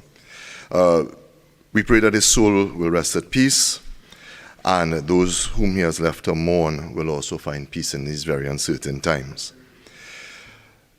Mr. Vice President, Senator Mark's motion calls for the need for the government to reconsider its decision to exclude non-traditional media personnel from covering government press conferences. It is instructive that every example that the Senator provided referred to practitioners of traditional media. So I worry that even the Senator, in his meandering way, has not even understood his own motion. Mr. President, Senator Mark's motion is invalid, it is baseless, it is erroneous in the extreme, it is simply not based in fact. It is no secret, Mr. President, that throughout the world there has been an explosion in what Senator Mark's motion refers to as non-traditional media. And here in this country, we have not been exempt from that explosion. Of course, many of us will remember the much easier times when there was just one television station, TTT, and of course there were only a few radio stations as well, broadcasting on both the AM and FM bands. But today, thanks to the liberalization of the media, there are now approximately 40 established media houses in Trinidad and Tobago, some operating multiple media on multiple frequencies and platforms, both traditional and non-traditional. Similarly, Mr. President, the advent of the Parliament channel has been a welcome boon for many who are now able to see in real time the antics and behavior of the parliamentarians on both traditional and non-traditional media platforms. But it would be remiss of me if I did not state again for the record that the broadcast of parliamentary sittings was made possible through the intervention of the Honourable Prime Minister, Dr. Keith Rowley, the very same said person that Senator Mark and his colleagues are now seeking to denigrate at every opportunity and at length, particularly utilizing non-traditional media platforms. Mr. President, it is probably because we are in the carnival season that Senator Mark decided to make a whole mass, dressing up rhetoric in a motion costume to look like fact. But, Mr. President, rhetoric isn't fact any more than dreams or plans, and Senator Mark's team has repeatedly discovered that fact at the polls. The simple truth is that there is no deliberate attempt, nor has there ever been any decision to exclude non-traditional media from covering government events. And, Mr. President, this government understands the need for all media only too well. As former US President John F. Kennedy once said, without debate, without criticism, no administration, no country can succeed, and no republic can survive. We understand only too well, Mr. President, that there's a poison running through our democracy, the poison of disinformation and fake news, which is massively on the rise, where truth is buried by lies, and then the lies live on as truth. In fact, Mr. Vice President, Mr. Deputy President, it is in recognition of this need for a symbiotic relationship with the media that this government has facilitated the highest number of open press conferences of any administration. In fact, it was in the throes of the pandemic, when media houses employed the technology available to them, that citizens found out about the non-traditional AZP news. And today, I wish to encourage media houses to continue to take advantage of the online options that are available to them. Mr. President, in those press conferences, the Prime Minister, members of Cabinet, and the subject matter experts were available to all and sundry feeling questions from real reporters and journalists, from all media houses, traditional and non-traditional, and in so doing, opening up themselves to the entire population, so much so that the phrase "as of midnight tonight" became a trending meme on social media. Throughout his tenure, both in government and in opposition, our Prime Minister kindly refrain from the excessive crosstalk, please, and let the good minister continue with his contribution. I appreciate your protection. Throughout his tenure, both in government and in opposition, our Prime Minister has never shied away from meeting and engaging the media. And here's the thing, Mr. Deputy President. While there are those who may criticize their style, his style, as they are free so to do in a democracy, there can be no legitimate or truthful claim that Prime Minister Rowley has hidden himself from the media or refrained from taking questions at those press conferences. Mr. Vice President, I make the bold claim here today that if this is not the sole contributor, it is certainly one of the major contributors, which has contributed to Trinidad and Tobago being ranked 25th out of 180 countries on the World Press Freedom Index in 2022, a marked increase from the position of 41st, which we inherited in 2015. And if anyone can be justifiably accused of stifling freedom of expression, which Senator Mark alleges, he should first look in the mirror to answer the question, who was the Speaker of the House that allowed a vote of no confidence in Dr. Rowley as opposition leader that saw him expelled from the House for months, thus denying the thousands of residents in Diego Martin West the voice of their legitimate, and I dare say, unlike the good senator, elected representative. By contrast, Mr.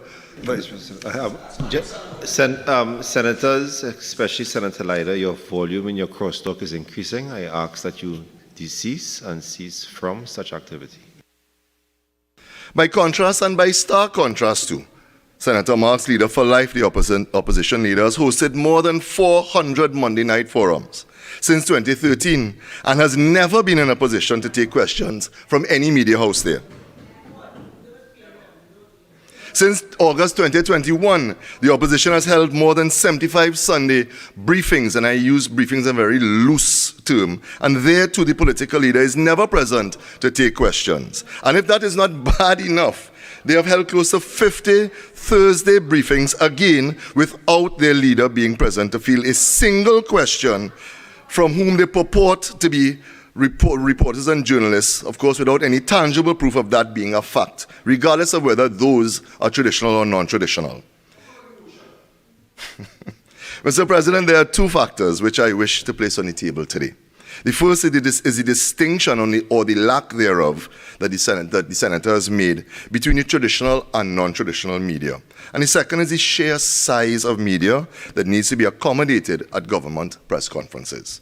And since this manufactured furor has now made its way into Parliament, I wish to reiterate this government's position that there is no decision to exclude non-traditional media from any government press conference. And to my second point, Mr. President, I wish to thank the President of the Media Association of Trinidad and Tobago for her recent sober comments on this very issue when it was raised in the public domain. You see, unlike the mover of this motion, she did not simply seek an opportunity to make rab for political mileage, but chose to take the opportunity to present suggestions on a way forward. Matt has proposed, amongst other avenues, a rotation of the members of the press corps at the press conferences hosted by the Honourable Prime Minister, specifically where admittedly there are more journalists seeking to provide coverage. But I wish to push that envelope a bit further and ask Matt and the TTPBA if they are willing to go the route of providing accreditation to all working and bona fide journalists. You see, in that way, Mr. President, Mr. Vice President, there will be some measure of assuredness that nobody fancying themselves a journalist or a media practitioner can demand admission to a press conference. I hasten to indicate that that would not only be for government press conferences, but for any press conference being hosted by business, civil society groupings, or anyone else. I know I'm running out of time, so I just want to finish by saying that I give the commitment to this Honourable House and to its members, including Life Member Senator Mark, that as the Minister charged with the responsibility for government communications, I'll be more than willing to facilitate any discussions with Matt and the TTPA that would contribute to a deepening of our democracy and a strengthening of our fourth and most valuable estate. Thank you.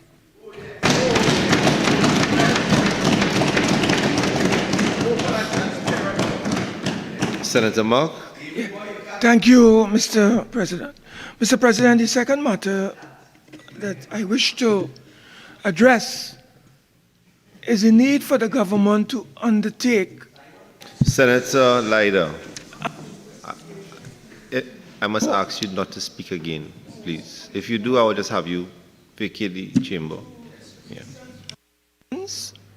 Surrounding members of the protective services participating in criminal activities.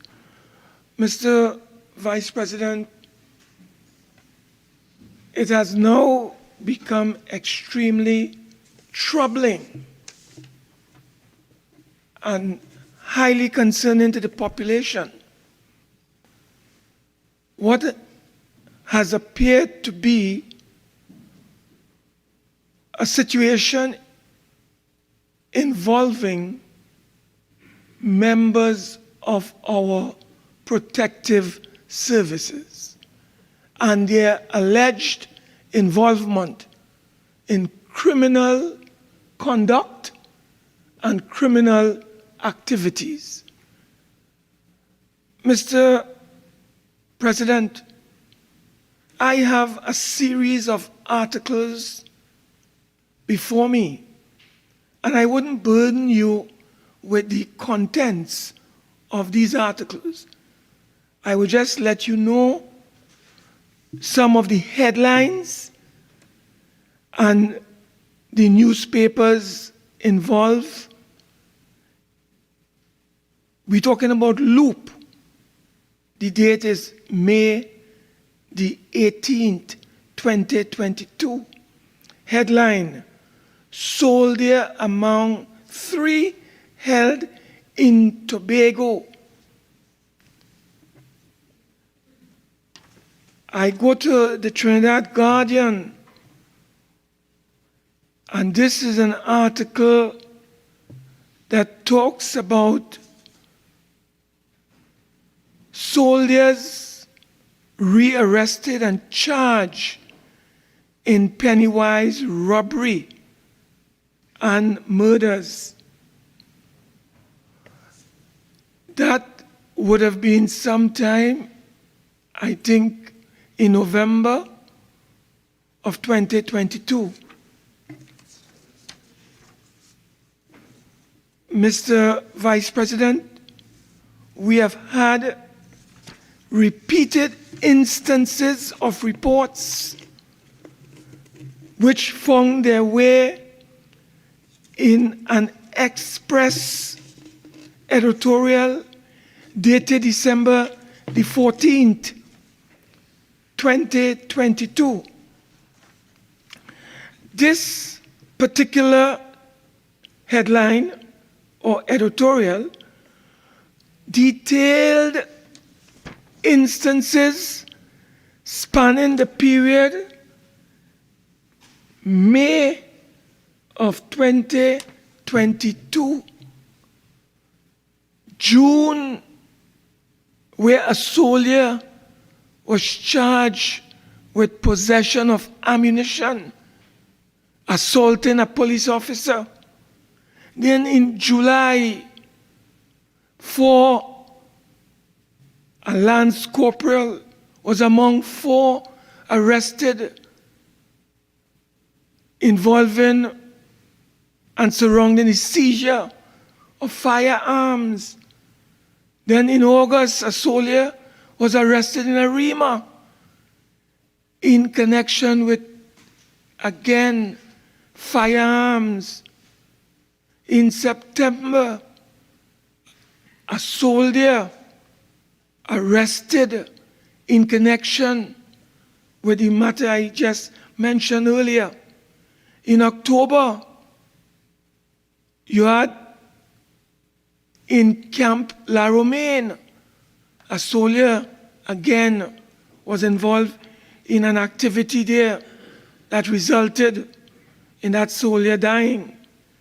So what is emerging is that there seems to be a pattern where on crime scenes, spent shells belonging to the Trinidad and Tobago Air Guard are found. Spent shells belonging to the Trinidad and Tobago Regiment are found. And this is worrying because we have to rely on our protective services to safeguard the population. And if these allegations are true, then the question that arises, who will guard the guards?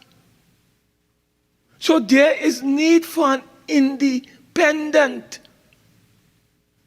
inquiry into the management and operations of the protective services made up of our defense forces and, of course, the Trinidad and Tobago Police Service. Citizens are becoming extremely worried. They are fearful of what is happening with our members of our protective services and members of our defense forces. Hence the reason, Mr. Vice President, I have brought this matter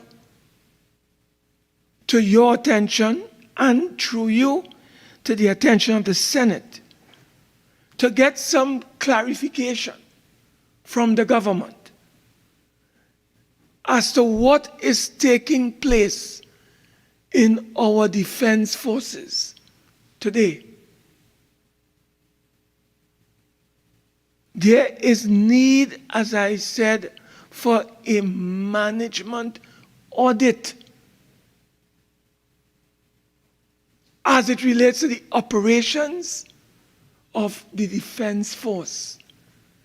It may be, Mr. Vice President, that the problem lies in the recruitment of our army personnel, our ordinary soldiers into the defense force. It could be the recruitment at the Air Guard, which is part of our defense force. It could be the recruitment involved in the whole exercise involving the recruitment of our police officers at the level of the TTPS.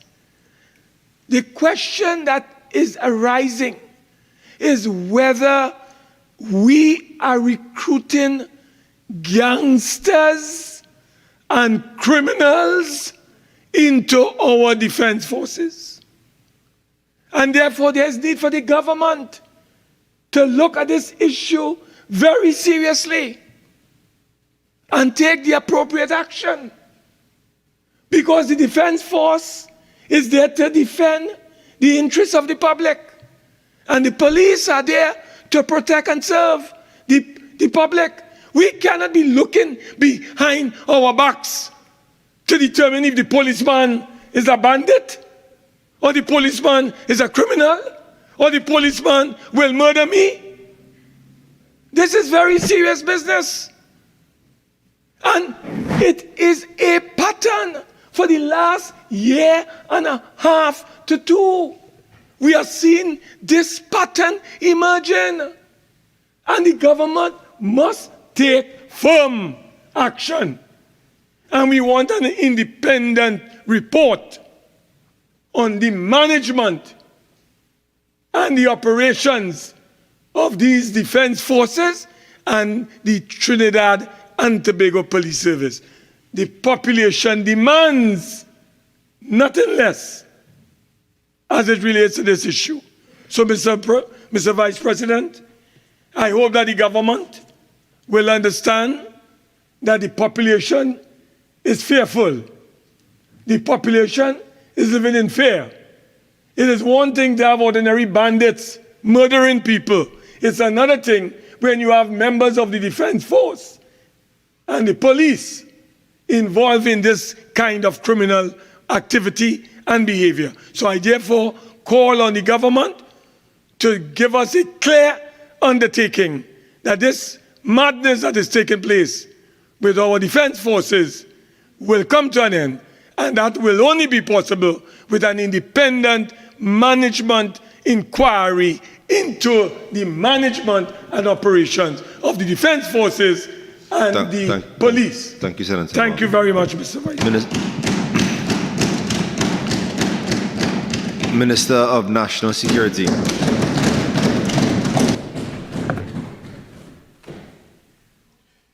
Thank you very much, Mr. Vice President. Mr. Vice President, the motion raises an important issue for the people, the government of Trinidad and Tobago. It essentially has to do with law enforcement personnel involved in wrongdoing.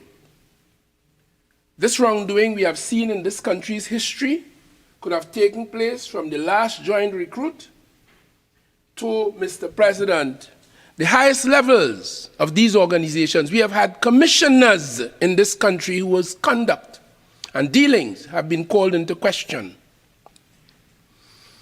Some of these wrongdoings, misbehaviors, range from mere sloth, non-response, incivility, rudeness, all up to dealing with guns and ammunition, some stolen from the very organizations, trafficking and dealing with drugs, sharing intelligence, murders, gang involvement, racket as we call it in Trinidad and Tobago, corruption, sometimes very well oiled. Mr. Deputy Speaker, this is not new. The member spoke about, the senator spoke about within the last couple of years. But this is not new, unfortunately. Certainly not unique to Trinidad and Tobago either. I read 3 DAO officials who came to South America to assist in dealing with drug interdiction found themselves charged with drug trafficking a couple of years ago. We've seen multiple occasions of police excessiveness all across the world, most recently in the United States. So it is not unique, it's a problem, a serious one, and we are addressing it. We have here the police, the defense force, the prison service, the immigration division, and the customs, largely our law enforcement platform. We have some other elements of it, but essentially those organizations within national security, law enforcement. The government's policy has always been one of openness, transparency, fairness, compliance with the laws and the Constitution of this Republic, non-corruption in public affairs, and we treat with it by looking carefully at the question of the selection and the recruitment involving the vetting of those who seek to enter. We have situations in this world, and no doubt in Trinidad, where gangs and people with ulterior and illegal intent would send people to try to get them into these organizations, just like there are those who got into cabinet rooms and caucuses to get information, to use to their advantage. This happens, there's a human condition, unfortunate as it indeed is. We pay attention to that. Recently, I insisted on absolute and proper vetting and certification of every one of the personnel to enter the law enforcement platform. And I'm talking about very recently, because I understand the nature of some of these problems. We focus on the training, all guided by the respective laws of these different law enforcement platforms, and of course the Constitution of the Republic.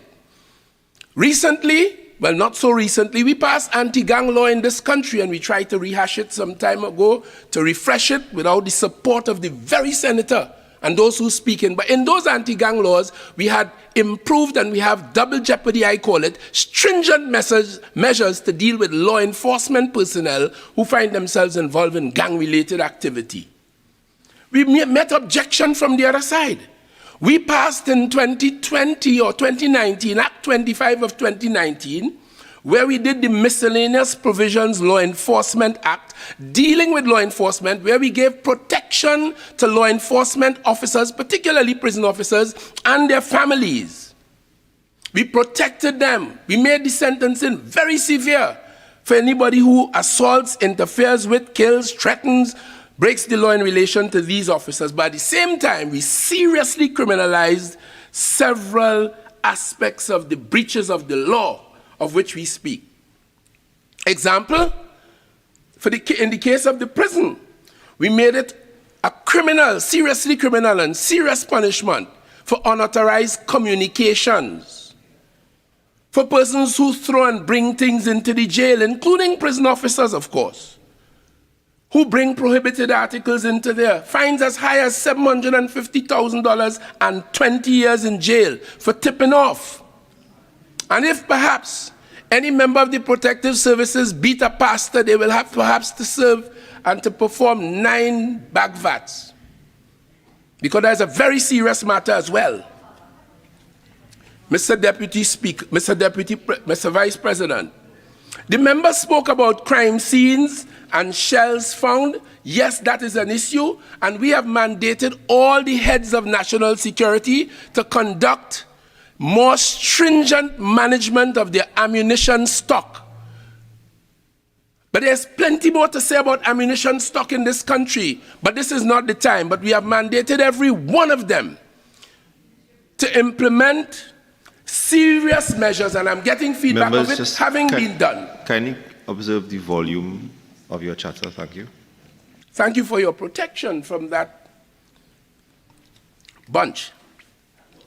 Mr. Vice President, let me deal specifically with the Trinidad and Tobago Police Service very quickly, which is charged with investigating reports of criminal activity in the Trinidad and Tobago, including those affecting members of the protective services.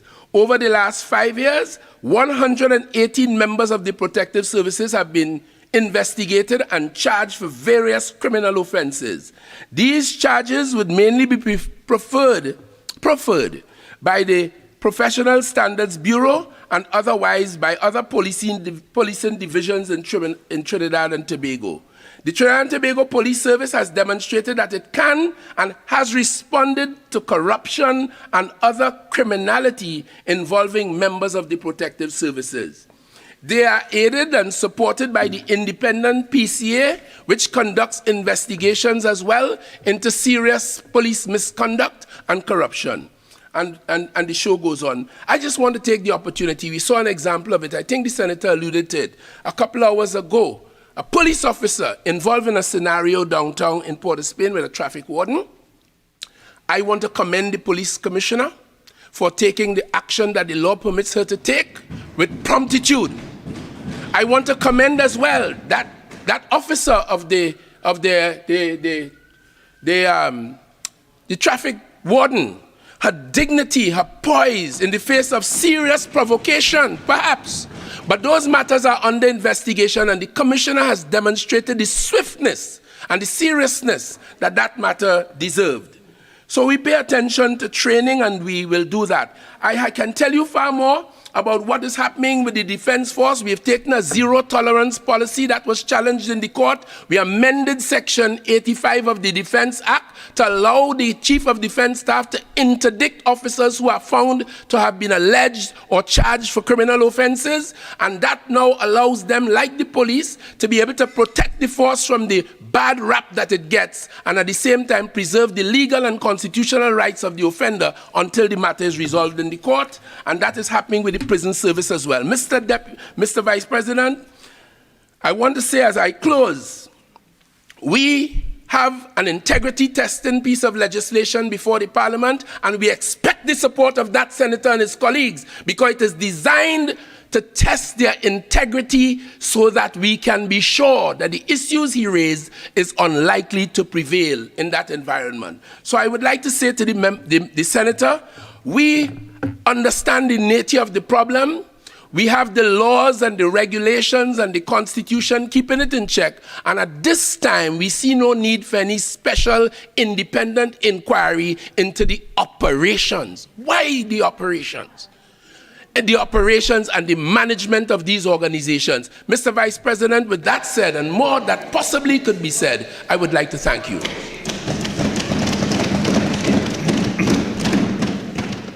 Honorable Senators, the question is that this Senate do now adjourn to Tuesday, February the 7th at 1:30 p.m.